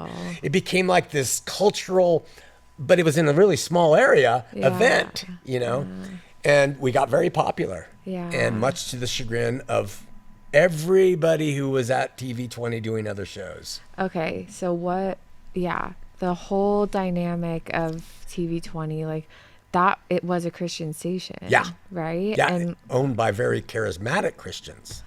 like a certain denomination. The owners go to a church that's over in Rose Park, and it's all about tongue speaking, healings, being slain in the spirit. And I got in trouble with them several times when we would do a compilation video of that junk and say, look at this crap. And boy, they got so mad at me. Several times I was threatened to be removed. Oh my gosh. Wow. So, and were all the other programs charismatic like that? I don't No. I don't know any of the other programs. Well, there was Andy Bird, and it was... I can't remember. I mean, Jason Wallace, an arch He had nemesis, one on that. watched me week in and week out, and then came to the TV station after me doing that for about 5 years and said, I want to do my own show. Oh my gosh. Yeah. Yeah. And he was really quite terrible at it. You know, Jason Wallace, So he had his own show. they gave him his own show. I think he paid did for not it. know that. Yeah. Well, so Jason's over there, and I am like, you know, the opposite of all of them. They can't understand what's going on. They hated me. They really did. And Jason developed his hatred then, and it's continued on till this day. But he's not charismatic, No, right? and neither was I. So that's Yeah. why the owners allowed me to have some liberty. Okay. Yeah. That's so weird. I didn't know that's how he knew you. Yeah. Or whatever. It was so weird. I wish I could. I mean, we could almost talk for an hour about know. those things. They just could, like, the ones who were the meanest were all the Calvinists. Jason Wallace, the Calvinist, and the guy who kind of ran the back cameras was a Calvinist, and they were all in cahoots. And we had an open house, and we had hundreds of people lined up. And they're just bypassing all of them, and they're lined up to come to Heart of the Matter set. And Jason Wallace is sitting over there. And then his kids came up and said, hey, here's a bug. They said, here's a bug. What? To you? Yeah, because somehow they heard that I had eaten a bug before, and I grabbed it and I ate it. Oh. Yeah, and they freaked out and ran. But what was happening was a guy named Shano and Jason Wallace set it up for that to be recorded. So they were trying to catch me doing weird things. And they used their kids to come in there. And because I love kids. Yeah. So I'm talking with them and playing with them. And it was like a pincher bug. Oh, that's nothing. And they couldn't believe it, but they were trapping me. And they had the mics on when I didn't know it. And they had cameras in there. And everything started to unravel about year 6. Yeah, everything started to Did they come actually apart. record it then? Or was it a fail? Or No, he recorded it. It's out there somewhere. which is illegal. Yeah. And they get well, on it's a television station, so all our cameras are always on. Yeah. Stuff like that. So, you know what happened? Gosh, that's gross. Oh, yeah, It's, really creepy. Weird. It's creepy. I know. And remember, I'm fresh out of the school of ministry, and I haven't even really matured yet. All I've done is gathered knowledge. I'm still Shawn McCraney. So I'm still struggling. And the knowledge, like, what were you thinking in that time? Like,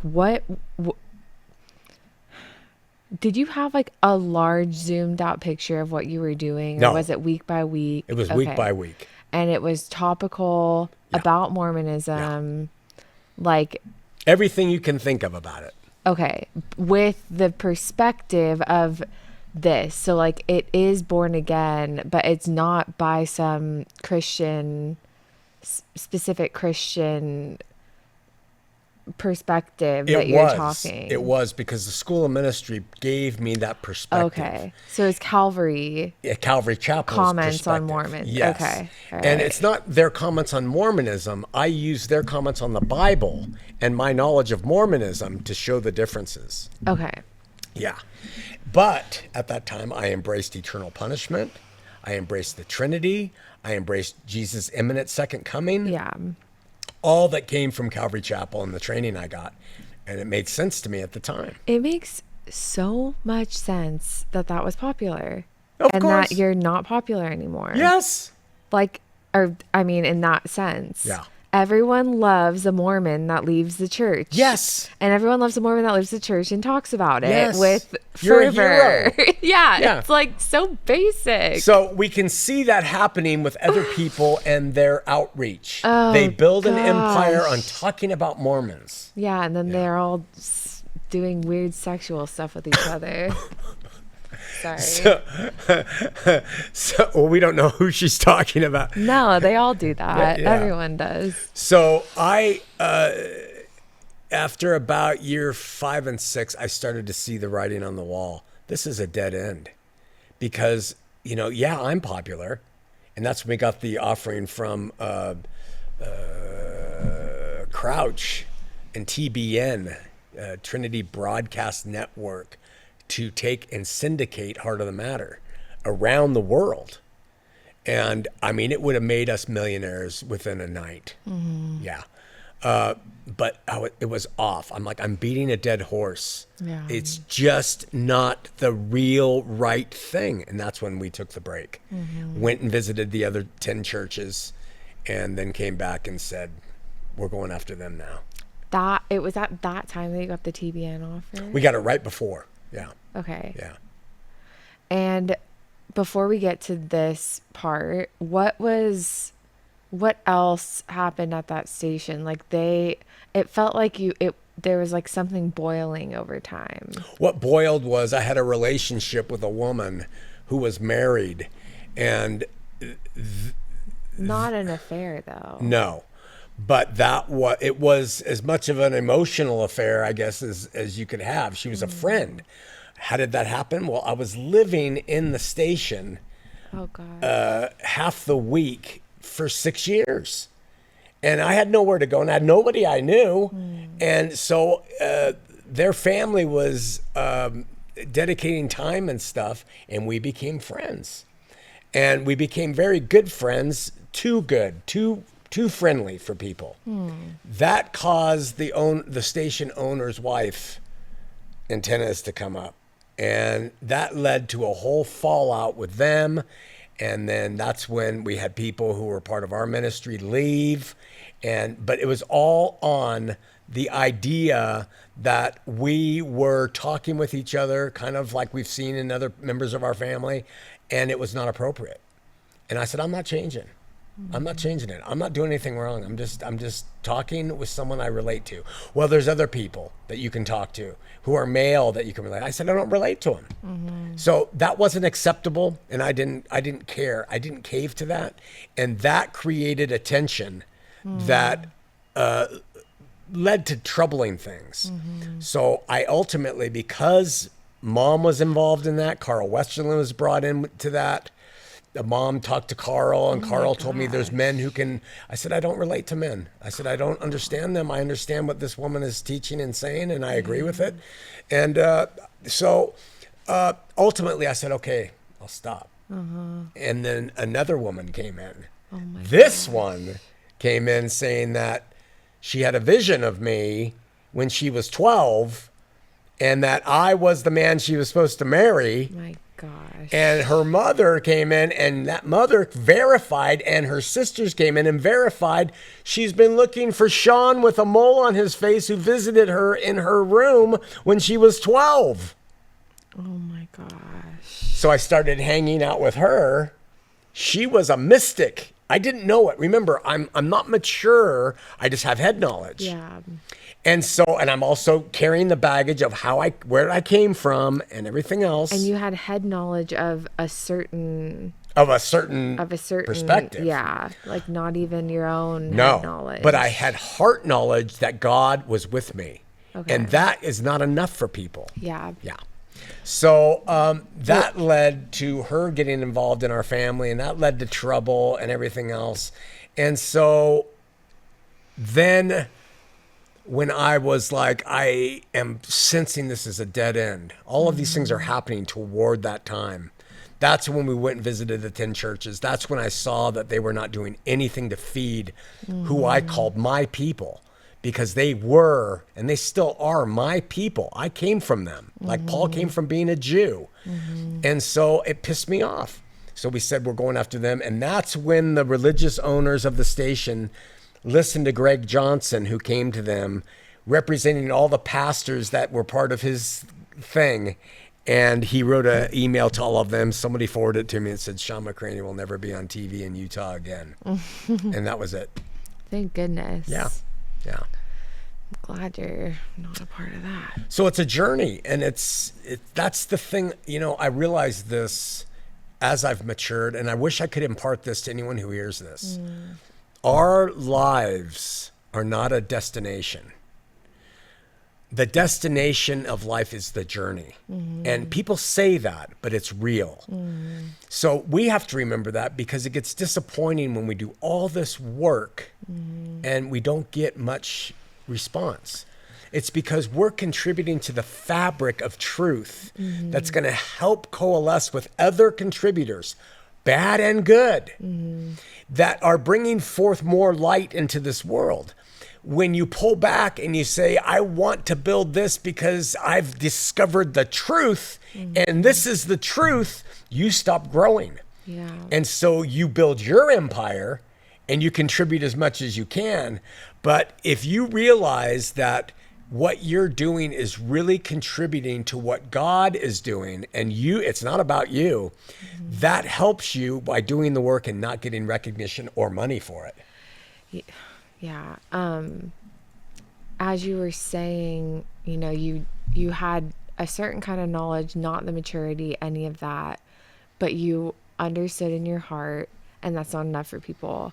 That's exactly what you are describing now. It's the journey. Like, people want you, like, they would say the lack of knowledge, correct knowledge that you had led to those, things with women or whatever. And that might be true. The knowledge you have now helps you to not do that That's stuff right. now. So that is true. Yeah. But they, again, take the shortcut, and the focus there is to be correct in how you're acting. It's not That's right. I've never thought of it. That's called religion. This way. Right. Yeah. Like, So instead of letting people have the journey where God is helping them and moving them and leading them, here's the difference. It's the difference between authority and leadership. When men and women say we have the authority, then what they're saying is we have all the answers. And they stop, they park, and from that place, they say we have the answers. Yeah. That's called authority. Yeah. Leadership is, I am not going to say I have all the answers.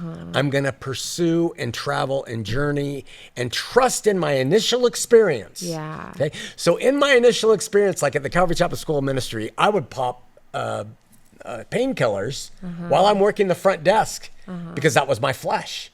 And I think somebody in the school, one of my friends said something, "You're weird." And I said, "That's because I'm high right now." What? Yeah. And because I refuse to play the game. Yeah. I'm going to let God do it. And that's the difference between a leader in the faith and an authority. Yeah. Yeah. Everyone wants to be an authority. Yeah. And you, like, it was the hard way. Like, you Definitely. have made zero money from this. Debt. You're in so much debt from it. Yeah. Yeah. Like, you've spent your money to do this. You have gotten to the place where you don't need to get high and tell the person, I'm high. Like, there isn't that. Like, you got to the place that authority wants you to get to. That's right. Quickly. But they want you to get there quickly. They want you to do the actions without the heart. And yeah, like, they just, I think I'm trying to understand why. Like, they think that process is destructive or something. But what it is it was healing. Like, you were able to figure it out for real. For real. It's real in you, the change. They might be able to do the actions and change, but it's not real that they understand why. And the reason for that is they read the Bible, they see what it says to those people there, where Paul says to the believers, you better not do this, you better not do that. And they say, we have the authority through our knowledge of those scriptures to now discipline you and make you conform. But they don't realize that, I didn't even know this, but when Jesus or God came and he let me know that he's there, I was not worried about sin again. I was worried about sin all the way up to that day in my life. Worried about it in that I know I am and I don't know what to do about it. When that happened, that was it. Because if you think about it, Jesus paid for all of it. If it's paid for unconditionally back 2,000 years ago, past, present, and future, why will I worry about trying to navigate it out of myself through religion? So what I'm going to do is I'm going to do what pleases God. I'm going to trust him. So I wouldn't say it's okay to be taking these drugs at the school of ministry. I'd say, God, help me. Yeah, because I still want it. Yeah. And if it was anything, I'd say, I can't do this. You got to help me, And, I'm sorry, but my witness to the world is he will. Yeah. You don't have to play church to have the living God heal you. And he doesn't heal you the way men want him to heal you. Yeah. He heals you the way he knows he needs to heal you. We don't allow that. And that's why I hate religion, because they want us to conform and they want us to perform and they want us to become hypocrites and liars. I want to say, fuck that. And fuck that is just nothing in my world, but to the religious world, it's everything, right? But you have people who will never say that, but they're so judgmental and mean. Yeah. So God is working with me on fuck that, okay? I'm not saying it's great, but that's just something that maybe God is letting it stay in my flesh like he did with Paul. We lose that with religion, and I'm passionate about that because that's why when I meet people who have the most egregious problems in their flesh, I never meet them with judgment or anger or condemnation. You meet them with love and encouragement. And by doing that, you bring them into the place where they know God loves them as they are, new. And they don't have to, through their own righteousness, please him. They please him by their faith. Does that all make sense? Yeah, it really does make sense. Yeah. And it makes sense. You said, authority stops and builds. Yes. And it's just so funny that people think like an audience is an indicator of something. Like it's like you see it with every band. If they change, if they try to expand their musical offering, they're hated for that. Yes. Anything. But I mean, I think every single individual knows, even with their own social media account, if I change the niche that I feed, I won't get as much audience for that. And you've just like never cared about that. We've discarded so many people who want us to pull over off the side of the road of destination travel and to build. Yeah. And they sit there, and then when they hear it's changed, they're gone. Yeah.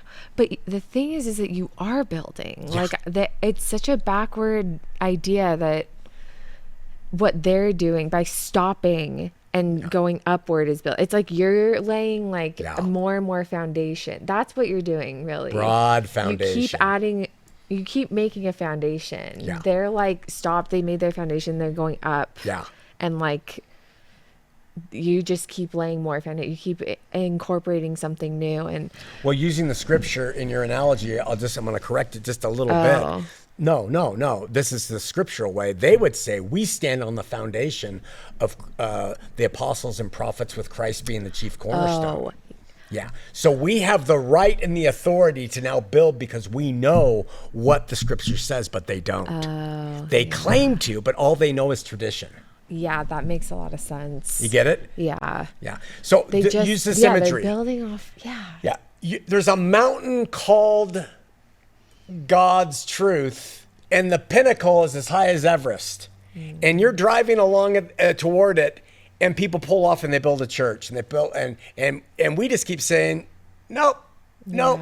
Oh, we like this now. Oh, nope. And when you do that, you lose your authority. But you do become a leader in the way that God wants people to lead, and that is with him doing it. You get it? Yeah. Authority literally implies you are an expert in a certain thing. Yes, you're an authority on this issue. Thing. Yes. Yeah, like it's very not well-rounded. Right. It's very like specialized. Right. It's very like capitalistic even. Like I feel like it's really baked into just culture that we think that way. And I'm realizing now, if they're building a building, there's like one entrance into that. Like even metaphorically, there's one entrance into this narrow thing that people have to climb, where you're laying a big foundation that anyone can just like step onto, as many people as possible. Yeah. At the same time, concurrently, like there's more space for more types of people to access it in their own way. And running through the middle of that is the living water that feeds them all. Yeah. Not me. Yes. And so you're seeing the difference. Yeah. And like they like drink from that water at a certain place. Yeah. Like they are like at a certain spot on that foundation. Right. And they aren't with you on the other spot. That like you have so many people across this timeline that are with you in that one spot and not with you in the other spot. Right. But now, like as you go, you find more people, and then the other people drop off, and it's not like people are gone. It's like a shifting of people. And is there a price for that? Huge. Yeah, momentum's gone. Lost constantly. No steady, like you. There've been a couple people that deserve a huge thank you for the support that they've shown over that time, because that's insane that they've been able to do that, because it's not what you'd expect, but no one has stayed. And think about it, that so you were talking about how do these authorities, pseudo authorities of religious indoctrination, judge their work, and they take the biblical narrative about fruit, and they say we're producing fruit. And so what they say is size is indicative of quality. I see. So that's the Mormon argument. We're so wealthy. The Catholic argument, we're all over the world. Look at the fruit. But I would just beg the scripture where Jesus points out that it's the small things, it's the weak things, it's the lowly things, it's the very image of Christ. No man would look at him and desire anything about him. Yeah. It is not the man's thinking is the arm of the strength of the arm. Yeah. It's the money, it's the power. And they always justify that imagery as being of God. And I suggest that that's antithetical to God. Like fruit, I guess love. like quantity might be a factor, but it's in like the amount of love between me and this other person. That's right. It's not like material. Yes. It's immaterial. Yeah, it's spiritual. It's immaterial. And everybody makes the fruit of God acting in this world material. Yeah. That's why I'm not a materialist. Yeah. It's hard not to, like. Oh, it's so hard. It makes sense that that is how we work. Yeah. But like, come on, to all the people who do this for their whole lives, have a little bit of freaking nuance and have a little courage. Yeah. I'll call them out day and night because they're not courageous. They are people who have sold their soul and they get money and they have an audience and they stand on their supposed authority, but it's made them pull over to the side of the road and they've missed so much. That's why Grady and I get along so well, is because both of us have done this. And once you're there, forget it. Yeah. Well, that's amazing. Yeah, that's great. I'm so How long have we gone? Well, this is at about an hour, but there's lots more to talk about. Yeah. I wanted to mention too, sorry. No. You were about to say something, but even in that short description of just that era of Heart of the Matter on TV, you experience so many counterfeits, which we'll talk about toward the end of this, which I think his life is like a study, like a personal, like, I don't know. Yeah. Talk about it now if you have time. Counterfeits. Well, there are just a couple of them. I mean, you experienced two women who were bringing... That's two. There were several who I got swayed with them. I didn't have sexual things with them, but like I'd find myself walking the streets of Salt Lake with them at 1 a.m. talking. Yeah. And there was always, do you want to come to... There was always that. So there was always those counterfeits. Yeah. Yeah.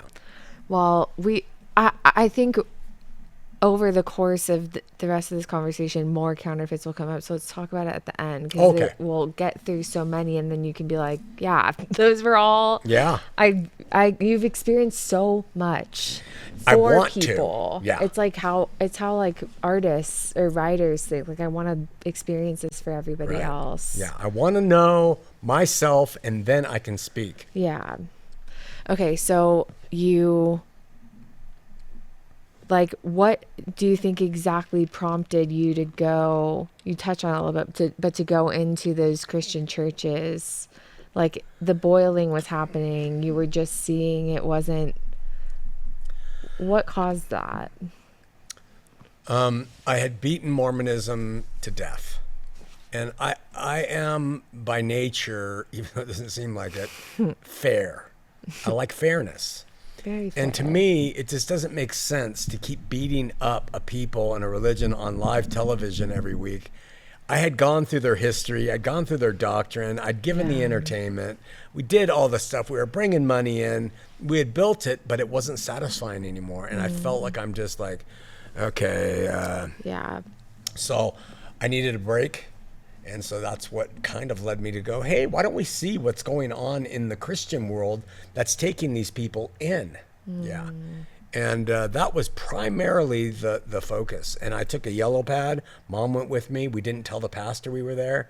And we just go and sit in the back, and I just take notes. I don't even know where those notes are, but it was amazing. Well, I would ask what you learned, and we should talk a little bit about it, but you've done a bunch of, the rest of your shows were on that. Put it this way, it's all business. And it's all people who have pulled over to the side of seeking and established their own ego in brick and mortar. Yeah. Brick and mortar, by the way, what exactly do you mean by that? I mean physical material churches. Okay. And what are we sitting in now? This isn't a church. We call it, it's just really, I think the solution to religion today and Christianity is education. Okay. So this is just a place to educate. Yeah, and you pay for it. Yeah. You don't ask for tithes. No, we don't ask for tithes. We don't ask for any of that. Yeah. Like brick and mortar, I think it's come up in different things, and people are confused somehow at that phrase, and it's like, well, yeah, physical, like the church is the people. It's the people, and they are. It's not even the church, really. I mean, they're just the body of Christ, so to speak, on earth, and they're not a church. They are individuals who are real and true and his. So the brick and mortar institution does not represent him, because if it did, then it would operate the way he says it should have. The only brick and mortar church that operated the way he and his apostles said it should was back when the apostles were on the earth. The ones today, they just pick and choose. It's a smorgasbord religion.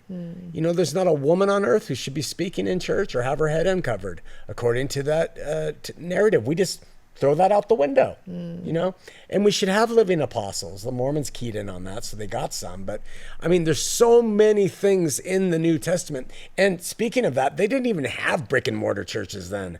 That came after when the Catholic Church started building an empire. So, it's just stupid. And if you just logically look at it, if you say we are going to build or buy a building, who's going to pay for that? Yeah. So it's got to be the people. Yeah. And if it's the people, then you have to teach them that God wants them to give. And that is not what Paul says. See, so it's an endless game. It's an endless business. It's business, bottom line. Okay. And what exactly went down when you visited the churches, had that show 2013? Yeah, January 1st. Okay, what happened? It's At the recorded. station. By the way, all the Heart of the Matters are still available at HotM.TV. TV. You can watch all of those. You can watch that last show. Yeah. And I just went off. I didn't filter in. Like, we're gonna go after you with everything we've got. Yeah. Yeah. What did the station do? They didn't do anything. I left. I went, and then we were teaching the Bible on Sundays at the University of Utah, open to anybody. And it was so weird. It was a really snowy day, and I had my arms full of papers and my bag, and I parked, and I walked over this hill that led to the street that led to the building, and I slipped, and I fell on my back, and everything I had went up in the air and landed in the snow. Wow. It was like a bad fall. I really fell hard. And a guy came up and said, "You're served." Yeah, just like that. He drove up in a black car. He was a creeper. Oh, Yeah. my And God. it You was were on legal. the ground. Yeah, I was on the ground getting the papers. No, I was on the ground. I was really embarrassed, but no one saw me. And I walked across the street, and he drove up and he said, "You're served." And I said, "Served what?" And I looked at it, and when he gave it to me, he was like, yeah, it was like vindictive. So, and it said, They didn't even give you the papers themselves? "Oh no." What? Yeah. That's and it was all weird. legal paperwork from their attorneys saying, "We have severed all contact with you." And I went in and taught, and that was it. We tried to get back Severed on. contact. Yeah, all of it. You are gone from here. Yeah. That is so, like, are they that scared? Were they scared? I don't know. Probably. What did they think? I mean, I was unruly. They're not going to handle me. That's the problem, I guess. In cultures, men especially, we love to unite in bands, and we have each other's backs. And I have never been that kind of guy. Yeah. So I'm not liked by men because I don't play the game. Yeah. So I think they were, and then there were also some things. We were recording all of our shows on these tapes, and we found out they were recording over those tapes. Oh. Jason Wallace's shows and other things. And I had a fit. Yeah, I said, that's this is our terrible. stuff.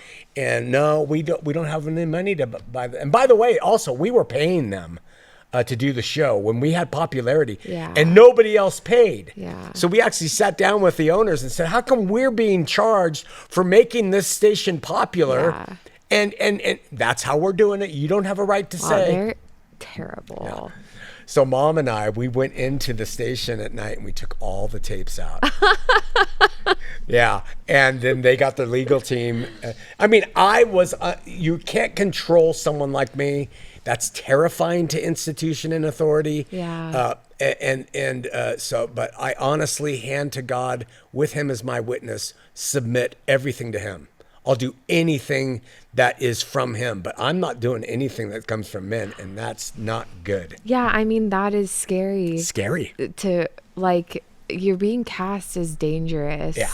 recently, which is, like, I just find it so cowardly Yeah.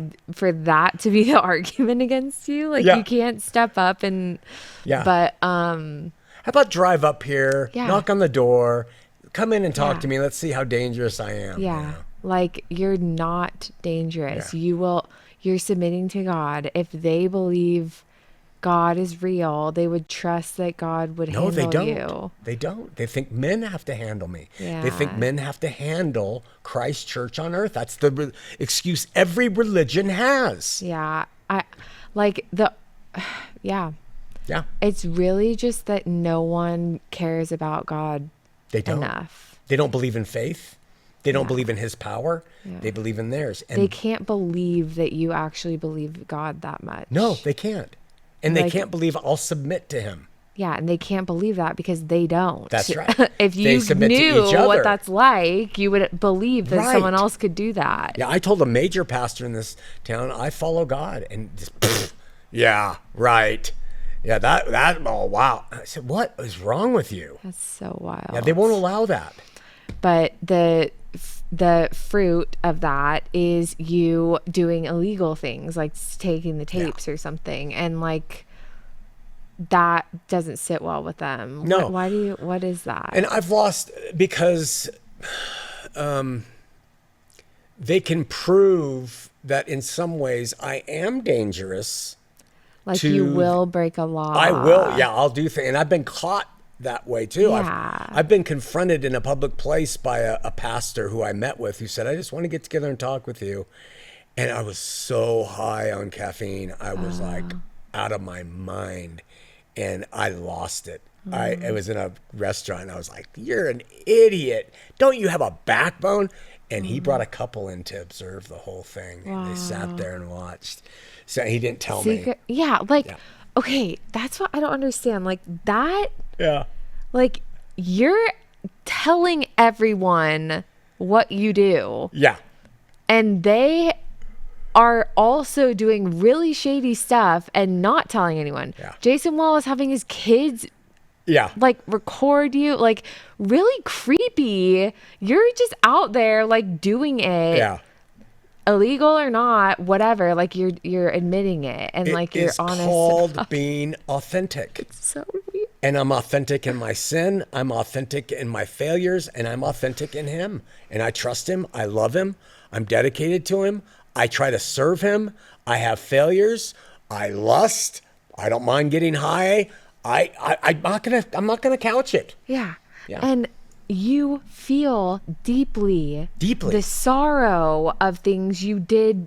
You're not happy that you did. I feel Because- deeply the sorrow for what I do today in just my mind. Yeah. Like people think you're like stoked Oh no. for living this way. Oh, like no.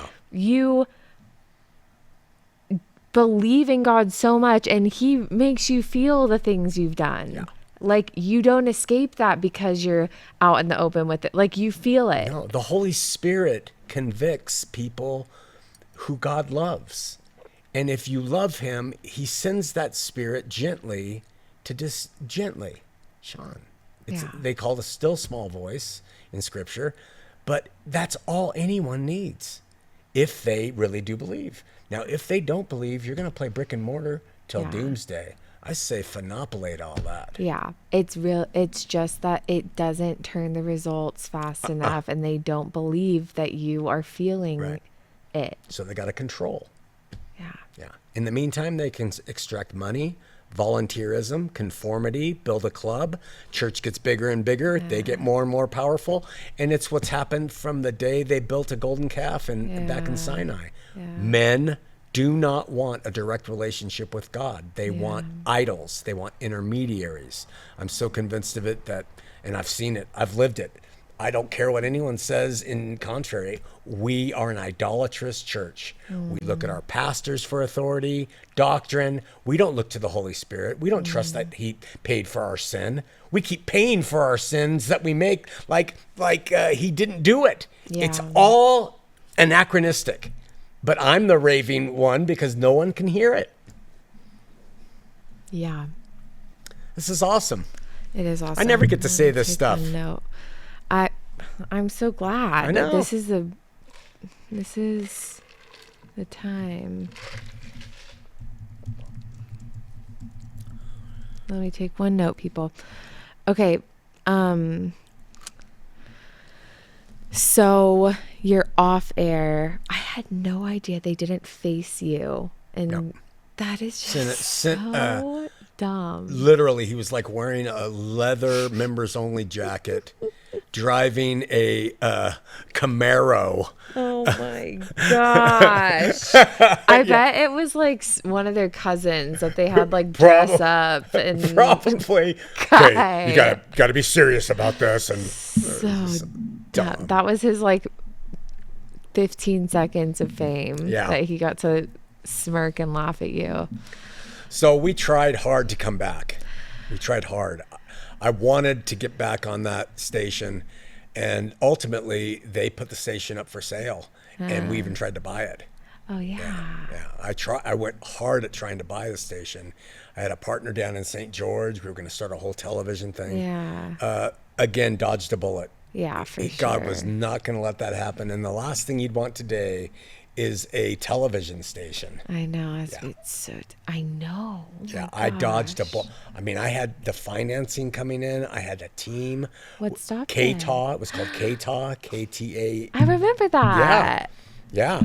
And we were going to approach it in such a unique way. Yeah. And it just couldn't happen. Wow. So we built this place up. Wow.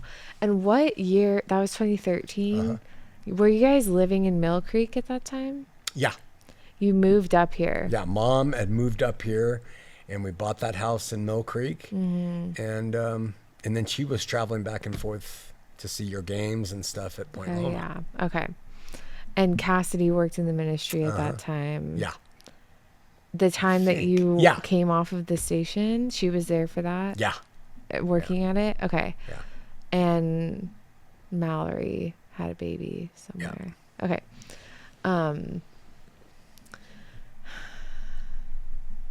You mentioned you got served the papers at church, so you haven't brought up campus. That started. We were doing campus almost from the start of doing the show, but we first met at a movie theater, and we rented that, and we had a group that would come. And then as I would continue to grow, they would slowly abandon. So then we moved to the University of Utah, and that's how I met Kathy Maggie. She came to the theater way back then, sat alone. And we didn't know. She's a lady who works in this ministry. We didn't know her name. Wow. And went, who's that lady? And I said, I don't know, let's call her Maggie. She looks like a Maggie. And so then when we finally got her name, she then followed us up to the U, sitting there quietly. And then finally I said, who are you? Kathy. That's how Kathy talks. And she's been with us ever since. She's seen it all. And now we call her Kathy Maggie. We call her Kathy Maggie. Yeah. So funny. She's awesome. I mean, she's a piece of work. Yeah. She showed up. How did she know about it? TV. She watched the TV, and she was going, and then she saw us kind of got kicked off. By the way, right after we got kicked off, there was a black guy in town, and he knew all about technology. And so we literally took $30,000 from mom's inheritance, and we bought a thing called a TriCaster. And within $30,000. Yeah. And he ran it, and we did our first show 90 days after getting kicked off. And my head's about I this remember big. that. It's on YouTube right now. And every time I see it, I'm like, what the hell was going on? That was in his house basement up North Utah, and us saying, we're not giving up. And we did it. I looked like such a freak. So then we got Derek and Danita, great in the ministry, got this place, found it. This warehouse? This warehouse, and said, do you want to move in here? And so to build out what you want to do. And we said, yeah. So we moved the TriCaster in here, and we started to develop our own attempt, and we just started streaming. Yeah. Okay. YouTube was around then. Yeah. And 2013. And campus, was it always called campus? No, it started off as Calvary Campus.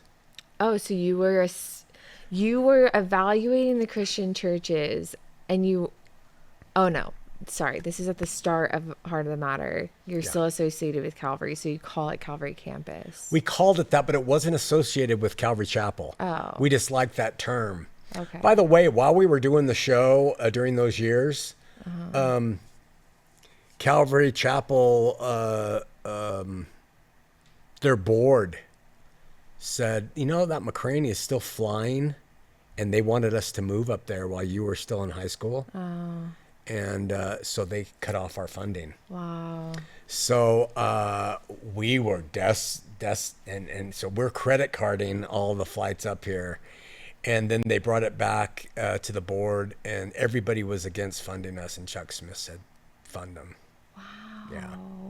So they returned helping us during those years. They cut it off after a while, but yeah, they Wow, that's great. yeah, Chuck came to bat. That's nice.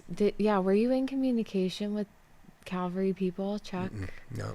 But apparently Carl. He tried to talk to me because I was one of his graduated students, and he had heard how successful things were. But once he did that, I'm sorry.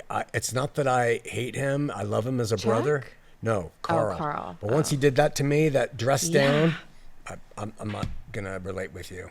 Yeah, that's like so I should have been forgiven. rude. I mean, that's always the higher road. Yeah. Well, So this is just the stuff that happened. yeah. But mom went to Carl, and you said that earlier. During the Mom went women to- thing, she went to Carl. Why Carl? Because he was the guy who was the dean of our school. Okay. And he endorsed the book, and he knew me. And Okay. I don't know that mom knew he hurt my feelings so badly that day. Yeah. Okay. So, I don't know. I see. Yeah. Okay. And so you called it Calvary Campus. Yeah, at the movie theater across from where we live now. That was Calvary Campus. That's so weird. And we did that for about a year, I think. And we had, a couple hundred people who would show up. But then they started to fade as I started to get more and more. Yeah. And So then, sorry, but were you teaching verse by verse starting then? always verse by verse. Wow. And starting in Matthew. Yeah. I don't know where we started. We don't have any recordings. It had to be Matthew because we don't have the Matthew No, recordings. we recorded then up at the U. When we moved to the U, I started in and we recorded, but the recordings are so bad. We didn't so that was all lost. Okay. And then We called it Campus. Did that always stand for Christian anarchists? No. It stood for I can't remember. But when I came to understand the political nature of evangelicalism, and then I also started to see how I was toward the faith, the only A word I could think of was anarchy, but it's based anarchist. It's based off the Greek, which is anarchos, and that means the one primary person. So we are Christian anarchists, meaning we don't have any other leader than Christ. Christian anarchists. So as Christian anarchists, meeting prayerfully to understand Scripture. We're, yeah. Love. Yeah. Okay.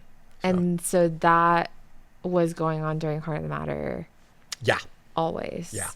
At the same time, we were doing, we did Heart in the Parks, which were events where people would come. We baptized hundreds of people.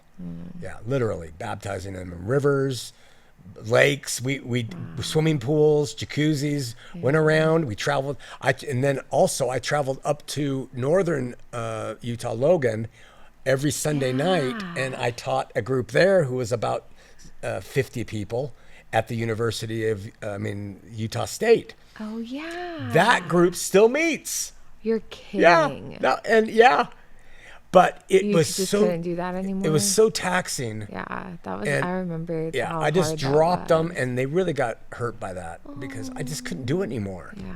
So I mean, we did a lot, Yeah. but just in ways it was all part of that process, that journey to Yeah. learn and see, and the stories are just endless of the people and I've seen so many people have the emotional experience of Jesus and just walk away and just do their own thing eventually. And I guess I've seen hundreds. And you can kind of start to see that discernment and that being able to tell what is right and what isn't. That starts to, you start to develop that. And you start to be able to sense what's going on. And that's where I started to mature. Yeah. Well, that's the thing is you are fine with that. Yeah. The whole message encourages that, Yeah. and it doesn't keep people sticking around. No. They figure out how to do it themselves and just go off. Yeah. In reality, that's what should happen. Yeah. Yeah. People Again. should learn and go. Yeah. And I got to tell you, honestly, I would never come and hear me. I would never go to a man and do it. Yeah. So I'm doing it for people who will come Need and it. yeah. Yeah. And that's fine. Jesus, yeah. Teaching them how to fish. Yeah. Like you are not. Not about them. Churches just yeah. give fish every week, That's right. and you're teaching them how to fish. That's right. And it doesn't have a reward. No. At all. And even you being here doing this, you've seen people come, they are all do it, and then they just disappear. Yeah, they really do. And they're always so excited at the Always. It's like the inverse ratio. The more excited they are, and the more committed they are, and the more verbal they are, and the more emotional they are, the quicker they leave. start. Yeah. It's so true. God, it's very real. What else? There was a few more things just to cover that era. You did, there was so much stuff that you were doing. Pastor in the Pub. Pastor in the Pub. What was Great Generation? Great Generation was a show we tried to do to reach kids. And again, Mom and I funded that. And I mean, that cost us 10 grand to create even just the intro to. Yeah. And we got all the kids who were watched the shows, family, and they all showed up in the summer at West High School. Yeah. And we filmed the intro, Bad Religion, used their soundtrack because we had BMI, a service that would pay that each week that it aired. But I went at it like an artist. And oh my God, people hated that thing.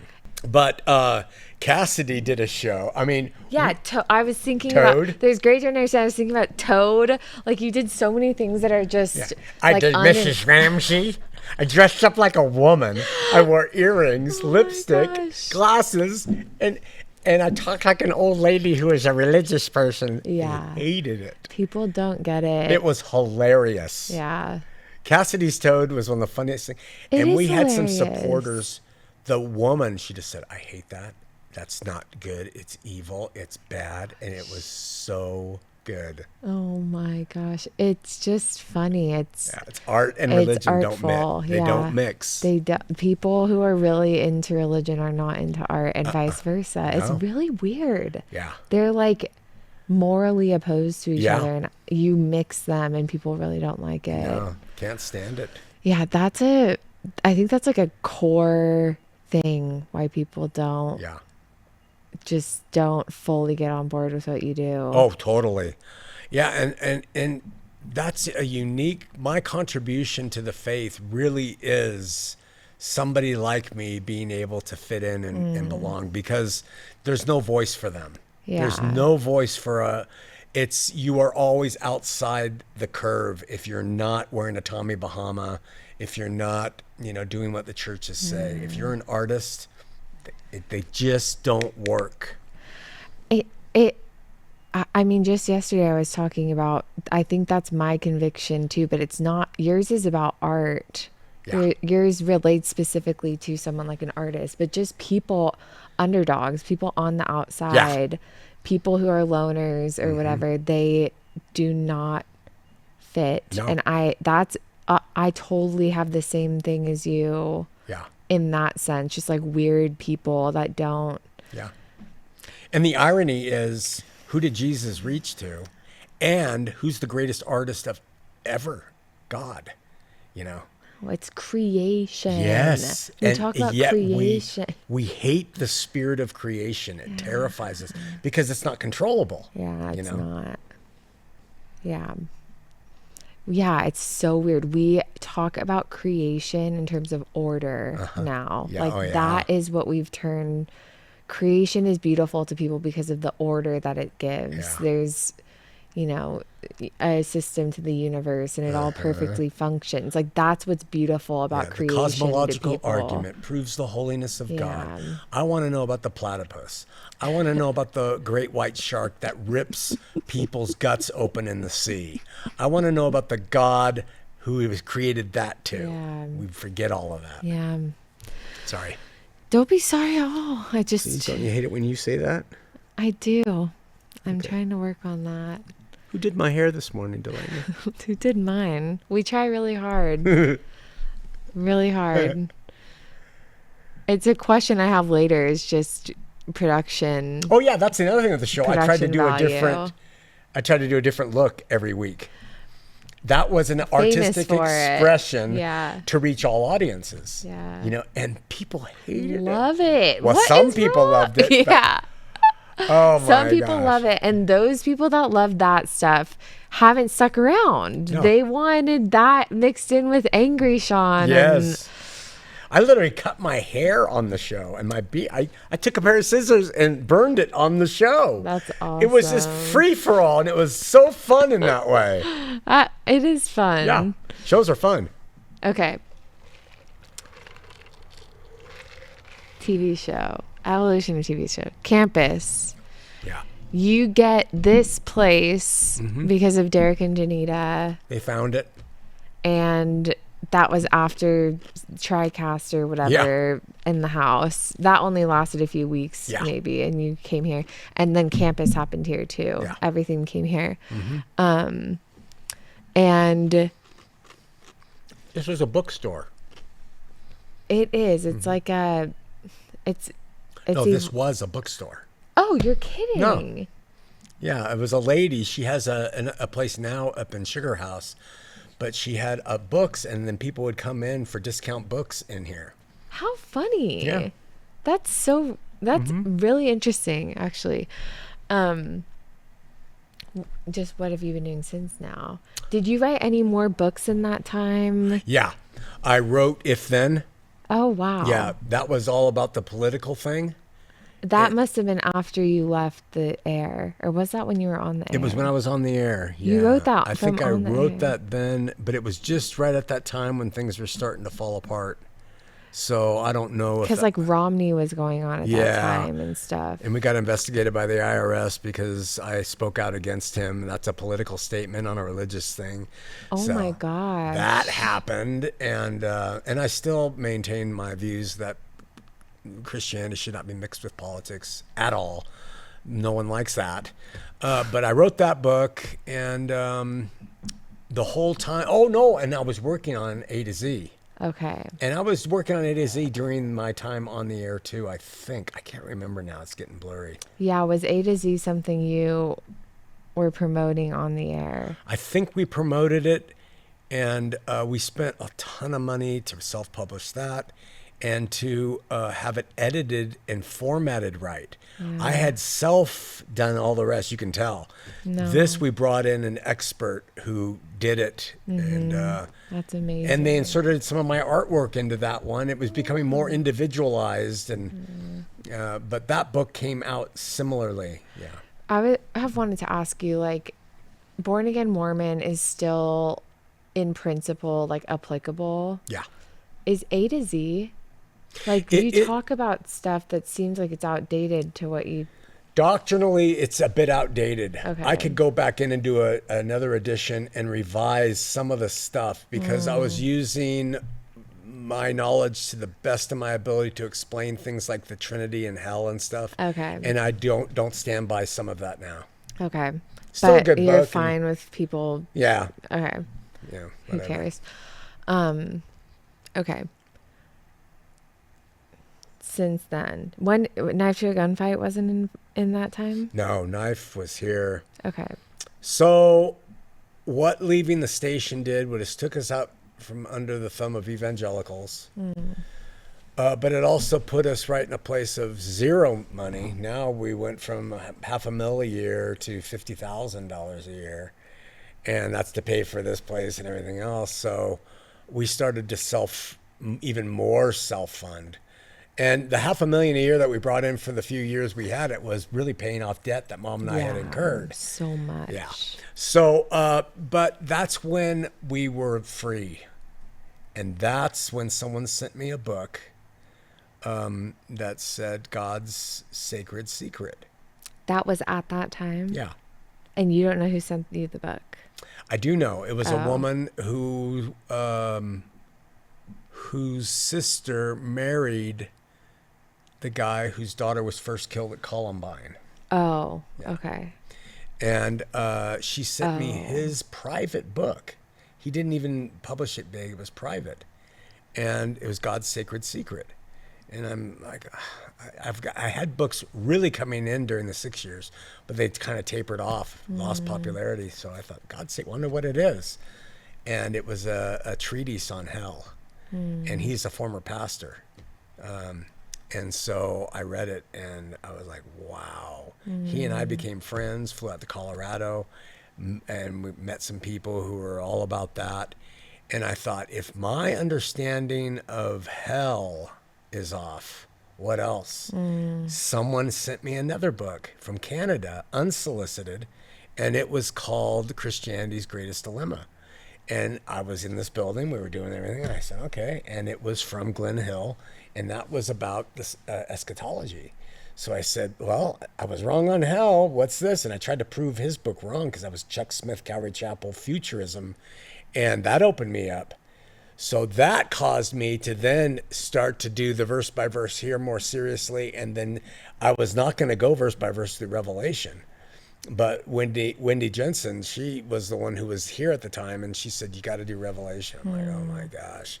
And that's when we spent all those years, and I really did dive into eschatology. And once I saw that, I simultaneously was saying, well, then what about the Trinity? Because I've never really understood it. And that's when I dove into that too. All of those things were happening here because we were free. And I didn't have any obligation. And I wasn't here to impress anybody because we'd lost most people. So I started doing that. And we had an audience who was here, who was supportive, started with the campus here. They left pissed. So we lost that group with this new stuff. And I was writing books, and I wrote the 22 books for Revelation, and I finished my novel that I was writing back when I went to become a lifeguard again. To that one short period, I wrote a novel about that, and I just started to become more prolific. I was just writing, and then we were doing a couple shows a week. We were doing the verse by verse. I was writing books, and I've done that since that time until we started to revamp everything and bring forth our findings once and for all. You weren't always the writer in the fast food. I remember you sitting in fast food places in Huntington. Yeah, I would read there and I would write things, but just like my art, my writing was not even understandable. Okay. Yeah. I see. Yeah, if you look at some of the things I was like drawing in, it's just crazy. Okay. And then I started to, as I grew, I started to hone in more and more. And now, we've got just thousands of pages. And most of it, at least it makes a point. It's not rambling like my early stuff was. Yeah. Okay.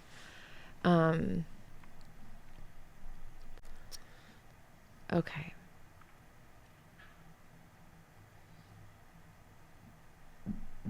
Are we done? I'm trying to think.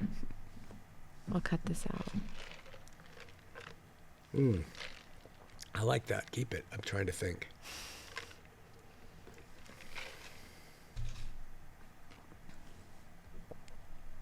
Okay. So, Inquisition happened.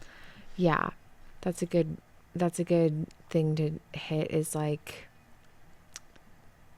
those views change. There's like so many places where people can learn about what that is. Like that's all documented basically. And we'll like overview what your views are after this, but to finish that timeline to get us to maybe the start of cults, you were doing Heart of the Matter, but you were doing a bunch of other stuff. You were doing verse by verse, and Heart of the Matter was evolving. You came out of doing it live, then it was still like 1.0. It was still the normal Heart of the Matter, but like looking at Christianity. Then you did Redux, or 2.0, and then you did Redux. All different variations of the original Heart of the Matter. I went back to Mormonism a little bit because I really wasn't sure, is that the audience? And I was getting so much information. You should talk about Mormon. Yeah. Who are you going to, I had one guy who used to come here and say, who are you going to be now? Martin Luther? Yeah. And he said it was such, and so I'm thinking, well, maybe I should go back to, so I vacillated with 2.0 Redux, and we're just trying to hit people with stuff. And we've had people who have followed us the whole way. Yeah. And you did Christianarchy Today. Yeah, we did Christianarchy Today, and that was fun. And then we brought those kids in, Stephen, Ethan, and they sat because it was more youth oriented, and we tried our hand at that. But that wasn't going to be a landing spot. Yeah. And like what is never said, and I might make the point stronger later, is that a lot of what you were doing was based on suggestions you were getting. You're really, when people work with you in the ministry, you say you have, you do things your way or whatever, but like you really don't. You do the things you do your way, and then you give everybody involved like full, like just do whatever you're gonna do. So anyone involved with the technical or whatever was doing what they did with it, the look of it, whatever, the naming sometimes even, and then even the format, like it goes into, I've been like working on Heart of the Matter YouTube, and it goes into like a short and a long and all this stuff, and that's you just taking advice from people on how to do YouTube better. And like I feel like people don't know that that's a huge part of how you work, is giving other people like authorship in it. So do you know where that comes from? It comes from my studies in philosophy with Jean-Paul Sartre, who said that we are condemned to be free. And what happens is, I studying that, I realize that's true, and that condemnation is so painful. And what it does is it causes you to have to decide things about how you're going to choose, and to have the freedom to do it, and then to do it. And what that does is it takes people who are involved, and it rips from them the collective mindset that they rely upon to have religion and to feel like they're part of the team. And it doesn't bode well, because people are like, what are we doing? How does anyone know what's going on? And that's because I purposely want individuals to choose. And I've never been trying to make it the collective we all have to believe this and do this. And people don't realize that that is important to each individual. That's important to God who gave us our own minds. We literally want to play that out here in doing ministry. Yeah. For many people, it's not enough. Yeah. They cannot do things individually. And so I don't blame them, Yeah. but it's from a place of fear, Yeah. uncertainty, lacking courage, and not being innovative and not going to God and saying, what do you want me to do? Yeah. It's all the going back to an idol. Yeah. And I just don't like it. I mean, from the highest point of beliefs, their beliefs, down to how they post your video Yeah. onto YouTube. Like, you do not put your say into it. Like, it's your work and it's in the hands of everybody else. And like, that's a huge thing that critics or whatever, like, have no idea about. Right. Like, they think you're orchestrating all of these details. And so, And the reality is if you approach life that way with other people, it's really self-serving because you're free. So we had a guy in Sweden putting all of our Heart of the Matters up, and can I do it? Sure. Do you want me to? I'm going to put this on. Go ahead. Do this. Okay. I want to write the book. Go ahead. And I try to encourage people to develop their talents. They usually do not follow my advice. They just don't. So I don't know what to say, you know. yeah. They want you to tell them. You don't tell them, but you advise them, and they don't take the They advice. don't take the advice. And it's a weird... After you do that enough, Yeah. you start to learn. And that's what happened with hundreds and hundreds of personal meetings with people who would watch the show. They would email or call and say, can I please meet with you? I'd go meet with them. They'd talk for 2 hours about themselves. Do you have any advice at the end? I'd give it, and they wouldn't. So it's just a waste of time. Yeah. Yeah. Because your advice is always the hard route. It's always the hard route. You always suggest the hard route because you take the hard route. Yeah. It's the better route. Yeah. I No don't one know what wants they the hard expect. route. Yeah. No. Okay. So then in those years, you're doing the different shows, the different like approaches. And that's really because you're doing Heart of the Matter and Campus concurrently. You're learning stuff while you're doing the verse by verse that's like affecting you, and you're changing, and it's coming out topically at Heart of the Matter. And so then you are growing in critics that really, really, really despise you, that are just so hateful. And the clarion call from all of them has been, he changes all the time. They love to mock that. And that he's going to the deep end. You know, and these little catchphrases are thought-killing cliches because when you say them, the thinking's done. Dangerous. Yeah. Code words. Cult leader. Yeah. All You of can't it. even look at somebody when No. they're called that. No. It's like the Me Too movement. Right. Like, So when you do that to a man or the ministry that he's involved in, that totally removes everything. But I would rather have everything be removed in terms of support crowds and be honest and have integrity than to sell out in any way so that we can have popularity. And that is really honest. I mean, people may not believe that, but it's true. And you're a witness to all of it. what was that like for you? Like, It's hard. Did you have a hard time over those years? You still have a hard time? I have a much less of a difficult time with all of it now because I see it was my ego that I thought I was doing something that would build and grow, and people should at least trust me in being honest. And I would say I was honest with you about Mormonism, and you loved me. Yeah. And now that I'm being honest with you about Christianity, I am hated. Why did you lose trust in me when I was honest with you about Mormonism? And it's like Helen Keller. Helen Keller, they used to say, oh, she's so accomplished. She's blind, deaf. She can't speak.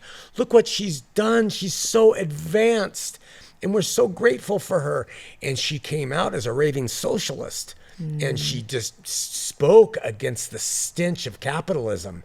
And they came back and said, what does a blind, deaf, mute woman know? Wow. Yeah. That's how society works. So when you understand that, you're just like, screw you. Yeah, for sure. Okay, and so there were some times where you like engaged with them. I don't really know a lot about this stuff. The Inquisition, you said. The Inquisition happened really early on because that's when I was simultaneously going on the Trinity and saying, this doesn't make sense. Okay. I was still a big enough voice in the world of apologetics and Mormon Christian here that when we did this place was full. I mean, it was full to the brim of people. And I stood up and just said, look, man, I just can't say I believe in it. And that was the death knell. That's the controlling word of Christianity. Yeah. If you can be proven to not embrace the Trinity, you're removed. And that was really the thing that put the final straw in the coffin. Yeah, so then after that, you're already in the coffin and you say Jesus isn't coming back. Oh, and then boy. You're like, Look how in the deep end he's going. okay, Yeah. I see what's happened. Yeah. And people still comment on that Inquisition video. People still are watching your Mormon stuff. I know. I'm like, what are they doing? This is that broad foundation that's still having effects. Yeah. Yeah. I know. I say, what are they doing? Like, it's great. It's just funny. It's like a weird thing to go back and see, like, that's where they're at. Yeah. When they have a video in front of them of like something They more don't care. advanced. No. Yeah, they don't. It's like we were talking about, Delaney, when somebody who is proficient in one area of arts or one specialty and they branch out and do something different, they don't, it's really tough. Yeah, like actors trying to be musicians. Right. They Only get- two have really, no, I'm just kidding. It's from the movie we watched. You remember? No. I'm in a transition from television to TV Oh, yeah. to film. Only George Clooney and Woody Harrelson are the only two who've ever done It's a it. great movie. Yeah. Yeah. So, and unfortunately, I'm kind of a creative polymath. I'm not I'm not at the high end of performance. You know, so I'm not like Leonardo da Vinci, who was an Yeah. architect and a drawer and just a sculptor. I'm like a trailer trash polymath. I have interests in all sorts of things, and I do them without apology. Yeah. And you people don't get hate respect that. in this world for being that way at all. Yeah. You're an artist? Isn't talking about the faith enough? No, that is not. I don't care. That's why your life is a work of art to me, because it's like, having studied this to some degree, not, again, I don't know why I say that when that's not that relevant, but like that is so like avant-garde. Yeah. It's like a whole new way of doing art. It's just like doing, like, spending your whole life playing out a concept in a bunch of every Yes. single possible way, and Yeah. like not to the point of like to learn the craft of it. Yeah, like no. you're not, craft is not a No. thing at all. Like that is not what art's about. Right. You're talking about just concept being tested as Right. much as possible. Right. And being honest and full of integrity and authenticity in what your art is going to be, and do it. Yeah. And you learn from Yeah. the doing it Yeah. into the next one. That's the punk ethic. Yeah. That's why guys like back in the day, the early punk bands from London, they didn't even know how to play their instruments. And they just learned to do a few things and they would make a song. I see, And it's a yeah. do-it-yourself attitude toward life. Yeah. So it all is connected in that Yeah. living an artistic life. And I said to John Attack on one of the interviews, I really resent two types of formal education. I resent religious training, MDivs and all that, because that's in the hands of God and the Spirit. And I hate art school because art school just tells you how to do what everyone else has done. Yeah. Yeah. It's like art school, architecture school was the same. Like you are only valid if you're making work that's commenting on what everyone else, Yeah. like Yeah. what the canon did, or Yes, what the societies canon. do. Yeah, the Great canon. word, because there's the canon of the faith. Yeah, I am absolutely opposite of that. And if I can't fit in the body of Christ by you people who do it, too bad. yeah. And there's a whole thing now in culture, in art and stuff, that hates the canon and makes fun of it, but their response is to try to make a new canon. Yeah. And that's what's happening in Christianity too. Like a lot of Christians do not like the appeal to the canon, but they're doing it in a weird, like new liberal way where they're just doing exactly the same thing. Right. And that, like, you're actually like dismantling canon and still holding on to faith. Yeah. That is not happening No. in many places. Yeah. And if it is, it's in people, like there's no one like trying to formalize that because you can't. Right. Like you can't formalize that. And we have to be real. I mean, as human beings, we get pretty annoyed and tired of somebody who is a chef one week and at the same time is painting acrylics. Yeah. I mean, we just like, you're too much. Focus on one thing is what we say. Yeah.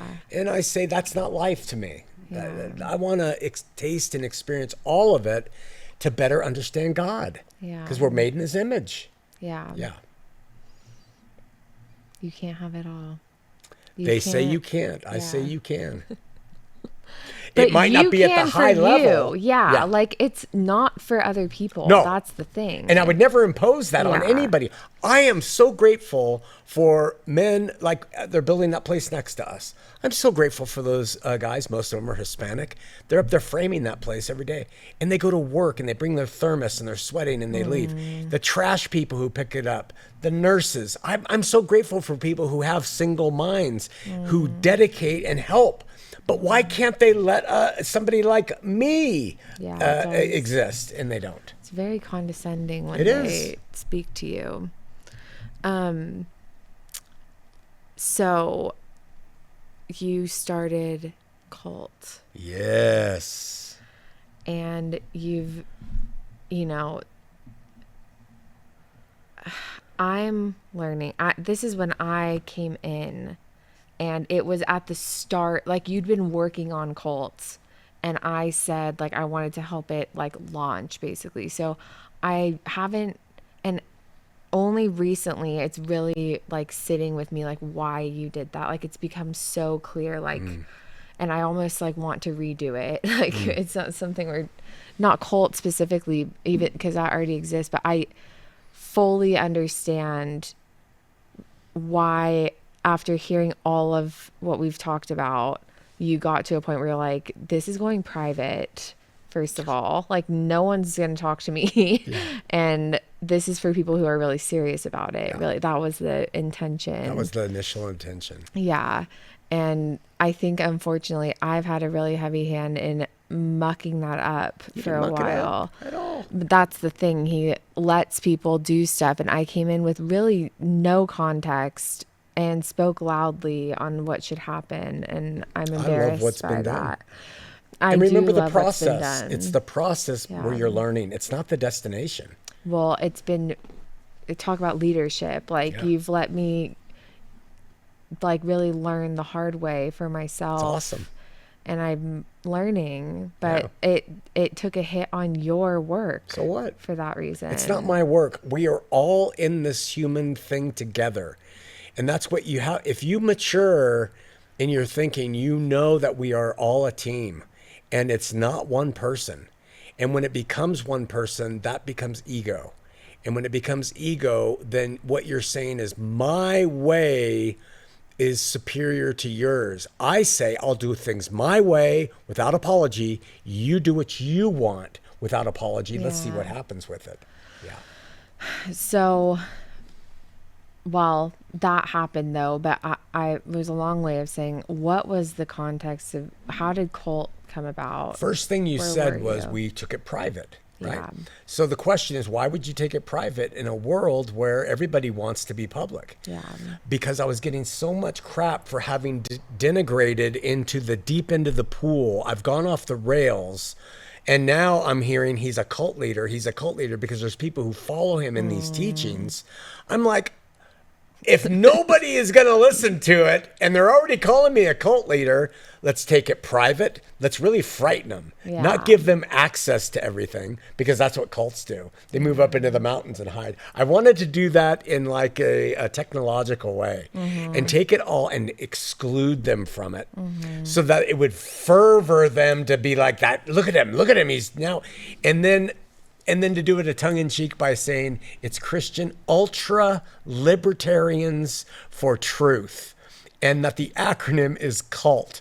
It is so damn funny. It's awesome. And that's something I love too, which I got from the punk movement, and it's part of my credo, is almost everything can be mocked and there's humor to it. Almost everything. You called me out once in the kitchen on that one and said, gave me a personal example that crushed me. I'm like, okay, there's not humor in everything. Oh, it was terrible. I said the worst thing I could think of. I said, Yeah. is that funny? But I mean, when people are willing to create their monoliths of holiness and authority and their ego-driven, there's nothing better than to mock the crap out of it. Yeah. Well, I was going to mock the crap out of cult because they are the cults. And the radicalness of that is we are the opposite of that. And yet there are people even today who still use that like it's serious. Like we actually called ourselves a cult and we're serious. Yeah. And the humor to that for such idiocy makes me laugh. It is pure comedy. It's pure comedy. It's unbelievable that that's like actually being taken seriously. They think they're so sharp and so in line with God. It's so ironic he would actually call himself cold. It's like, yeah. You fools. Gosh. Yeah, and it's fun because they take themselves so seriously. They judge people and everything else. So I just get back at them with these things. And you get it, but that's why. Yeah. But I did want it to be an online educational community, which is what you made it. There's a ton of content there for people to learn if they want. Yeah. Now it's courses, and the whole thing is like taking shape. I feel like I've told him, I feel like I've made everything boring because he's so lively. But like, I also, your work is so serious too. Like it is. It's so earnest that it's like, I almost did the opposite.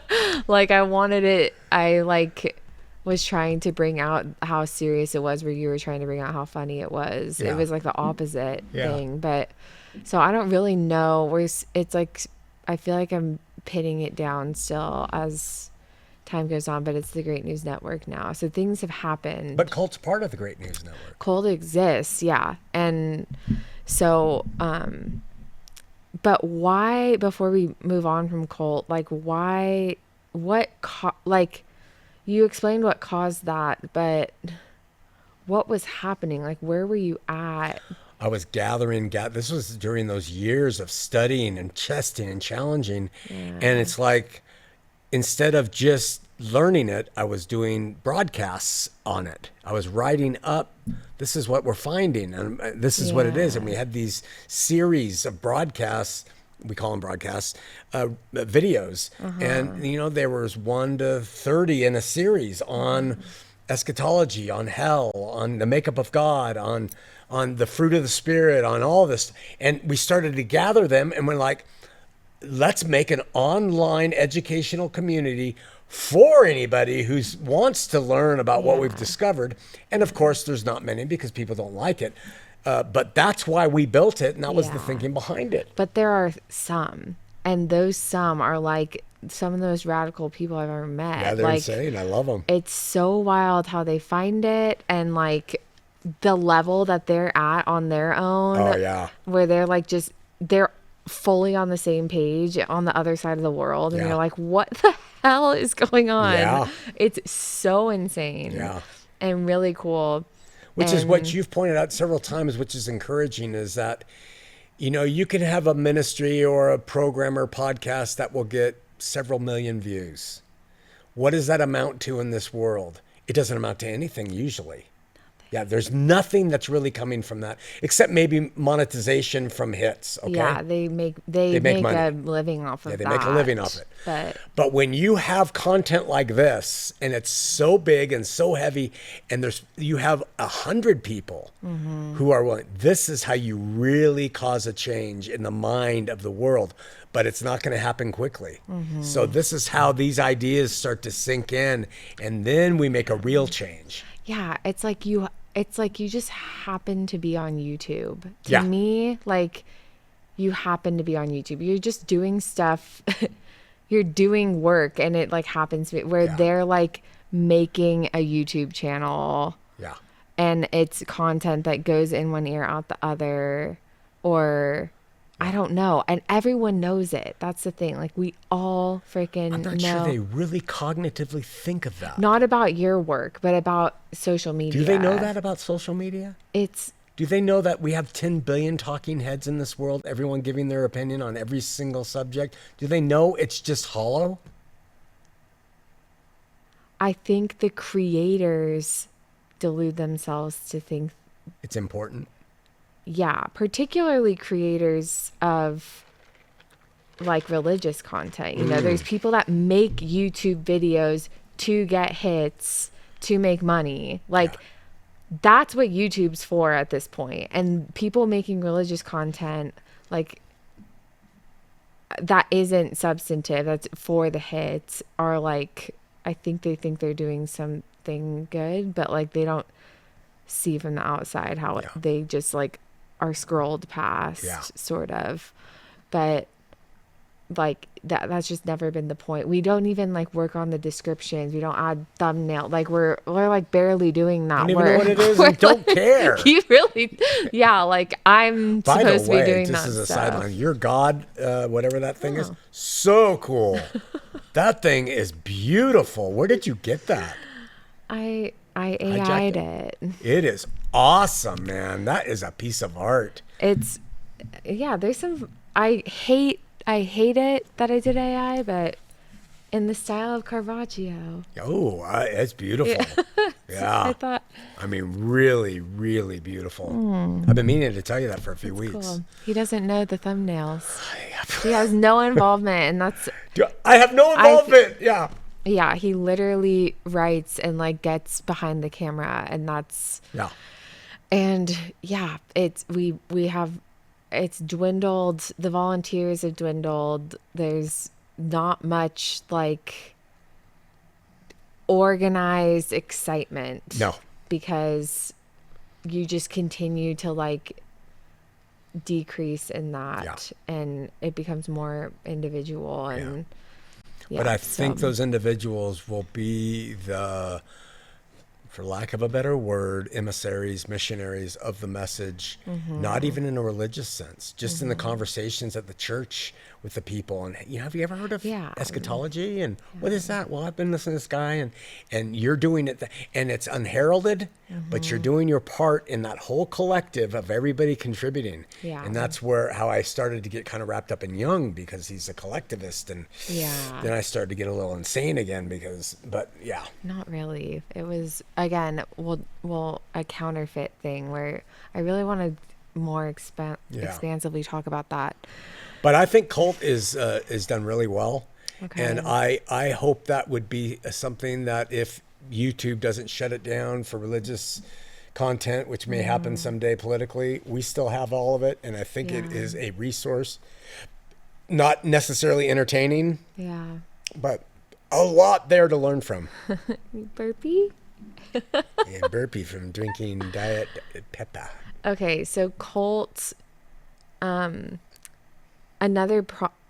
thing that we've learned a lot is cult was like almost a social media platform in a way, like a communication thing. And no one that likes this message is interested in talking to other people. No. Like it just wasn't the right like format and so it's evolved, but it evolved, and you did, what do you think you learned from that experience? from the evolution of cult's content. So I don't know, just cult, like bringing cult out into the world and what's happened since. I'm proud of that. I think it is a creative endeavor. Yeah. I think it serves a good purpose for people who are willing to seek. I think we thought we would try to make it monetized. Yeah. And that could have been a mistake, but we didn't know. We have to try everything.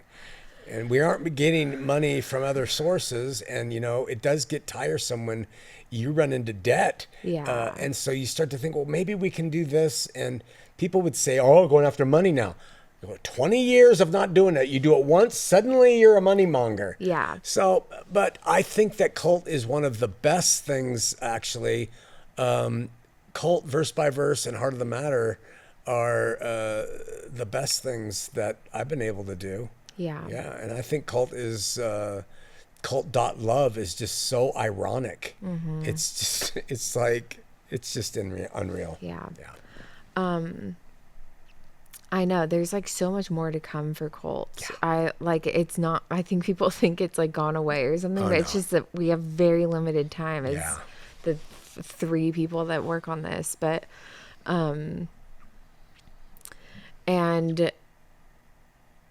okay, so you stopped Heart of the Matter. That was when you stopped Heart of the Matter. Heart of the Matter was going, and the last 4 episodes are like counting down to the launch of Cult. Yeah. You started Cult. By the way, monetization, $3 a month for something like really big money that he was asking. And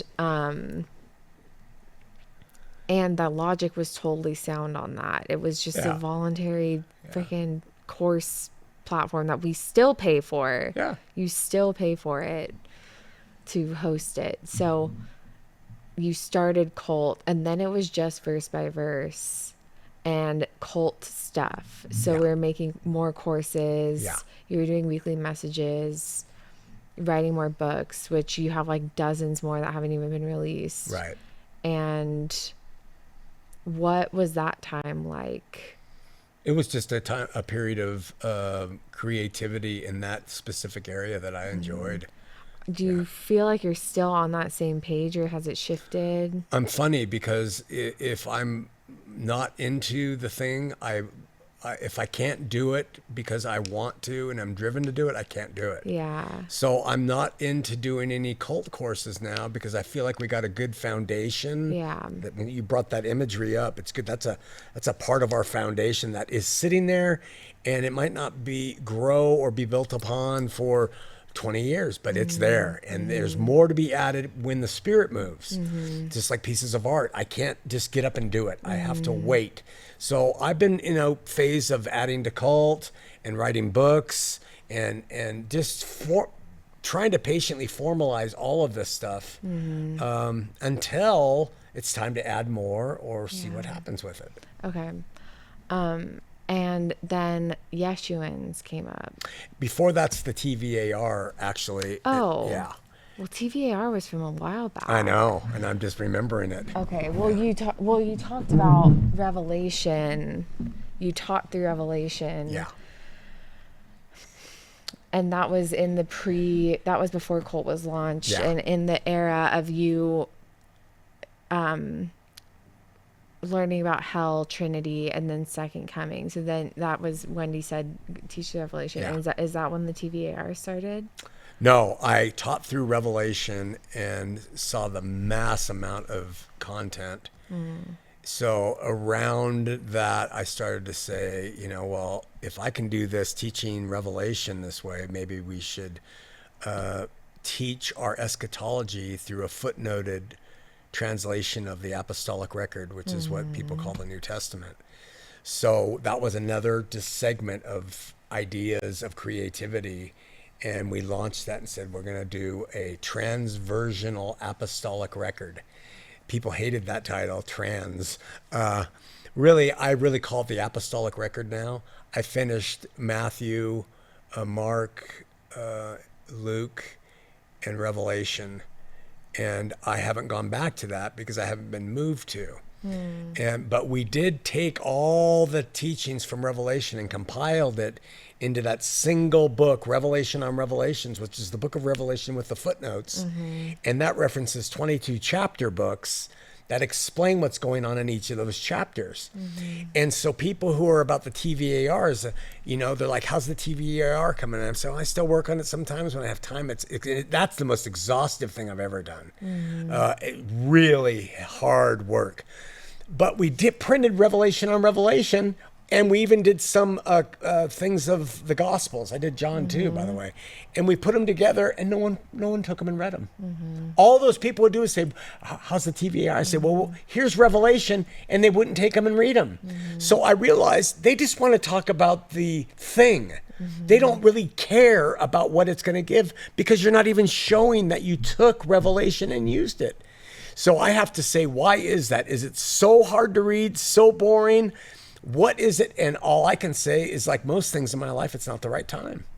So we just keep building, and I'll get to the TVR and I'll finish it, God willing. If I die before that, fine. Yeah, but it's going to be the apostolic record, which is really what that collection of books should be called. And it's going to be our footnoted New Testament, where people can read and see what's really being said in context of the whole thing. All right, so you do intend to keep that going? Oh, yeah. Oh, okay. Yeah, it's not dead. Oh. I've done far too much work. What's interesting, Delaney, is that each gospel I approach in a little bit different way. Wow. Yeah, so it's because I'm doing them at different times. Yeah. So another approach to it comes out in terms of how it's formatted. Yeah. One is heavily on scripture reference. Another one is full of, and I can't operate in any other way. That's fine. Yeah. It's just It's going to make it a unique book once it's done. Yeah. Yeah. Where you finished John. John, I finished. Matthew, I finished. Luke, I think I finished. Or Mark, I finished. And Revelation. I've done 4. But most recently you finished John and you released it as part of Yeshuans. Yeah. It's like the Yeshuan challenge. It's on the Yeshuan challenge site. Yeah. That's my version. That would be John in the apostolic record. How many people have ordered that free? It's free to them. Yeah. People, but like not hundreds and hundreds And and people don't hundreds. get it and do it and then write. Yeah. We've given out thousands of books. That's another thing. We don't sell them really. We give them away.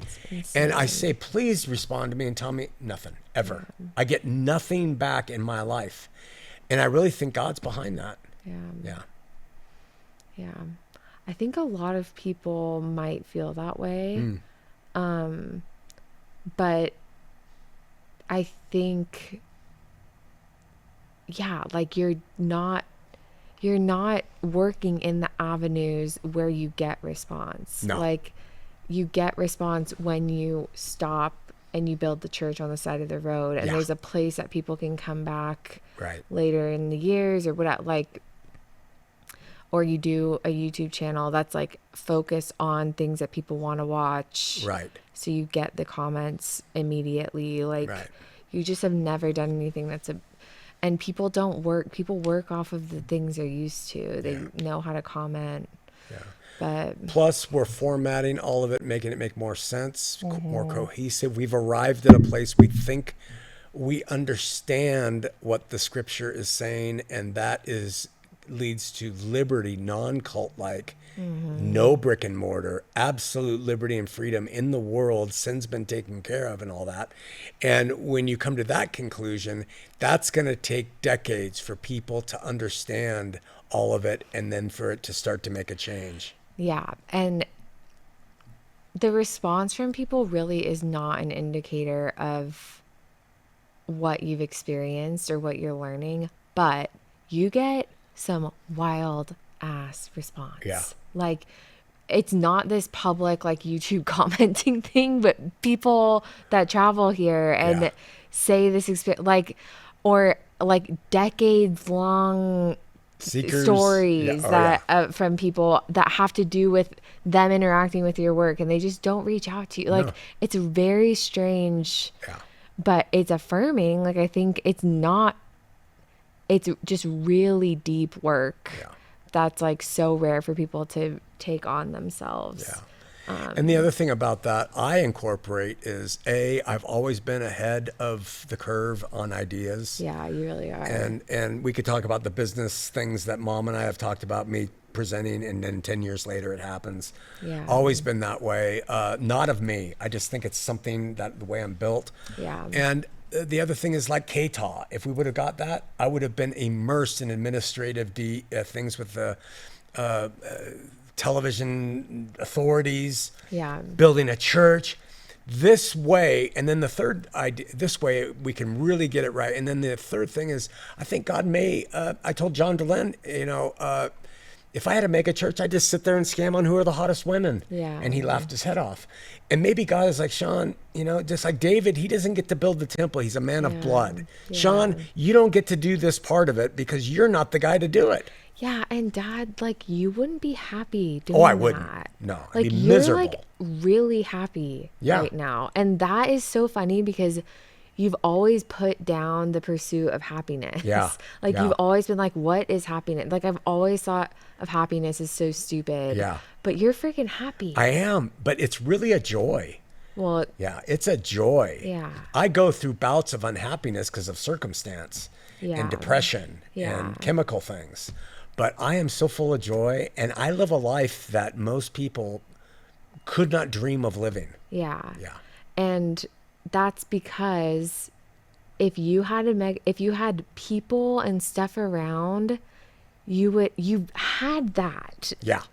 And you hated yourself in it, sort of. I mean, yeah, I did. like I got you into trouble. Yeah. You didn't, I don't think you like the, women. No. Like you don't like that. Right. You I go like that way. you have a really great marriage now. Like incomprehensibly great. Yeah. Yeah. And your children are like thriving in him because of that. Yeah, like you're happy. Yeah.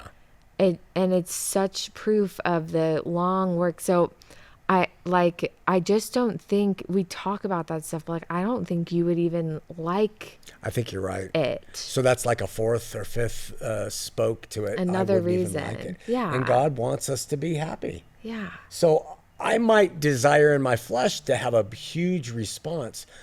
Like when we did the full circle, we'll come to Heart of the Matter. Yeah. We got 2,700 views. We're like, all right, good. That's like 10,000 times more than what we ever get. And then each week it goes down to that. And it just shows what people are like. Yeah. They don't want real content. Yeah.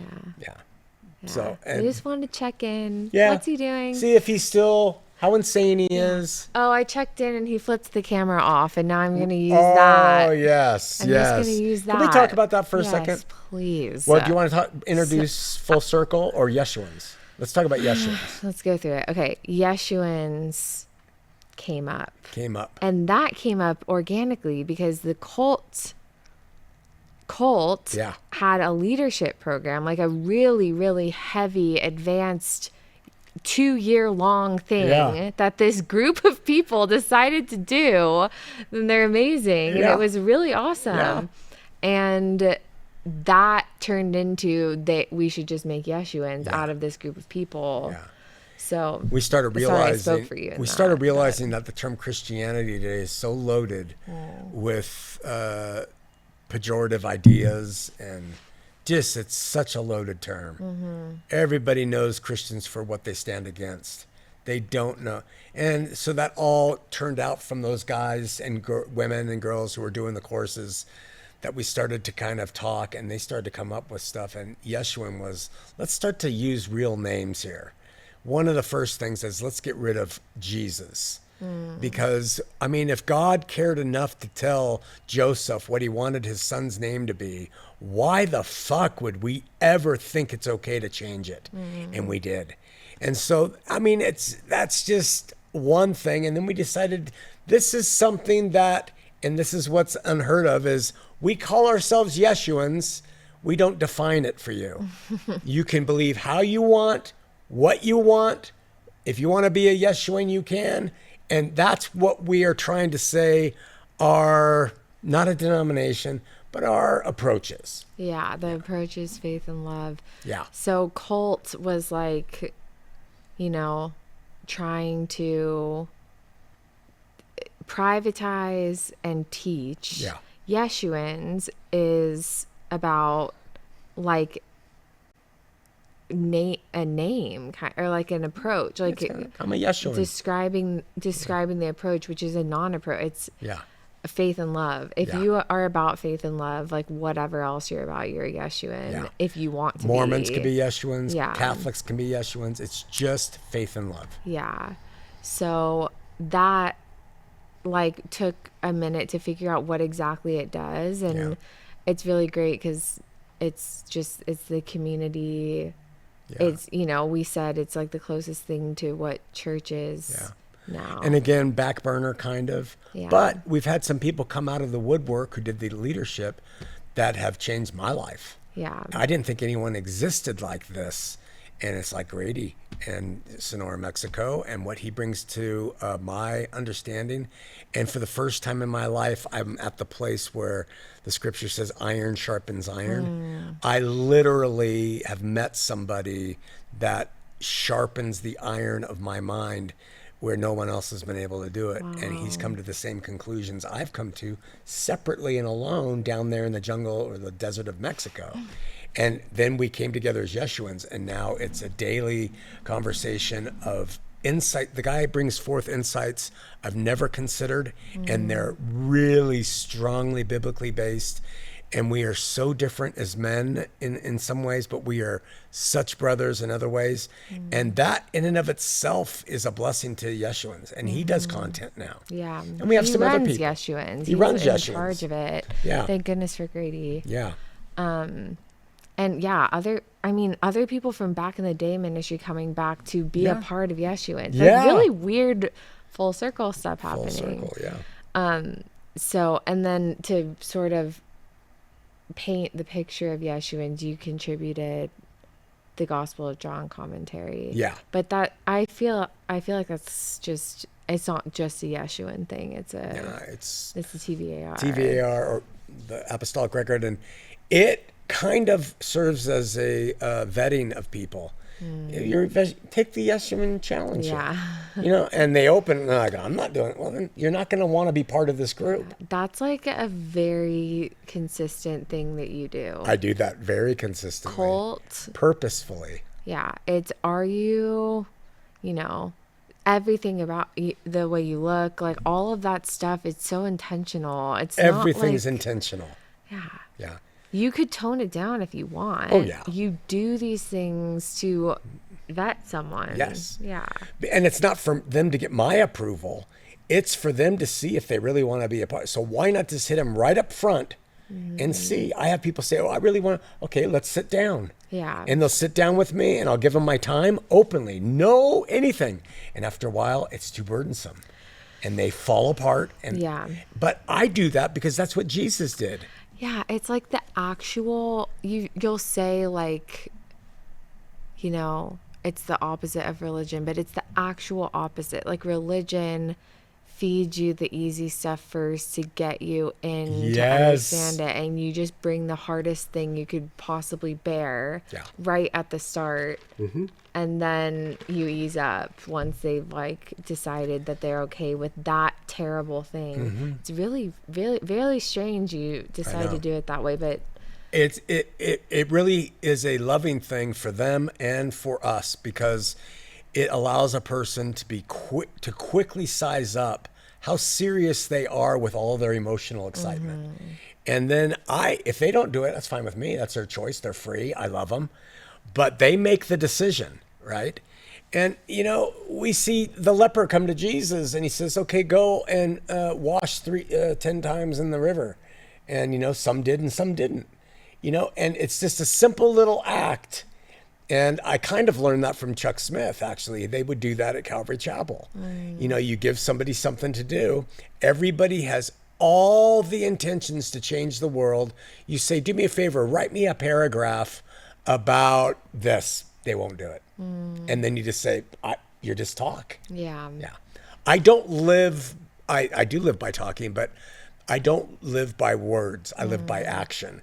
And most people live by words. Yeah. Okay, so ushers in Heart of the Matter full circle. Yeah. Where we'll talk about how you got to that. Well, let's talk about how you got to that. Okay. and then the middle fingers. Okay. So why did that come back up? How did that enter your mind? Heart of the You matter. launched Yeshuans, launched Cult. The Great News Network was formed. Mm-hmm. And also you launched a Christian Peace Initiative, United Front, other facets of the Great News Network. But everything he's done has been organized into the Great News Network, and he decides, I'm going to launch Heart of the Matter again. Yeah. Why did you do that? Okay, so I've always had a heart that Latter-day Saints who are devoted to God are his. Okay. Their doctrine's off. The Mormon church is way off. Mm-hmm. But earnest people in every religion, I don't look at the religion, I look at the people. So a Catholic. And then I extended it out even further to the extreme Christian expressions, right? But I always stopped at Muslims, Hindus, and Buddhists. So then I learned about fulfillment. And I learned about what the Bible actually literally proves and says about what God has done through his son. And what he did was he removed everything Adam introduced into the world spiritually from us. And his son paid the price for sin. And by doing that, it says that God was reconciled to the world. And so the only thing now is, do you choose to believe on him? And do you choose to love like he says? If that's the case, then doctrinal differences become really insignificant because nobody has their doctrine right, including me. So the Mormons certainly don't, and the Catholics and all these others. But, God said, okay, we're going to take care of it. And you just go, and I'm going to leave this church in the hands of the Spirit. At Pentecost, it's going to be given, and then the Spirit's going to govern. And God says, that's how I'm going to do it. I'm going to write my laws on the hearts and minds of individuals. So you take all those pieces together, and then you think about Mormons, and you think about that the standard approach to Mormons is you're going to hell, you're in Satan's control, you are not a Christian, and all those things. And I said, wait a minute. If Christ has done what the scripture, and we can prove it, shows he's done, then the LDS, while messed up in some practices, are really no different than a Christian who has accepted Christ like me at the roadside and still has sin. We're all in muddied water, right? So why don't we go back and just try to bring this back in and say, let's stop doing what came about 200 years ago from pastors who were terrified by what Joseph Smith introduced and saying you're going to hell, you're not a Christian. All that stuff's taken care of. Let's just help to lead and teach them, Catholics, each other, ourselves, what God has actually done. When you do that, your approach to the LDS is changed from you're these evil things to you're a person of faith. So full circle is to take and to highlight faith, and then what comes from faith as a proof that it exists, which is love. And so full circle is if you have faith and you love, by those two indicators, you are my brother or sister. And that is what the full context of the scripture says. So what's the purpose of doing a show about Mormonism or Catholicism or even Calvinism? I don't like a lot of those people and I don't like a lot of their beliefs, but our job is to try to unify because that was a central message. If we are all back in that garden, then religion's done. There is no authority. Christ is our arche.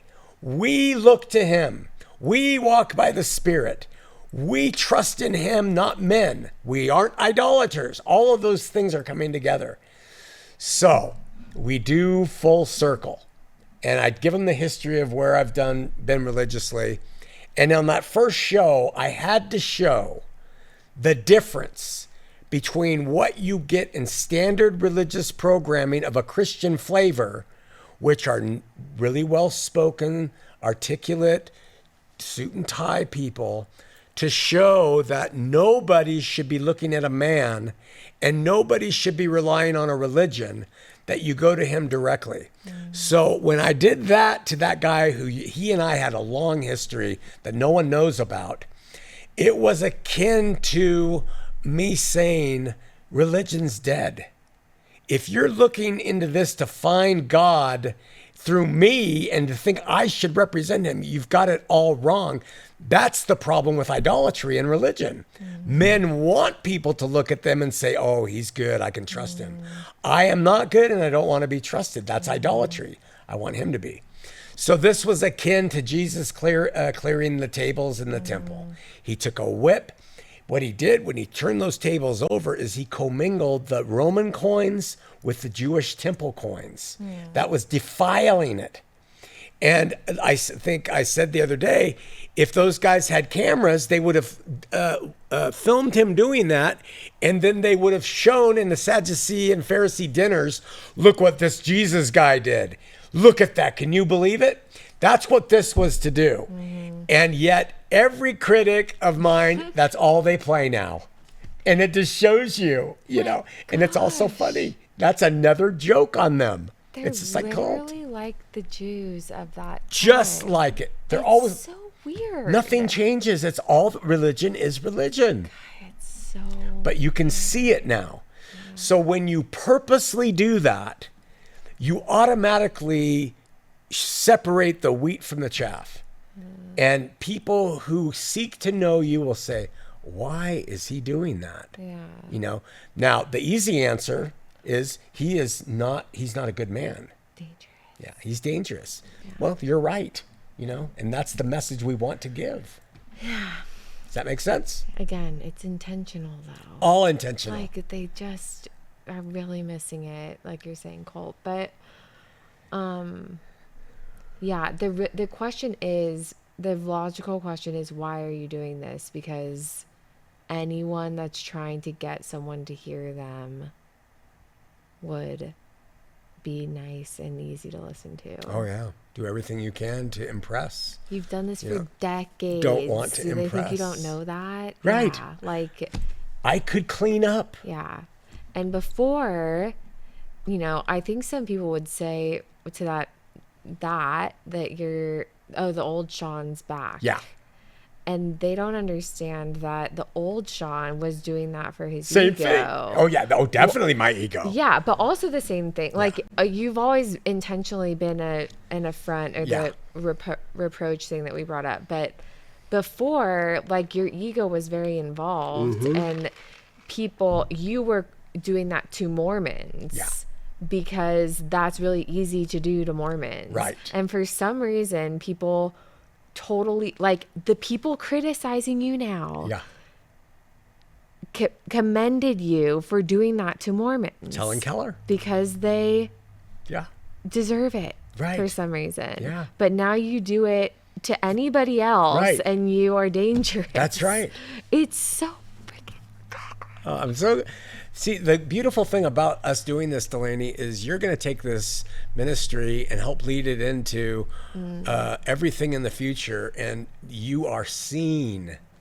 You haven't been a part of it because you've been doing school and everything, but you're now seeing it, and now you're starting to get really intimately acquainted with all of it. You didn't know this stuff at Point Loma, so you must have been in really a lot of turmoil. It was so hard.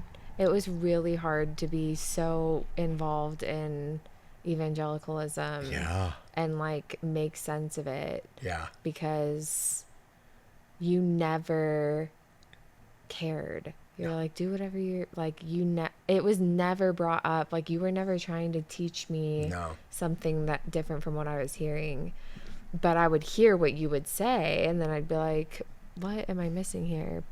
It was really hard. I'm glad you did it. No, I'm Took so the hard thankful. way. But it's true. It takes being in this for a while to see how deep the backwardness goes. Yeah. It's very backward and so confusing. And if you don't go deep into these kinds of things and get to that tap root, that weed will just come right back. So if we didn't set it up the right way over all these years, which has been my intention to try to get it right, we would just become another denomination. Yeah. And we've tried to do everything possible for that not to occur, but we've used the Bible to show why. And that's why I am pretty sure it's impenetrable and that will last.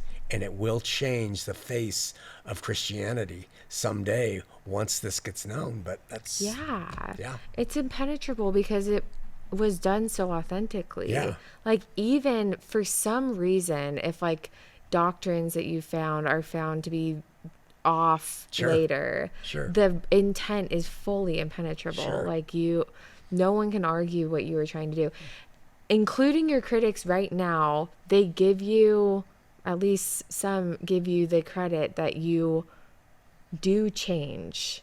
Right. And that's a good thing. Like, to a healthy-minded person, yes. it is. To a religionist, no. Well, some people are able to see that that's like, no one can be pleased. You're getting hit from all sides at all times. But that one, I don't know. And you know what's fascinating to me is that I used to be, and I'm just now coming out of these woods, I used to be so critical of people who have voiced things that really are not good in the faith. But I've also seen how their voice has contributed to developments down the line. Like Martin Luther, John Calvin, and I still think he did things wrong, but I think he was trying. And in his day and age, he did something that helped shift away from the monolithic Catholic Church and did a shift in Protestantism. Yeah, that was maybe all he could add. That's all he could add. And it was hardcore, and he put people to death. Fine. Yeah. Joseph Smith. Yeah. There are things that guy introduced which are absolutely biblical but are never talked about. Yeah. And yes, did he mess up? Yes. Did he do all kinds of string and go to his head? It goes to every religious leader's head. You can't help it. You're surrounded by gold, girls, and glory. Okay, these are the things that men fall prey to. That's why God didn't have it become a brick and mortar empire. But I am now having more mercy on all of these contributors. Everybody along the way, good and evil. Because that serves to help us bring together something better. Yeah. I'm sure in 200 years, they're going to look at something I say and say, oh, God, can you see how off he was on that? Yeah. And that's fine. Well, that's fine. That is fine. Yes. It was the comment from this age on where you're, on what's what was going happening on around you. Yes. Yeah. And that's, like Joseph Smith, first of all, none of us really know what he was hoping to happen. We don't know. In his deepest. Yeah, we don't know in his deepest core. Yeah. I think we can say, based off evidence, that it went to his head. Okay. Yeah. Well, the criticisms of him are valid, but he's also a person. Yeah. And the criticisms should really be at the institution now. It's not, everyone doesn't care about the church, but they rail on Joseph. Right, and you're like, okay, well, there's a million of them now colluding to keep that alive. We can go after them. They exist right now. But anyway. I just hope that we can learn that lesson and break away from, I'm not going to call them dangerous because they are, I think in the faith we have dinosaurs and they're clinging to the old guard, thinking they do God's bidding. And they mean well, and they contribute to keeping salt and light in some way in this world. I have to give them that credit. I don't know what it is, but and they can be really mean and they can be really ruthless, but our job is to love them. Well, it has to be that something's coming from it because they're not in control. Right. Like, God's going to use it. Yeah. And there have been people that, people deeply in Calvary brought you to where you're at. Yes. So that is an argument of I don't think you're telling anybody to stop what they're doing. No, do what you want. You're trying to defend people to do what they're doing. But that doesn't, it's not acceptable to the dinosaurs. Yeah. Not yet. Yeah. No, it's not. Yeah. And while we're at it, I'll ask you this later. So you've started Full Circle now. Yep. Heart of the Matter, Full Circle. Yep. And you're about 7 episodes in. What are you doing? What more work? What else is happening currently? You have the Great News Network. What's that? So you and I have created this umbrella. We call it the Great News Network. Why the Great News? Isn't the good news enough, Shawn? Well, the good news was for those then at that time. Absolutely. There was a church, there was apostles, there were these doctrines. But the great news is that's fulfilled in and through Christ taking his bride in the right eschatology. So we now live in a different era, a different eon, age of time, and it will go on forevermore. And this is the great news. God has done everything necessary to reconcile the world to himself. So therefore, we don't beat people up for their lifestyles, choices, doctrines, any of that. We just share, hey, faith and love. That's it. Okay. Under the great news, we have those different expressions we've talked about. Heart of the matter, Yeshuans, Christian ultra-libertarians for truth. A united front is to get all people of faith to say, let's get along. The Christian Peace Initiative, just a sign-up thing that says every Christian religion should just be getting along in this age of the great news. And in that way, and then verse by verse teachings, I plan to still continue to teach through the Old Testament and get all those down. And then I will continue to do different expressions in terms of books. I've got, like you said, dozens and dozens fleshed out. And then we've got dozens that are done. And I want to maybe, there's some film ideas we've talked about. And with using the talents of your sisters and you and other people we know. And we're just going to keep waiting to see what God does with it. I don't have a plan. I'm going to continue to build art and write, and I get up early and do what I do. And as long as I'm allowed to live, I'll live and do it. That's basically where we're at. I don't have a plan. Do you? I have a lot of plans. that's what an administrative leader does. Well, I feel like it's... That's awesome. I love that. Why? Why do you love that so much? Because you're willing to say it in front of me. I said I have no plans, and you say I have a lot of plans. And I just love that. It's terrible to say, No, but I do. Listen, really quick, we have to say everything starts with like a shaman, and then it goes into different phases. There's a managerial age, a clerical phase. You are the one to keep going and taking this. It's not like you are the one, but you're the, and this is good. You and Grady and any mom and sisters. So yeah, I'm glad you have a lot of plans. The Great News Network is a shell of a concept to me that has yet to be filled out. Like your work is at its very base level accessible, but it's like not even close to what it could be in terms of access to people. And then like the additional work that could be done, like you were saying, more films or art or other types of ways to, it's like the Great News Network, the expressions are all forms of talking about the great news or interacting with the great news, and there's endless of those that can just keep being added. So we just started. It feels like it literally feels like we just started. And there is so much that if we don't do one more thing, we can create an endless source of books, literature from the things that have been done. Right. Like it's kind of insane, but the shell of the concept of a structure feels so right now, where it doesn't feel like maybe that's fully been there yet or something. Not yet. Like, but that's your skill, and you're building. That's the thing that's so beautiful about this in terms of a spirit of what we're doing, is that you went to architecture school. The principles of that have come forth in such great ways that you are actually constructing how this would work in a spiritual sense. It's in the internet, but it's not a brick and mortar. We're able to do it in concepts that you understand. And I really, I was told you when you were in architecture school that I never thought you'd be an architect. And I hope I didn't prejudice you. I would accept you as one. I tried. I couldn't do it. Yeah, well, they live such a such a limited life if you're not at the top of the heap. Limited. Yeah. Even especially at the top of the heap is limited. Oh, okay. Just not. Yeah. So, I mean, I'm so grateful that you sidled up and let your desires known, and that you've taken this thing by the I am stunned by what you've brought.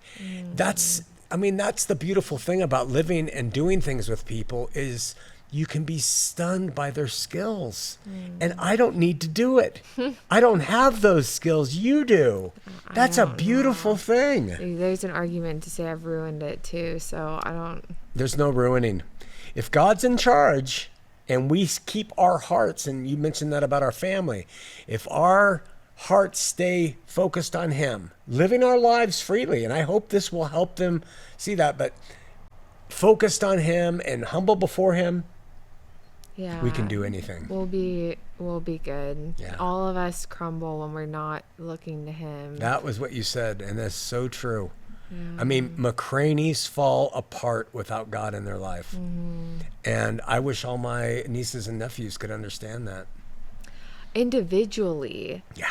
Like, religion is one thing, but family structures. I just saw a video that the ultimate cult is a family. Oh, yeah. Families are cults. Yeah. Like, you develop a little structure of your own and you abide by that to function. And we can't do that. Like, we crumble when we do that. And it makes so much sense. Yeah. Like religion does. It's for a certain type of person and whatever. But we all need to be doing it ourselves in order to like remain in such close like love for each other. Amen. That we have. Yeah. We really Yeah. have that. So, And I'm so grateful for that too, because, and I'm not picking on these people because I feel very bad for them, but I've known, and I could name names of people who've been very critical of me, and their families and their children are disasters. What a blessing to have children who have let me really make some messes of things, but have been patient. A wife that has been so supportive in so many countless ways, and yet not being fully convinced that anything I'm doing is absolutely correct, just trusting that it is. I mean, that's why I said way back, I knew when I married her, this was the best decision of my life. And because of her and what she brought with my daughters now, you guys, you have chosen the better part in so many ways because of her. And now I hope that what I contribute will help you and your children choose the better part too. And that's the thing where we're changing generations. We could have stayed Mormon and just kept watching each of us fall off from that path. And man, what liberty there is in him. thank you. Thank you, baby. Thank you to you and Mom for actually just, again, individually trusting God. Yeah. You can't trust each other. No. If anyone in the world, you are the people you would trust, Yeah. but you still can't even do No. that. You have to be able to do. No. It's such a great example. Yeah. It's hard. I though. tell Mom never to trust me, and she only trusts me insofar as I trust God, and she knows when I'm walking with him and when I fall off. But I do trust Mom, and that's very big for me to say, because I really don't trust many people at all. They've all proven to throw each other under the bus. And Mom has her failures and her weaknesses, but what a woman. Yeah. I would like to let's get into your views, just overview of your views, and then we'll wrap it up with maybe some clarifying Okay. questions.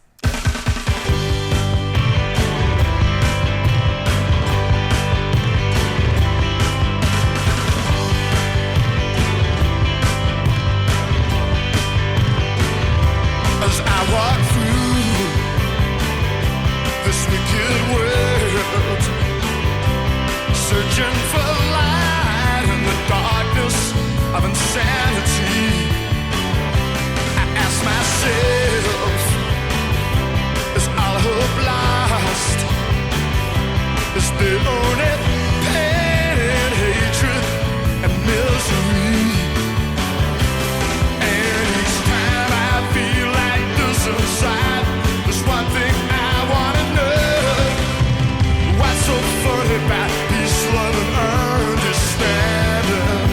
Oh, what's so funny about peace, love, and understanding?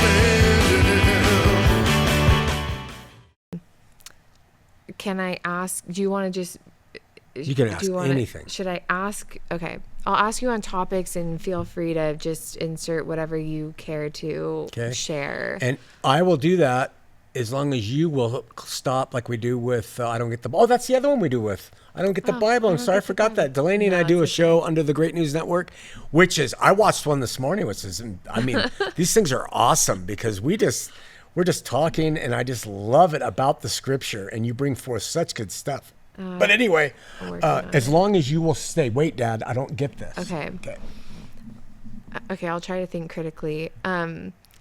Also, these are going to be overviews. A lot of these things are just so complex. Also, don't fully matter. Like, they're your views, but you're not. And you've done just endless teachings and books and stuff that people can find, and we'll tell you where to find that. Go to thegreatnewsnetwork.com. But okay, God or Yahweh. I believe his name is Yahweh. It's far closer than Jehovah or Yahweh. It would take a whole hour to explain why, but that's it. And I think that from everything I've seen, God is a plural, is one plural, and that plurality consists of perfect masculinity and perfect femininity. And the way to best see it for our minds is the perfect masculinity we could color perfect red, and the perfect femininity we could color perfect yellow. And that makes God a perfect orange. That is how I see his makeup, okay? And so there's not a male and not female, there's masculine and feminine traits. And that God said, let us make man in our own image. And it says male and female made he them. So I think we are made in God's image, and that there is a perfect masculine expression to be seen in God, and there's a perfect feminine expression to be seen in God. And the perfect masculine is best seen in the Old Testament representations of him, because men are usually operate by force and by law and by violence and by anger and wrath and all those things. God in the Old Testament is a perfect masculine, but he also has feminine, right? And he was loving and kind, and he wanted to do things. And then at the incarnation of his word made flesh, we have the feminine expression of God. And that Yeshua, the man of Nazareth, had God in him, orange, perfect masculine and feminine mixed in him, but his leanings were far more feminine. And so extrapolating all that out after all these years, I think that the way to follow God is through a masculine approach. He says it, it's law, he's written on my heart, I will do it, okay? As long as he said it, not religion. And I think the way to relate to each other is through the feminine approach, where the fruit of the Spirit is love. And so with other people, we use the incarnated God to have patience and kindness, long-suffering, like a mother would have. That's how I see God. Okay. It has to be said before we continue, this all comes from your study of Scripture on the very biggest whole. Yeah. And I think what isn't often clarified with what your views are is that when you take Scripture on the whole and develop a view from it, it's usually different because it's only including what you're finding in Scripture, right, which is very only limited. Right. That is really limited. Right. And you'll readily be like, that's all I know. Yeah. Like, it could be a bunch of other things too that we don't know, but this is what, when you look at all of it, what it seems to be like painting. Yeah. So as we've talked, you've come to see, or you already knew, that I enter things to dissect and pull out and keep and get rid of. And that's what I do with everything. So when it came to God, I started with the Mormon view of God, which is anthropomorphic, and then who had wives. And then I went to the Christian view of God, which is Trinitarian, 3 persons and 1 being, and the Holy Spirit, which does not work scripturally. So then I didn't seek out to find a new way. I just let the scripture bring things forward. And the best way I can articulate is say he's orange. Now, people are like, what the hell are you talking about? But if you just use colors, you can understand that's just a representative of something we don't get. Yeah.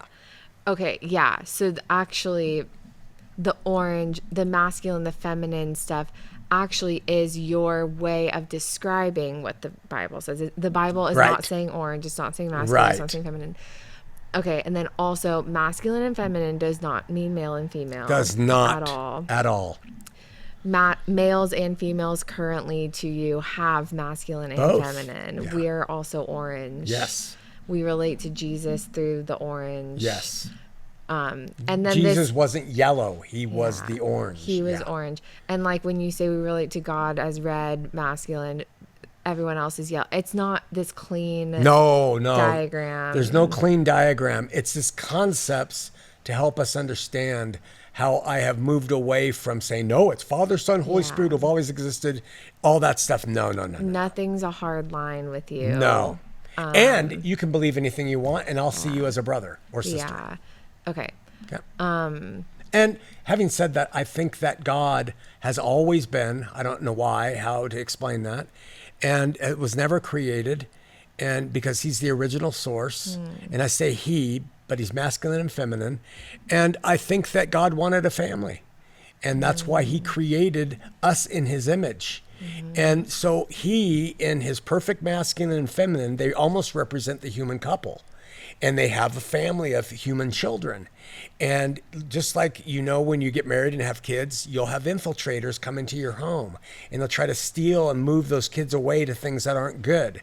And all of that is a picture and type of why God created us and what is going on as our, and this is where Joseph Smith's saying, as our heavenly parents. Is it straight across father, mother, male, female, penis, vagina? No. But just conceptually, that's how I see the whole of Scripture describing him.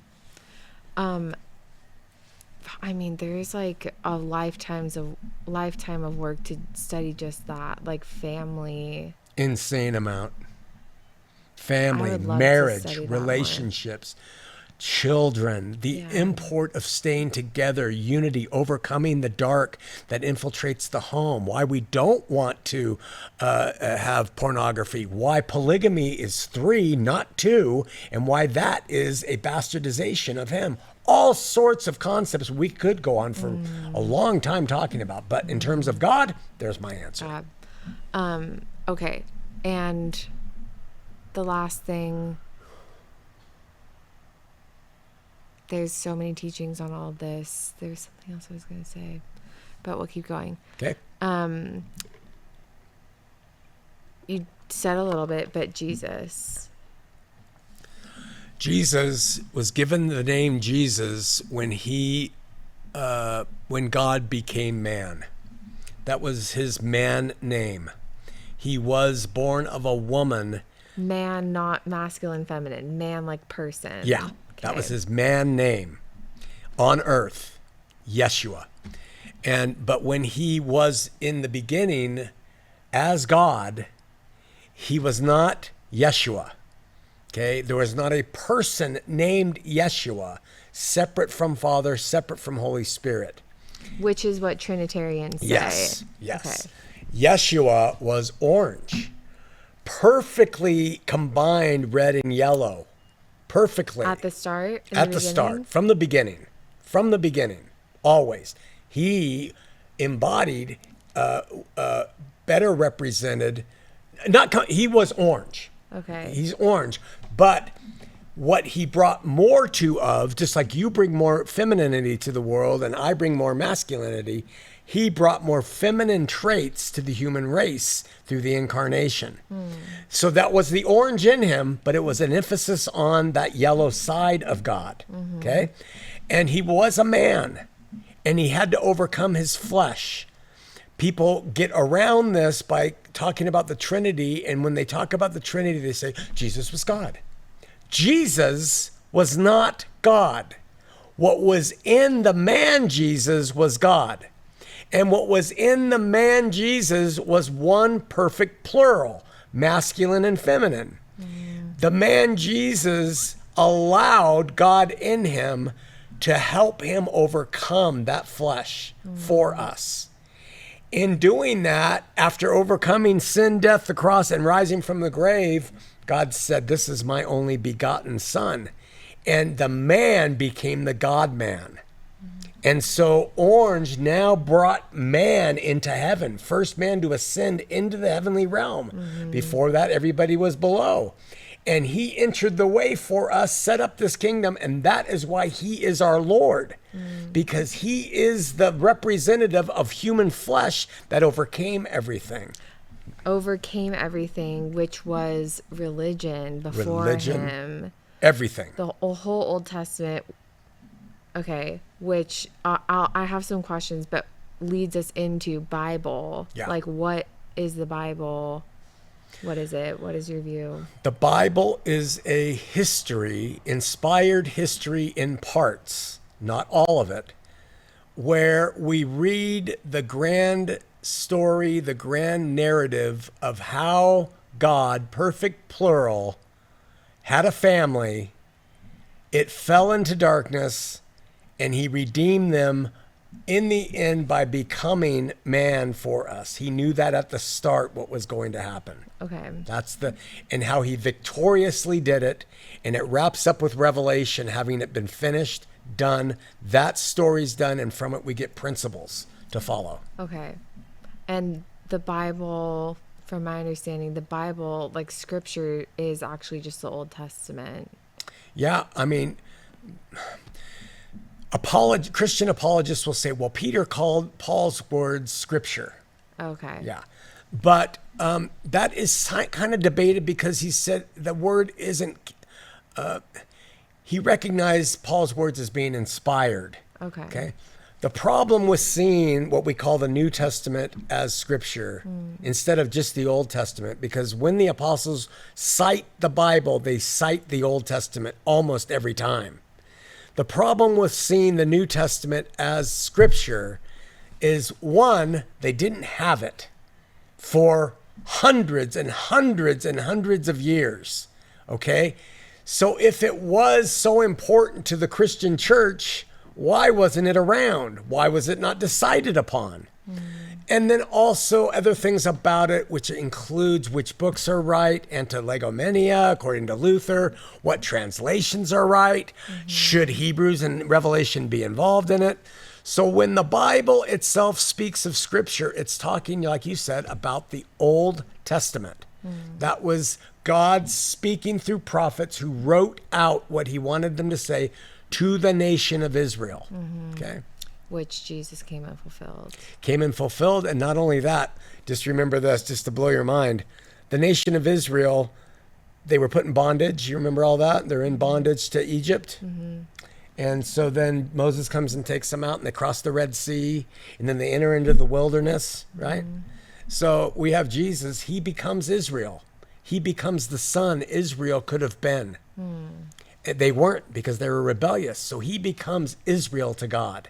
He is God's Israel. What happens? He came out of Egypt. He was taken to Egypt for the census. Wow. He came out of Egypt. What did he then do when he started his ministry? He was baptized in the water. What did he then do? He went to the wilderness. Wow. Just like the nation. And having done everything that nation couldn't do, we look to him in faith, and we become members of Israel through him by faith. They did it all by works, which failed. So we look to him, true Israel, and we place our faith on him. And that is why Paul says we're adopted into the family of God by that faith. Does that make sense about Jesus? Yeah. And his, it was always so like rhetorical. I don't know if that's the right word. The way people talked about Jesus. So just to push the point further, he was a man. God was in that man that was born. he overcame his flesh because that God was so strong in him, and he chose to do that. Yeah. That man had the will Sure. to choose to not do that, and he chose to do it, which did what past generations of religion could not. Right. That they were trying to that whole time, that God was hoping they would do. Right. Knew they wouldn't. Yeah. And then the reason that the death and resurrection is so important, other than like lots of symbolic stuff with blood and the way they did sacrifices and things, was that death is the thing we can't overcome because of our sin. That's right. And he got past that sin because of God in him, so he was able to get to that heavenly That's realm right. in a way that no one else could before. That's right. And because he did that, somehow, if we just believe that, we can also do that too. If we believe on his works as sufficient, is we believe what he did was enough, which is what I experienced at the roadside, which he says. It is. I am the way, the truth, and the life. No man comes to the Father but by me. Yeah. Right. And so when somebody acquiesces to that position, Yeah. that qualifies them for entrance into the kingdom. That makes so much sense in a way I've never understood, because, not to get personal, but like that, like it could be that we all have to actually do exactly that, because we have the opportunity to have God in us as in humans right now, and we could be perfect.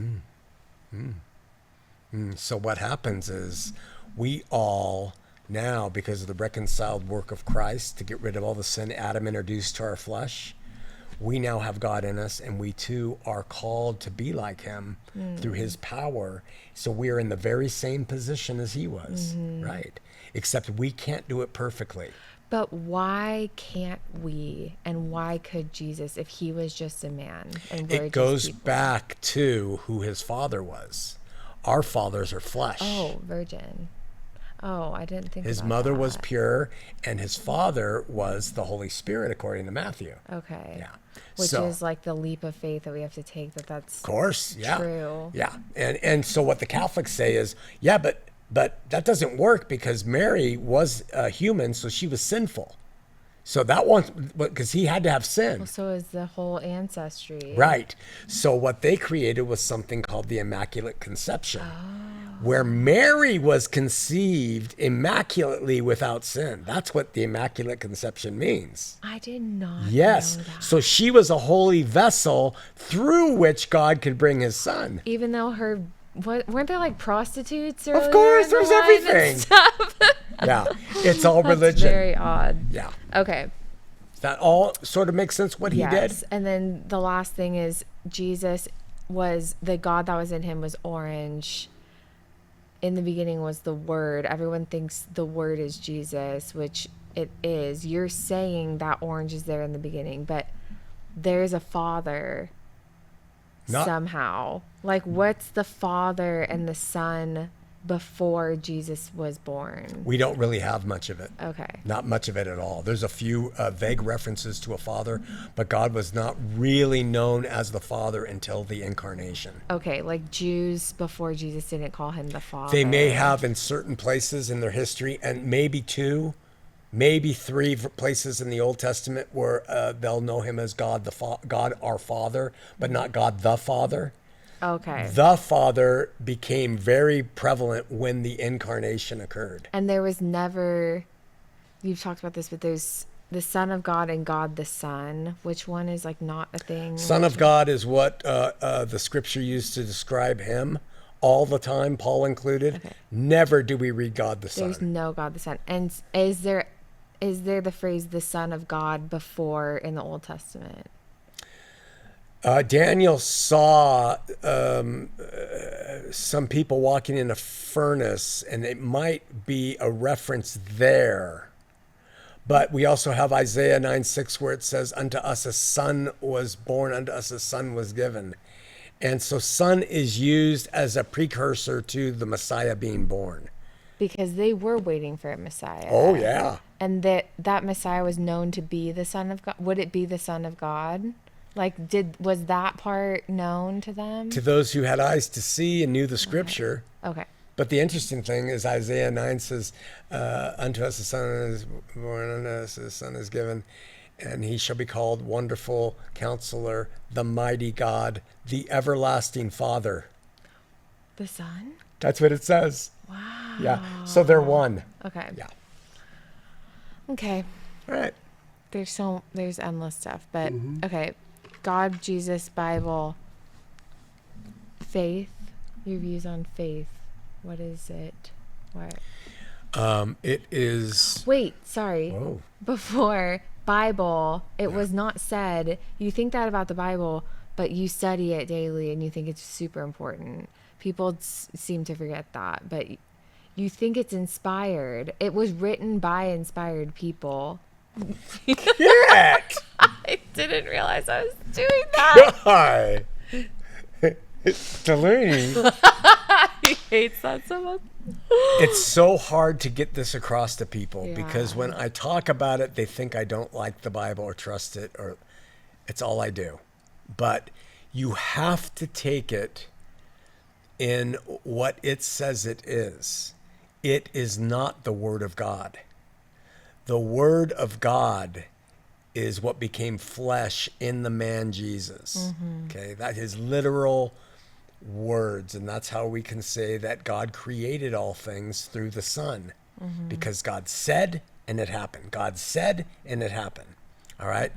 So the Bible is not the Word of God. The Bible is inspired scripture. There are places in the Bible that contradict each other, and people go nuts over that. And I can give you 30 pages of contradictions. They're not major. They're very minor. It's not that the Bible wasn't written in by different people. It's not that the Bible wasn't inspired at times. It's not that it didn't speak to them. All of those things are there. But it's almost like reading the ancient practices of the Vikings and knowing it was written by them to them, but taking principles they would save for the winter, that's all. And that's what we get spiritually when it's read spiritually. If it's read just as a factual material book, it's no different than any other book. That's the New Testament, though, not It's the both. Old. Both. I'm realizing, did the Jews consider the Old Testament written by God? Yeah. Okay. And do you? Yeah.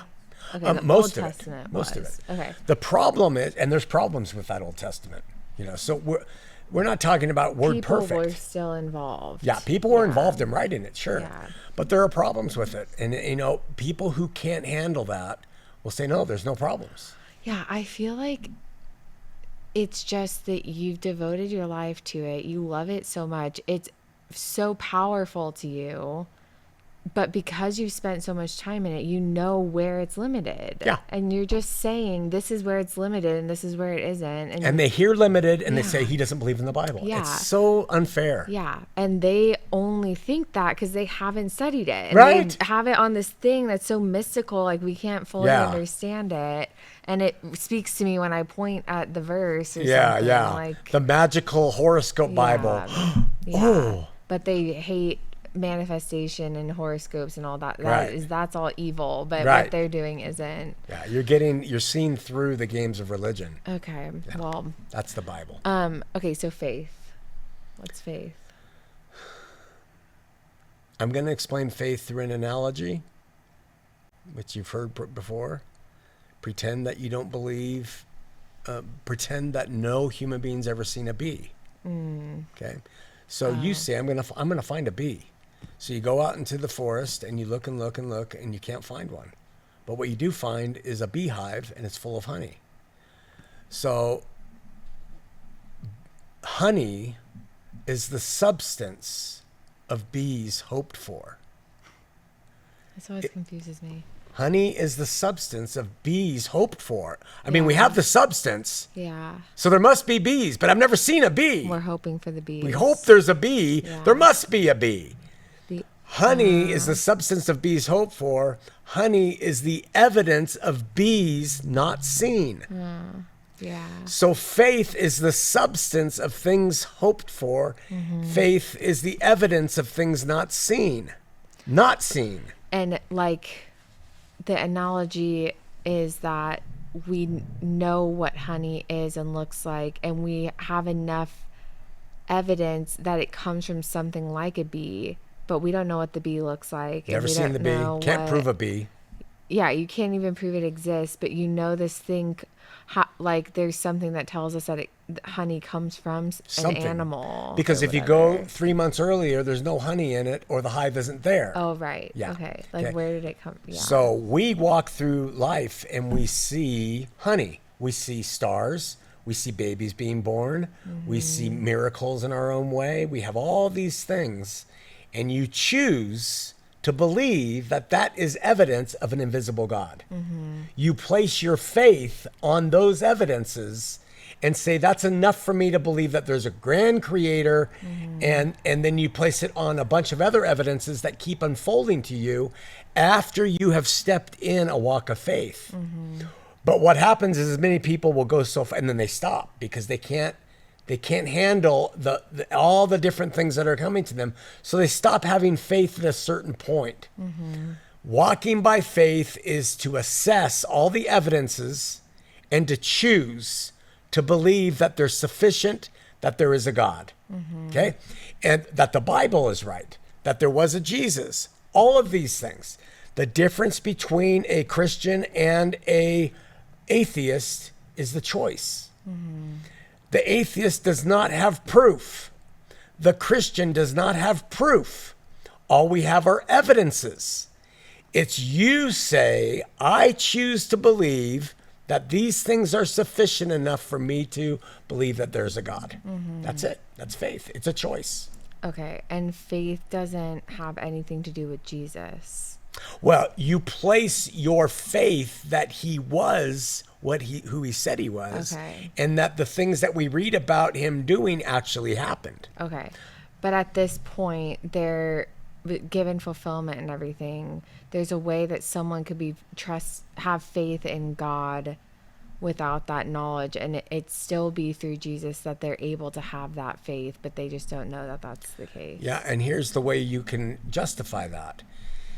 If Jesus was God with us, if he was full of the orange, right, and he did everything, and he did it for his Father, who's invisible, and you believe in the invisible Father, God, not knowing anything about Jesus, you're still believing in God. You're still believing in Jesus.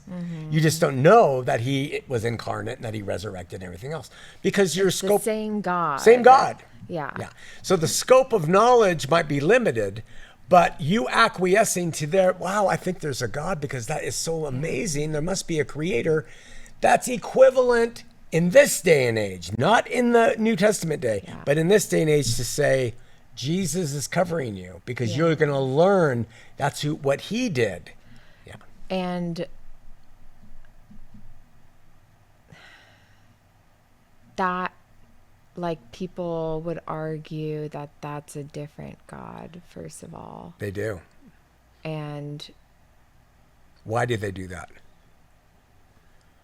Why do they say it's a different God?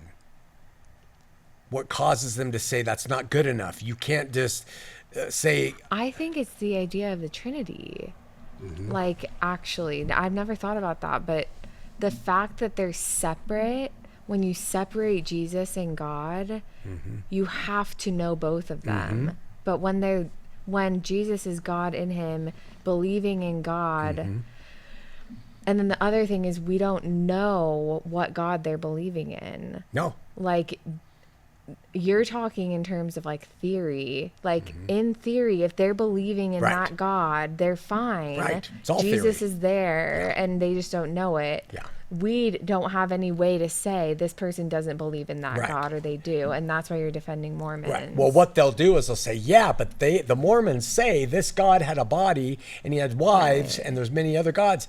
And you can say, fine. But what I say is, yeah, I believed in that God and the Spirit came into me and gave me new life. And I was a Mormon at the time and I believed in an anthropomorphic God. So those things do not disqualify somebody if their knowledge is off. It's God knows the heart, and when he changes you and he comes to you, doctrine's irrelevant. That's why I argue with them the way I do. Yeah. And the thing they don't give you credit for is that the doctrine helps clarify things. Like, you grow from knowing correct doctrine. You're Right. not saying it's irrelevant. You study it, you teach it. You've become a better person Right. for knowing the doctrine better. Yeah. But that doesn't mean that you weren't saved back then. Right. That's the argument. the argument. It's literally salvation argument. It's a salvation argument. And they'll say, yeah, but their gospel says you got to go to the temple and do all this. That's ancillary. It's beyond the scope. The reality is they include he was born, he lived, he died, he resurrected. They add to it. I'm hearing now why you say get so it? do you. You add to it too. We all add to it. That's right. It takes a lifetime of taking away from it. Right. We all have things we associate with Jesus that aren't associated with him. So you get Even just theoretically, culturally. it's if someone is true, that's what I'm speaking to. I'm not speaking to someone who says, I'm a Christian, I'm a Mormon, but I'm a Christian. I'm not talking about phonies. Yeah. But they want to get down to, and it doesn't work. Okay. Good. This is great. Yeah. I think it's clarifying. Do you? Yeah. Okay, love. Absolutely. First of all, there's several expressions of it, and we know this from the Greeks. But I love a piece of cake, and I love my wife, and I don't love them the same way. Thank goodness. Poor mom. But bottom line, I love when you got to take the whole of Scripture. Even though it literally does say what it is, you got to take the whole of Scripture, and love is selfless, sacrificial, and insufferable. Selfless meaning you put God and others' will and ways and needs ahead of yours. Sacrificial in its giving. Because when you take part of your time, your money, your insights, and give them to somebody else, forgiveness, that is sacrificial. You're sacrificing something you own. And then insufferable because it's never easy. Real biblical love is not easy. It's in the face of being offended. It's in the face of being wronged. That agape love gets its meaning. Agape love does not get its meaning when we love someone because they concur with everything that we want them to do. So that's how I define love. So I'm checking our time. Faith and love combined. You associate that. The best expression of love, which is the end of the commandment, comes first by faith. Here's why. You don't know God at all, let's say. You don't have any faith. And someone comes up and they punch you in the face. Well, you can really work out to say it's going to give me peace. I can forgive them. Okay, I forgive them. And they do it again. So in your flesh, you're going to have a limit. You're going to say, no, this is where it stops, right? Agape love, selfless, sacrificial, and insufferable, evidenced by Christ in his life, is enhanced when you say, I trust in the examples he gave. I place my faith in him as giving me the right way to live. Therefore, when someone punches me in the face again, and I say, I'm not forgiving him, I look at what he did and I say, so there the insufferable part comes in. So faith in him and what his ways are is necessary to love rightly. If somebody chooses to love on their own without any kind of basis in God or his example or decisions for you, you will probably fail in what agape love is defined as, and you will probably create your own system of what's good and what's bad, and that's just humanism. So that's why faith and love are intertwined. And it's better to operate off faith in your love than just feeling. And many people think that the love is a feeling, and it's not. Okay. Okay. Family. It's central. to the fabric of all that God has said, all that he's done, his purpose among human beings, and therefore it is the central item attacked in this world. It is every single thing in the world screams to abolish true family unity. Now, you can have very dark expressions in this world that have families. You know, gangsters, they have families. And they love their families. They will admit that family is important. They even see the value of it. And when the family gets destroyed by the forces, then the society gets destroyed. The fabric gets destroyed. And then God's whole plan gets more and more destroyed. But that said, the family will not thrive and survive, in my estimation, at the highest level unless the parents lead the children into understanding God in the best reasonable, less religious ways. Because families with religion in their hands destroy family too. So there are no substitutes to God's ways. And what it is, Paul even says, you know, Jesus had the relationship to his Father. We men have the relationship to Jesus. Wives in that day have the relationship to the men. Children have the relationship to the mother. That's how he orchestrates that. And there is a hierarchy in this world, but family's central. The problem is family can become worshipped. It can quickly become an idol. And that will ultimately undermine the import of what they could be. Yeah, so that's my view on families. That's why I'm so much against divorce if children are involved. If children are involved. By the way, you said what is God's plan? You said God's plan. What Have is a family. that? Really? Yeah. That's the plan for everybody. It's like, what is a couple's plan? Because God's two, plural, made man in his own image, male and female. What was God's plan? Oh, his plan for himself. Yeah. He has a family, you mean, not for us to have Right. family. He has a family. Yeah. I see.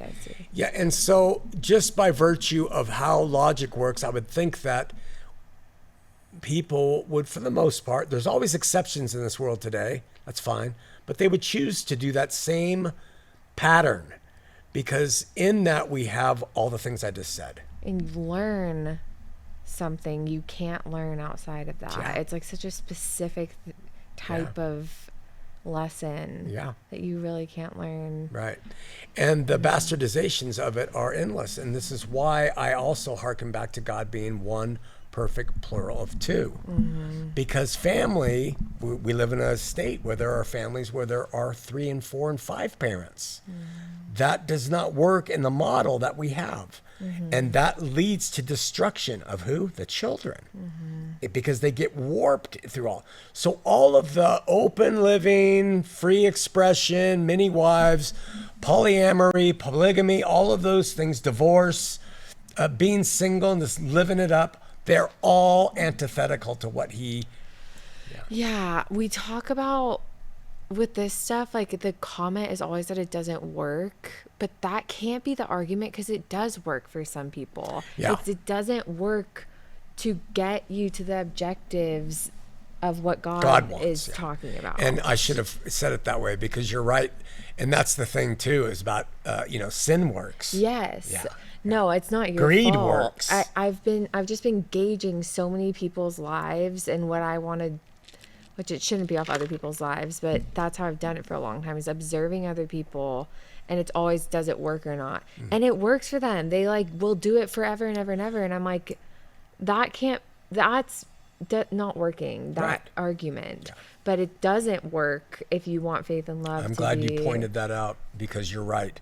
It does work. And the argument is weak to say it doesn't.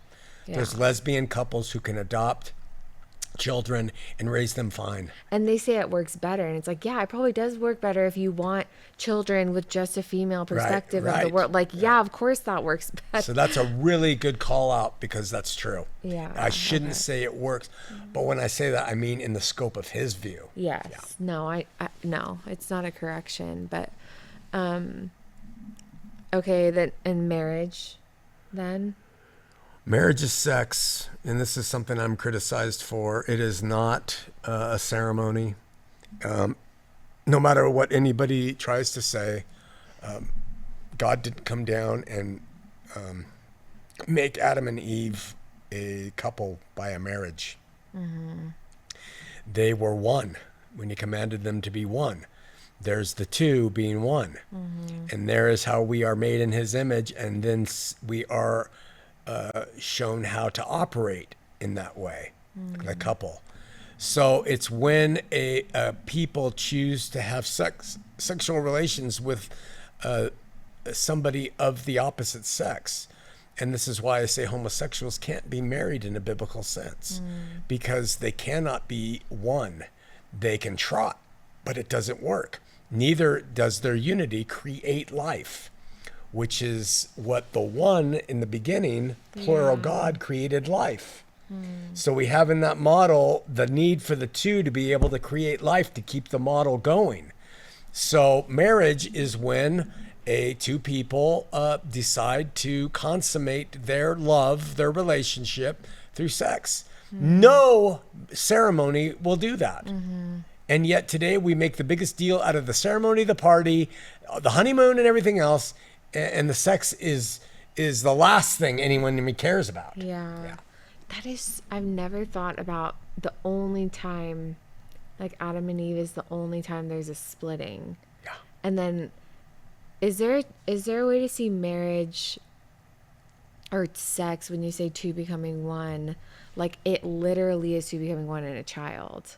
Like two people becoming one in a child. Could say that. Like that is how, like sex itself unifies or whatever and does that, but like the actual product of it is a child. Yeah. So, and what happens in that, and I studied this when I did that art piece on conception, that child begins as a zygote, which is one cell. And then it starts going through something called mitosis, which is the doubling every time. If there's three, there is a cancer. There's deformity. Wow. Mitosis of a human being, when egg and sperm come together, the two is 2, then 4, then 8, then 16, so to where there's millions within a day. Yeah.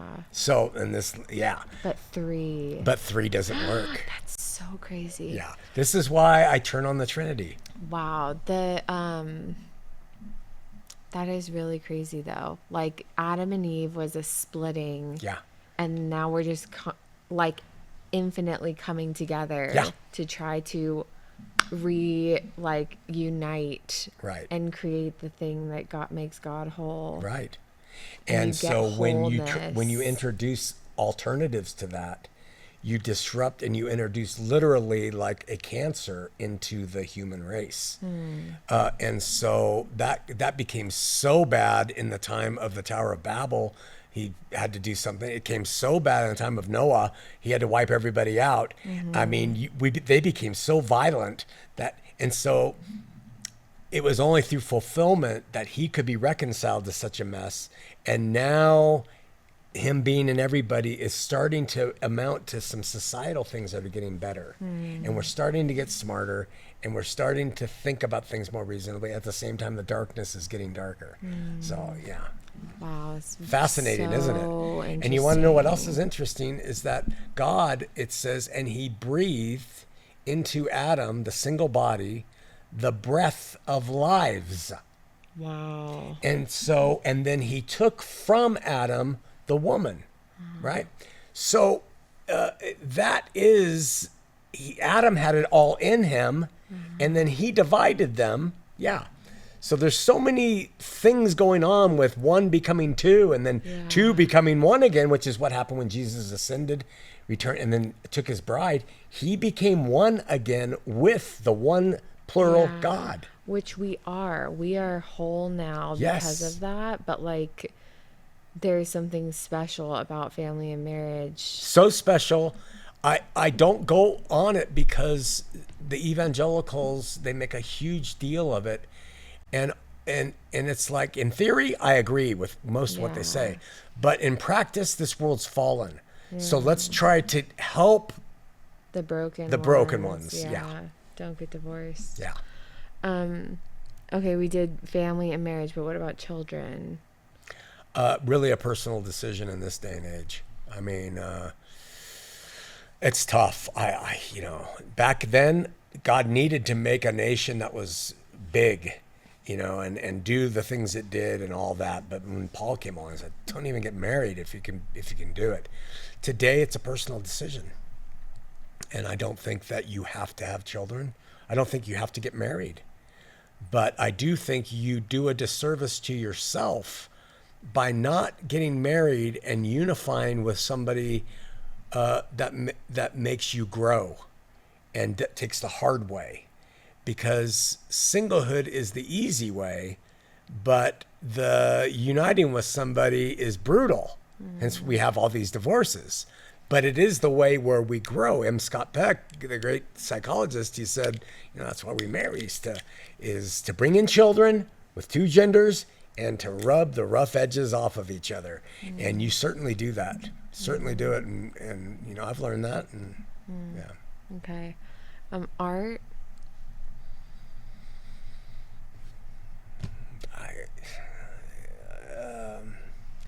For me, it's at the core of everything. Everything is art. Everything is creation. Children, how you raise them, the activities, books, everything is art. And even science is art, So I just see life through very artistic eyes, which is where we started. And it's very tough for me to embrace and enjoy non-art. Yeah, I would prefer to look and enjoy a piece of salacious, demented, difficult, real art than to dance to Huey Lewis in the News.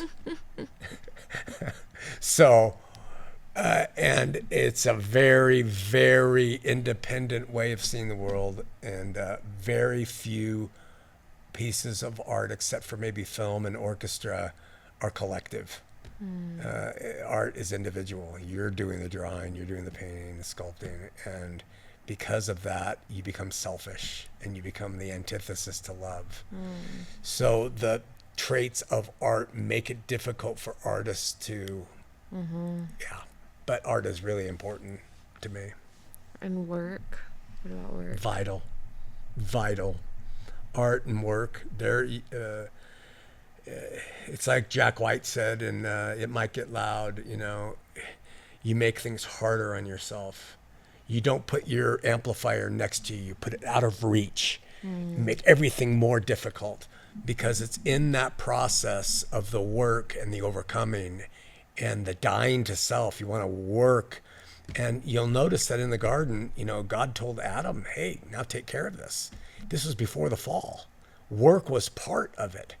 And I think that it's really important for men and women to choose what kind of work they were made to do, and to do that kind of work no matter what it is. And there's honor in every form of honest work, every form. And I think we should see each other in that way, and not lift up people who work in areas of darkness. Yeah. Any other critical views you want to share? The antithesis Broadly. to work is laziness. And the antithesis,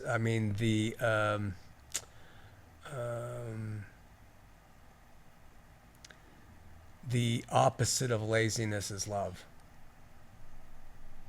Wow. So work and love are synonymous. And when divorce happens and when family arguments happen, people stop working and they start reacting and turning to other things, emotional things. It takes work to make things happen. And so vital laziness, there's nothing worse in a relationship than for somebody to be lazy in what needs to be fixed, because that will lead, that's actually the antithesis to love, because love is selfless, sacrificial, and insufferable. That's how I see it. Yeah, that's how I see those things. Any other big views you want to share, though? Hell was a reality from the fall. Everybody who died, Abraham to the worst person, went to a separated place from God. There was no getting to God because humans were sinful, and they called it Sheol, and that's known as the covered place. And according to Scripture, there was a dark prison part and there was a paradise part, but all separated from God. It was a biblical reality, but Christ overcame that, and he beat Satan down completely, had victory. Satan's done for. He's cast in the lake of fire. Hell's cast in the lake of fire. God has had the victory through his son. All people die, and they will receive the reward for the lives they've lived. The reward, not the punishment. Sin's been taken care of. Satan is not stealing. Having said that, is there dark? There is, and that is eternal. And there is light, and that is eternal. And the absence of God is dark, and it's in people. It's what people orient to. I think it's an eternal force, and I think there's a constant battle between light and dark. And I'm not original in that. C.S. Lewis talked about it. Many thinkers have talked about it, and I see it more and more. And you can be of the light or you can be of the dark. And I think if you want the dark, God will give it to you. If you want the light, he'll give it to you. Those are main themes I think need to be understood. Okay. How does what you do and what you're doing differ from what's been done for 2,000 years? Hub and spoke. The hub. What we're doing. How it's different are the spokes. So the first spoke, everything's fulfilled. God is now working with individuals. Next spoke, religion's done. The writer of Hebrews says God would shake everything down till there's nothing left that's shakeable. And so I believe that day has come and gone, and we live in that age now. Sin is therefore gone. Repenting for sin over and over again, I believe, is gone because of Christ. Law, the law that people want to put on schools, is gone. He fulfilled all of it. This is very different. All of those things, with God being reconciled and the world, human race being moved back to the Garden of Eden, means the faith is subjective. It's not a collective. It's not church. It's not religion. It's not tradition. It's individuals within those institutions choosing to seek and find faith and accept it or not. We are all living in what's I see as a proving ground. Everybody's life is a proving ground. We will die and we will receive another spoke, the reward for what we did. Why not the punishment? The punishment was taken care of for our sin. So it's just reward now. And the scripture says, if you sow, meaning if you plant to the flesh, you will have a harvest to the flesh. If you sow or plant to the things of the Spirit, you'll have a harvest of the things of the Spirit. So I see the afterlife as a kingdom where his children enter in as part of his family that went through this life, overcame those things, enter in, and I think we're going to be surprised at who's there. I think we might see some of our greatest religious leaders outside of it because they don't want to go into where all these reprobates are, right? It's the heart, and it's that. And outside of it are the people who want nothing to do with it. It's not a punishment burning place. It's just what you sowed to. If you were a murderer and a rapist and a terrible person and you liked it, you can expect, and it won't be a punishment, to reap those actions in the afterlife. But the hell idea is over. The Bible is not the Word of God. The Bible is scripture to help us. It serves as individual map that people understand through the Spirit, not a manual of musts. And you can just go from there. All of those things coalesce into the great news, not the good news anymore, because that was taken care of then. It is such an extreme thing to see that most people just shut off immediately. And that's why it's going to take a long time for it to sink in. That all of what you just described, what happened, what's been going on in these last 2,000 years, is it worth explaining that? Or? Yeah. The Bible clearly says this world will never end. Ever. But sorry, not that. What have people been teaching that's different from that? They still teach the narrative that's borrowed from the apostolic record or New Testament that says Jesus came, he established a church. Yes. And that church is growing through brick and mortar and by rules and laws, sin still being in existence, Satan stealing people by getting them to sin, them going to hell and burning forever. There's no hope in all that. It's what existed biblically for them. Okay. And so we, because we want to do what God wants, read that Bible and we think, okay, we got to do that. We got to do that. But in that text, God says that's not what we're going to do. And we have misappropriated our understanding of that text to continually playing church. And then that leads to the need to create doctrines that bring unity and conformity, like the Trinity. And you stand on those and you pull off to the side of the road in your search for truth and you build an empire and you never really come to the reality of what God wants for you. Jesus said God is seeking for people to seek him in spirit and truth. That means driving past the established stuff. So that's the difference between what has been going on and what we are saying is here. Okay.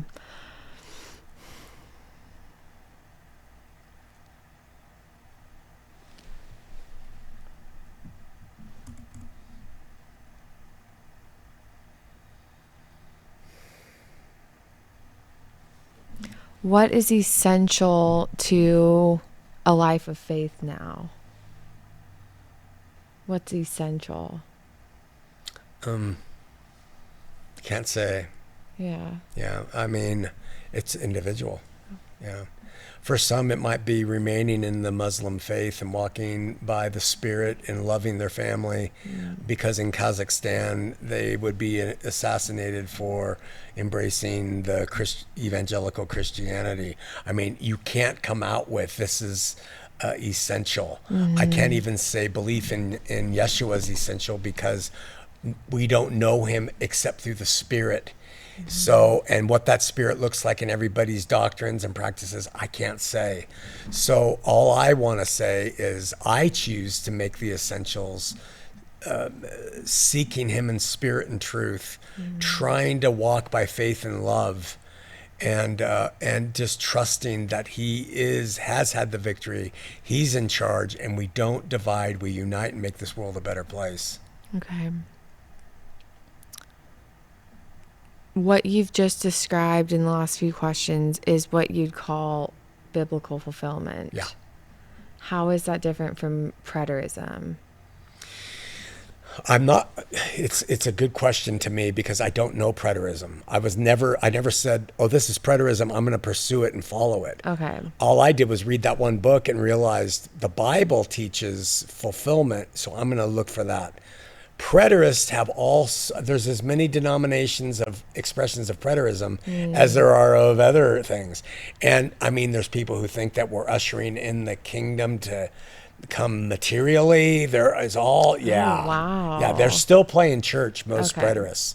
Yeah, and so none of that makes sense to me. There's also partial preterists and full preterists. And many people say I'm a partial preterist. Doesn't make any sense. Doesn't hold water. Partial preterism is just whatever. It's religion light. So I don't call myself a preterist, but I'll use it because that's what helps people understand fulfillment better. Would you say fulfillment then, like you just said, it includes all the spokes? all the other spokes. I would say that, but at the same time, there are many spokes I embrace that are not part of fulfillment. Like, it's not necessary to believe in my view of God. It's Yeah. not necessary to believe in my view of Jesus. You know, it's just faith on what you have. So those things are not part of fulfillment. But the spokes that talk about the things that The return, the fulfillment. eschatology, Okay. the Bible, that stuff is all definitely part of fulfillment. Do you think it could classify as like one of those denominations of preterism? I think that people would say what I'm talking about is full preterism at its worst. They might even say it's something called IO, which is Israel only. Oh. Yeah, and it's not IO, and it's not I guess it is, in the way people describe it, full preterism. I might even say it's hyperdrive preterism. Okay. Hyperdrive. Why is it not IO? What is IO? Why is it not that? IO is everything in the Bible was to Israel only. And it does not translate to Gentiles in any way, shape, or form, except what happened with some Gentiles in that day and age. Even Jesus. Like Jesus we was to we the don't Jews. need Jesus. We weren't under the law. All of it is Israel only. And then as Gentiles, we're just beneficiaries of all of that. So Israel only still does think we benefit from what Jesus did. There's different expressions of Israel Okay. only, but they are as fervent as a fervent anybody in anything, and they make that castle their side road thing. Okay. The problem with Israel only is it excludes a number of things that include, like, the increase of the kingdom will be forever. Okay, if it was just Israel only, and a Gentile doesn't need to pursue in faith or love, and we're all fine, it's just done over, it was just to Israel, you lose so much about God being just, so much about making us free will, so much about us choosing to enter into the kingdom. And what you do is you make Charles Manson equal to a person who chooses to walk by faith and love. I can't agree with that. That's why I don't agree with Israel only. Okay. And then while we're on the topic, Getting tired? Israel only preterism, you're not a universalist. No. Or Unitarian? Unitarian Universalism and Christian Universalism are different things. Okay, well, you get both words I get both. thrown at you. Yeah. Clear First that of all, up. I'm a reconciliationist, and the difference is it is only through Christ's finished work that God was reconciled to the world. That's it. Universalism says that all will be saved to the kingdom of God. Okay? Whether they have faith in Christ ever or faith in God or not, it's done. It's all universally done. It's just love, kumbaya. I discount that completely because I believe there's only one way to the Father, and it is by faith and love. How that's explained is up to the individual. But universalism says you can put your faith in Muhammad, reject Jesus, and I just don't think all roads lead to heaven. Never. No, Okay. no. Okay, I think that clears that up.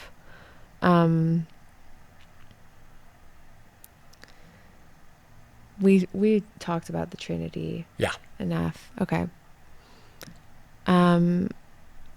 But while we're talking, I just hope people would realize that there are elements to the Trinity I completely agree with. Yeah. Yeah. And the Benedy and modalism and all of those things bring something to it. Yeah. Yeah. It's like parts that you reject. Yeah. It's specific things that you reject that make you like, I'm not going to use the word Trinity. 'Cause Right. That's like so specific. Yeah. And that's just in Right. this one way that's really weird. And so because we're lazy, we say he rejects the Trinity. Yeah. He doesn't believe Jesus was God. And it's so convenient to dismiss me again instead of trying to find out what I really do You teach. believe he's more God than Yeah, they do. more God, more human than human. Okay. Anything else that you feel like is really misunderstood? Where do you just feel unheard when you're trying to explain something. Every time I teach, I feel unheard because I approach it from a perspective that we've just spent 6 hours describing. But I think that bodes well to say I am an individual. I have a brain. I live a life. These are my views. I can't expect somebody to fully understand them. That's why it's up to them to decide how they're going to do it. And the reality is, Delaney, everybody sitting in any church is subjectively choosing what they're accepting, what they're not, what they believe, what they don't, in their heart of hearts. So even a collection of faithful LDS people, you're going to have a divergence of thoughts because the faith is subjective. And that is so anathematic to Christians. They want it to be a collective, objective, demanded doctrine that must be adhered to. And I have never, ever been able to understand that, except when I was a religionist. Yeah, so that's how it's always going to be misinterpreted. Was that your final? No, I have 2 final questions that will end it. Okay. I think we've talked about everything else. You've said where you're going. So the last question. I don't know where I'm going, and you do. I don't. I'm gonna try, and then it's gonna change. Why do you go to the lengths you do for all this?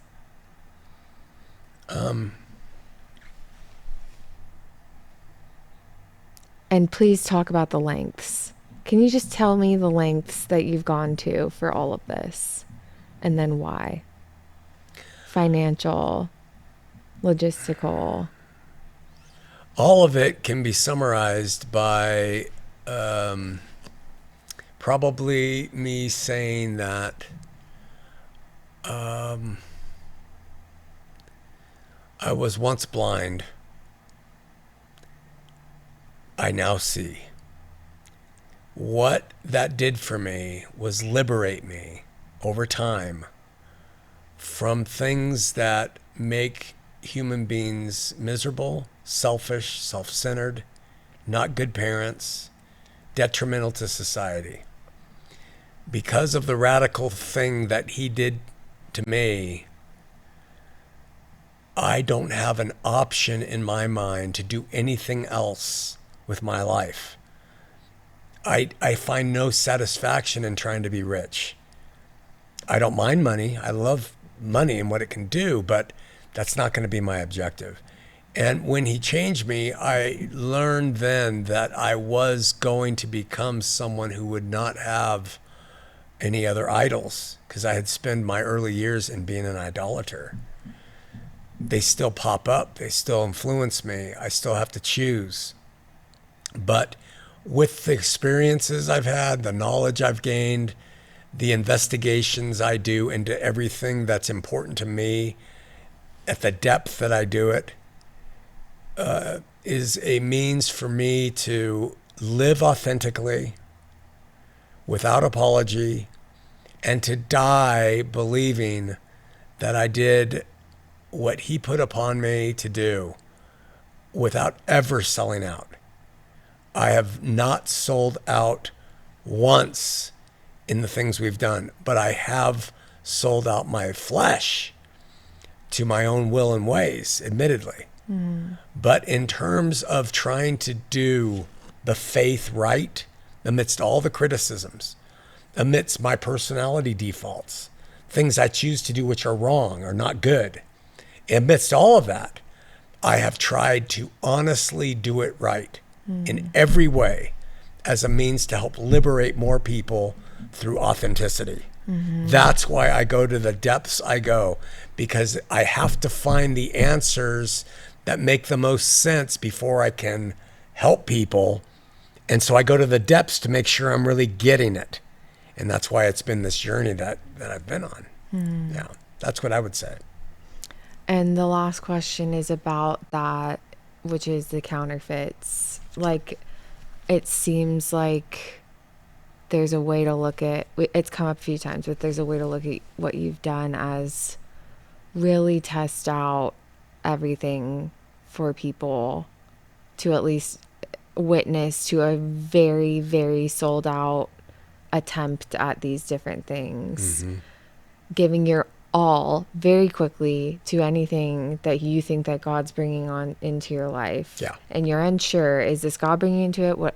And so you give it an earnest shot. Yeah. And you continue to go through really low lows and sorting out that actually is a counterfeit or something. So I just observe that really deeply. I think you're studying it more now than you ever have in different ways. And like, I don't really know what the question is, but like, what is a counterfeit? The dark has a power, and it is so persuasive and so convincing in many ways, because it pulls from us our most selfish, self-centered things. And it seems in some ways like it's wisdom and it's right and it's good. And those counterfeits can be so persuasive, even to me in my years of doing what I've done. They can pop up, and because I'm kind of mystical in the dreams and things and visions and all that we've talked about, there is something in this world that operates off serendipity or operates off coincidence. And they look like signs, and they look like powers. And so they can be very influential. Like we were just talking about Jung and how, I mean, there's so many parallels between that man and me personally, that you start to think maybe I should look at Jung and see if there's, and I'm still looking at that, because if you shut a door and you don't test all things, because it does say test the spirits. It doesn't say run from them. So I don't run from them, I test them. And I test them in the arts, I test them in film, I test them in life, politics around us, community, things I want to do. And by doing that, you're vetting the spirits and you're seeing, are they real? And the best way to explain it is, and I think you'll understand this, because of my love for music in our family and for me personally, you develop a sensitivity to understand the real band. Band members come together and they throw into a musical group their particular talents and styles, the way they keyboard, pluck, drum. It comes together, and that band becomes identifiable as that's their sound. And those bands will have cover bands that will come along, or people who do what's when you do a remake is I can't remember of a song. It's a Cover? Yeah, I guess a cover. Yeah, but when you hear it, when you're young, you think it's the same band. But when you start to develop a sensitivity to hear the nuances, you can tell a counterfeit really quickly. And so what I've done in my life is I've tried to be able to hear all the different instruments in God's music. And I've tried to learn to discern what is of him through the scripture, the spirit, and study, and practice and failure, and what is not. And the older I get, the closer they get. And it's like there are powerful forces that can mimic and act and sound like the authentic band, God's music, but they're not. And it takes a real discerning ear to try to make sure you're hearing all the same musicians in God's music that are in the counterfeit. And it takes time, and it takes a concerted effort to test and try and do that. But I am not adverse to exploring anything, anywhere, and I've done that throughout my life. And I've been able to quickly dismiss things based off principles and hearing this is the original article. That is not. And it's led me to be able to be free, unafraid, but very aware of what is not good and what is not right. And there's a spiritual sensitivity to it that can't be learned. It can't be earned even. It is developed, I guess that's earned over time. It's, no, you've honed it Yeah. by being this combination of like innately open and caring and saying hey man to people in the grocery store, and also needing to, or like intentionally continuing to just expand and take all things in, and Yeah. just all the experiences you've honed a ability to suss things out, and then all your study in the scripture, like Yeah. just combine it all. It's But there's failures. Like we mentioned some women a decade more ago. And I mean, a really funny story to wrap this up. There was one who was very into very mystical stuff. And like Native American stuff was very big on her mind, and introduced me to it, and doing things with fire and stuff. And I was open to it. I said, let's try it, and so I was driving to teach one morning, and the radio came on, and it was Native American singing. And so I had remembered her influence, and the song's going, hey, I'm not making fun. Just like, hey, and I'm like, okay, I can get into this. This is okay. Hey. And in the end, I found out that they were saying, SpongeBob SquarePants, SpongeBob SquarePants. I'm driving to teach the Bible, and I'm driving along, and I realize I am mimicking someone singing SpongeBob SquarePants. And it's like a type for what you do. You can go into it, test it, see. Religion says no. But by doing that, they create dogma. And that's just as damaging. yeah. But you've got to trust God, and you've got to learn to discern that spirit. And then you'll come to look at yourself like the idiot I was, and you'll avoid those things. There's literally, and I really will end this up with really mystical stuff. I'm sorry, but I can walk along the street, and sometimes I run into people, and they look at me, and I look at them in their eyes, and they're like, fuck you. Yeah. Yeah. And they're like rude. And I'm just like, I know what you're about, and it develops over time. And I have a heart for them now because I know what's controlling them, And there's so many people who are messed up like that. Yeah. And we live among them, right? Downtown. So it's been a journey, and I just encourage anybody who has taken the time to listen to this, test all things, hold fast to what is good. Don't let go of faith. Choose faith. It's easy to choose non-faith because what that does is it opens you up to doing what you want. But choosing faith holds you to being responsible for that thing you say I believe in. And then it leads you to be learning how to love better. And I would end it with that.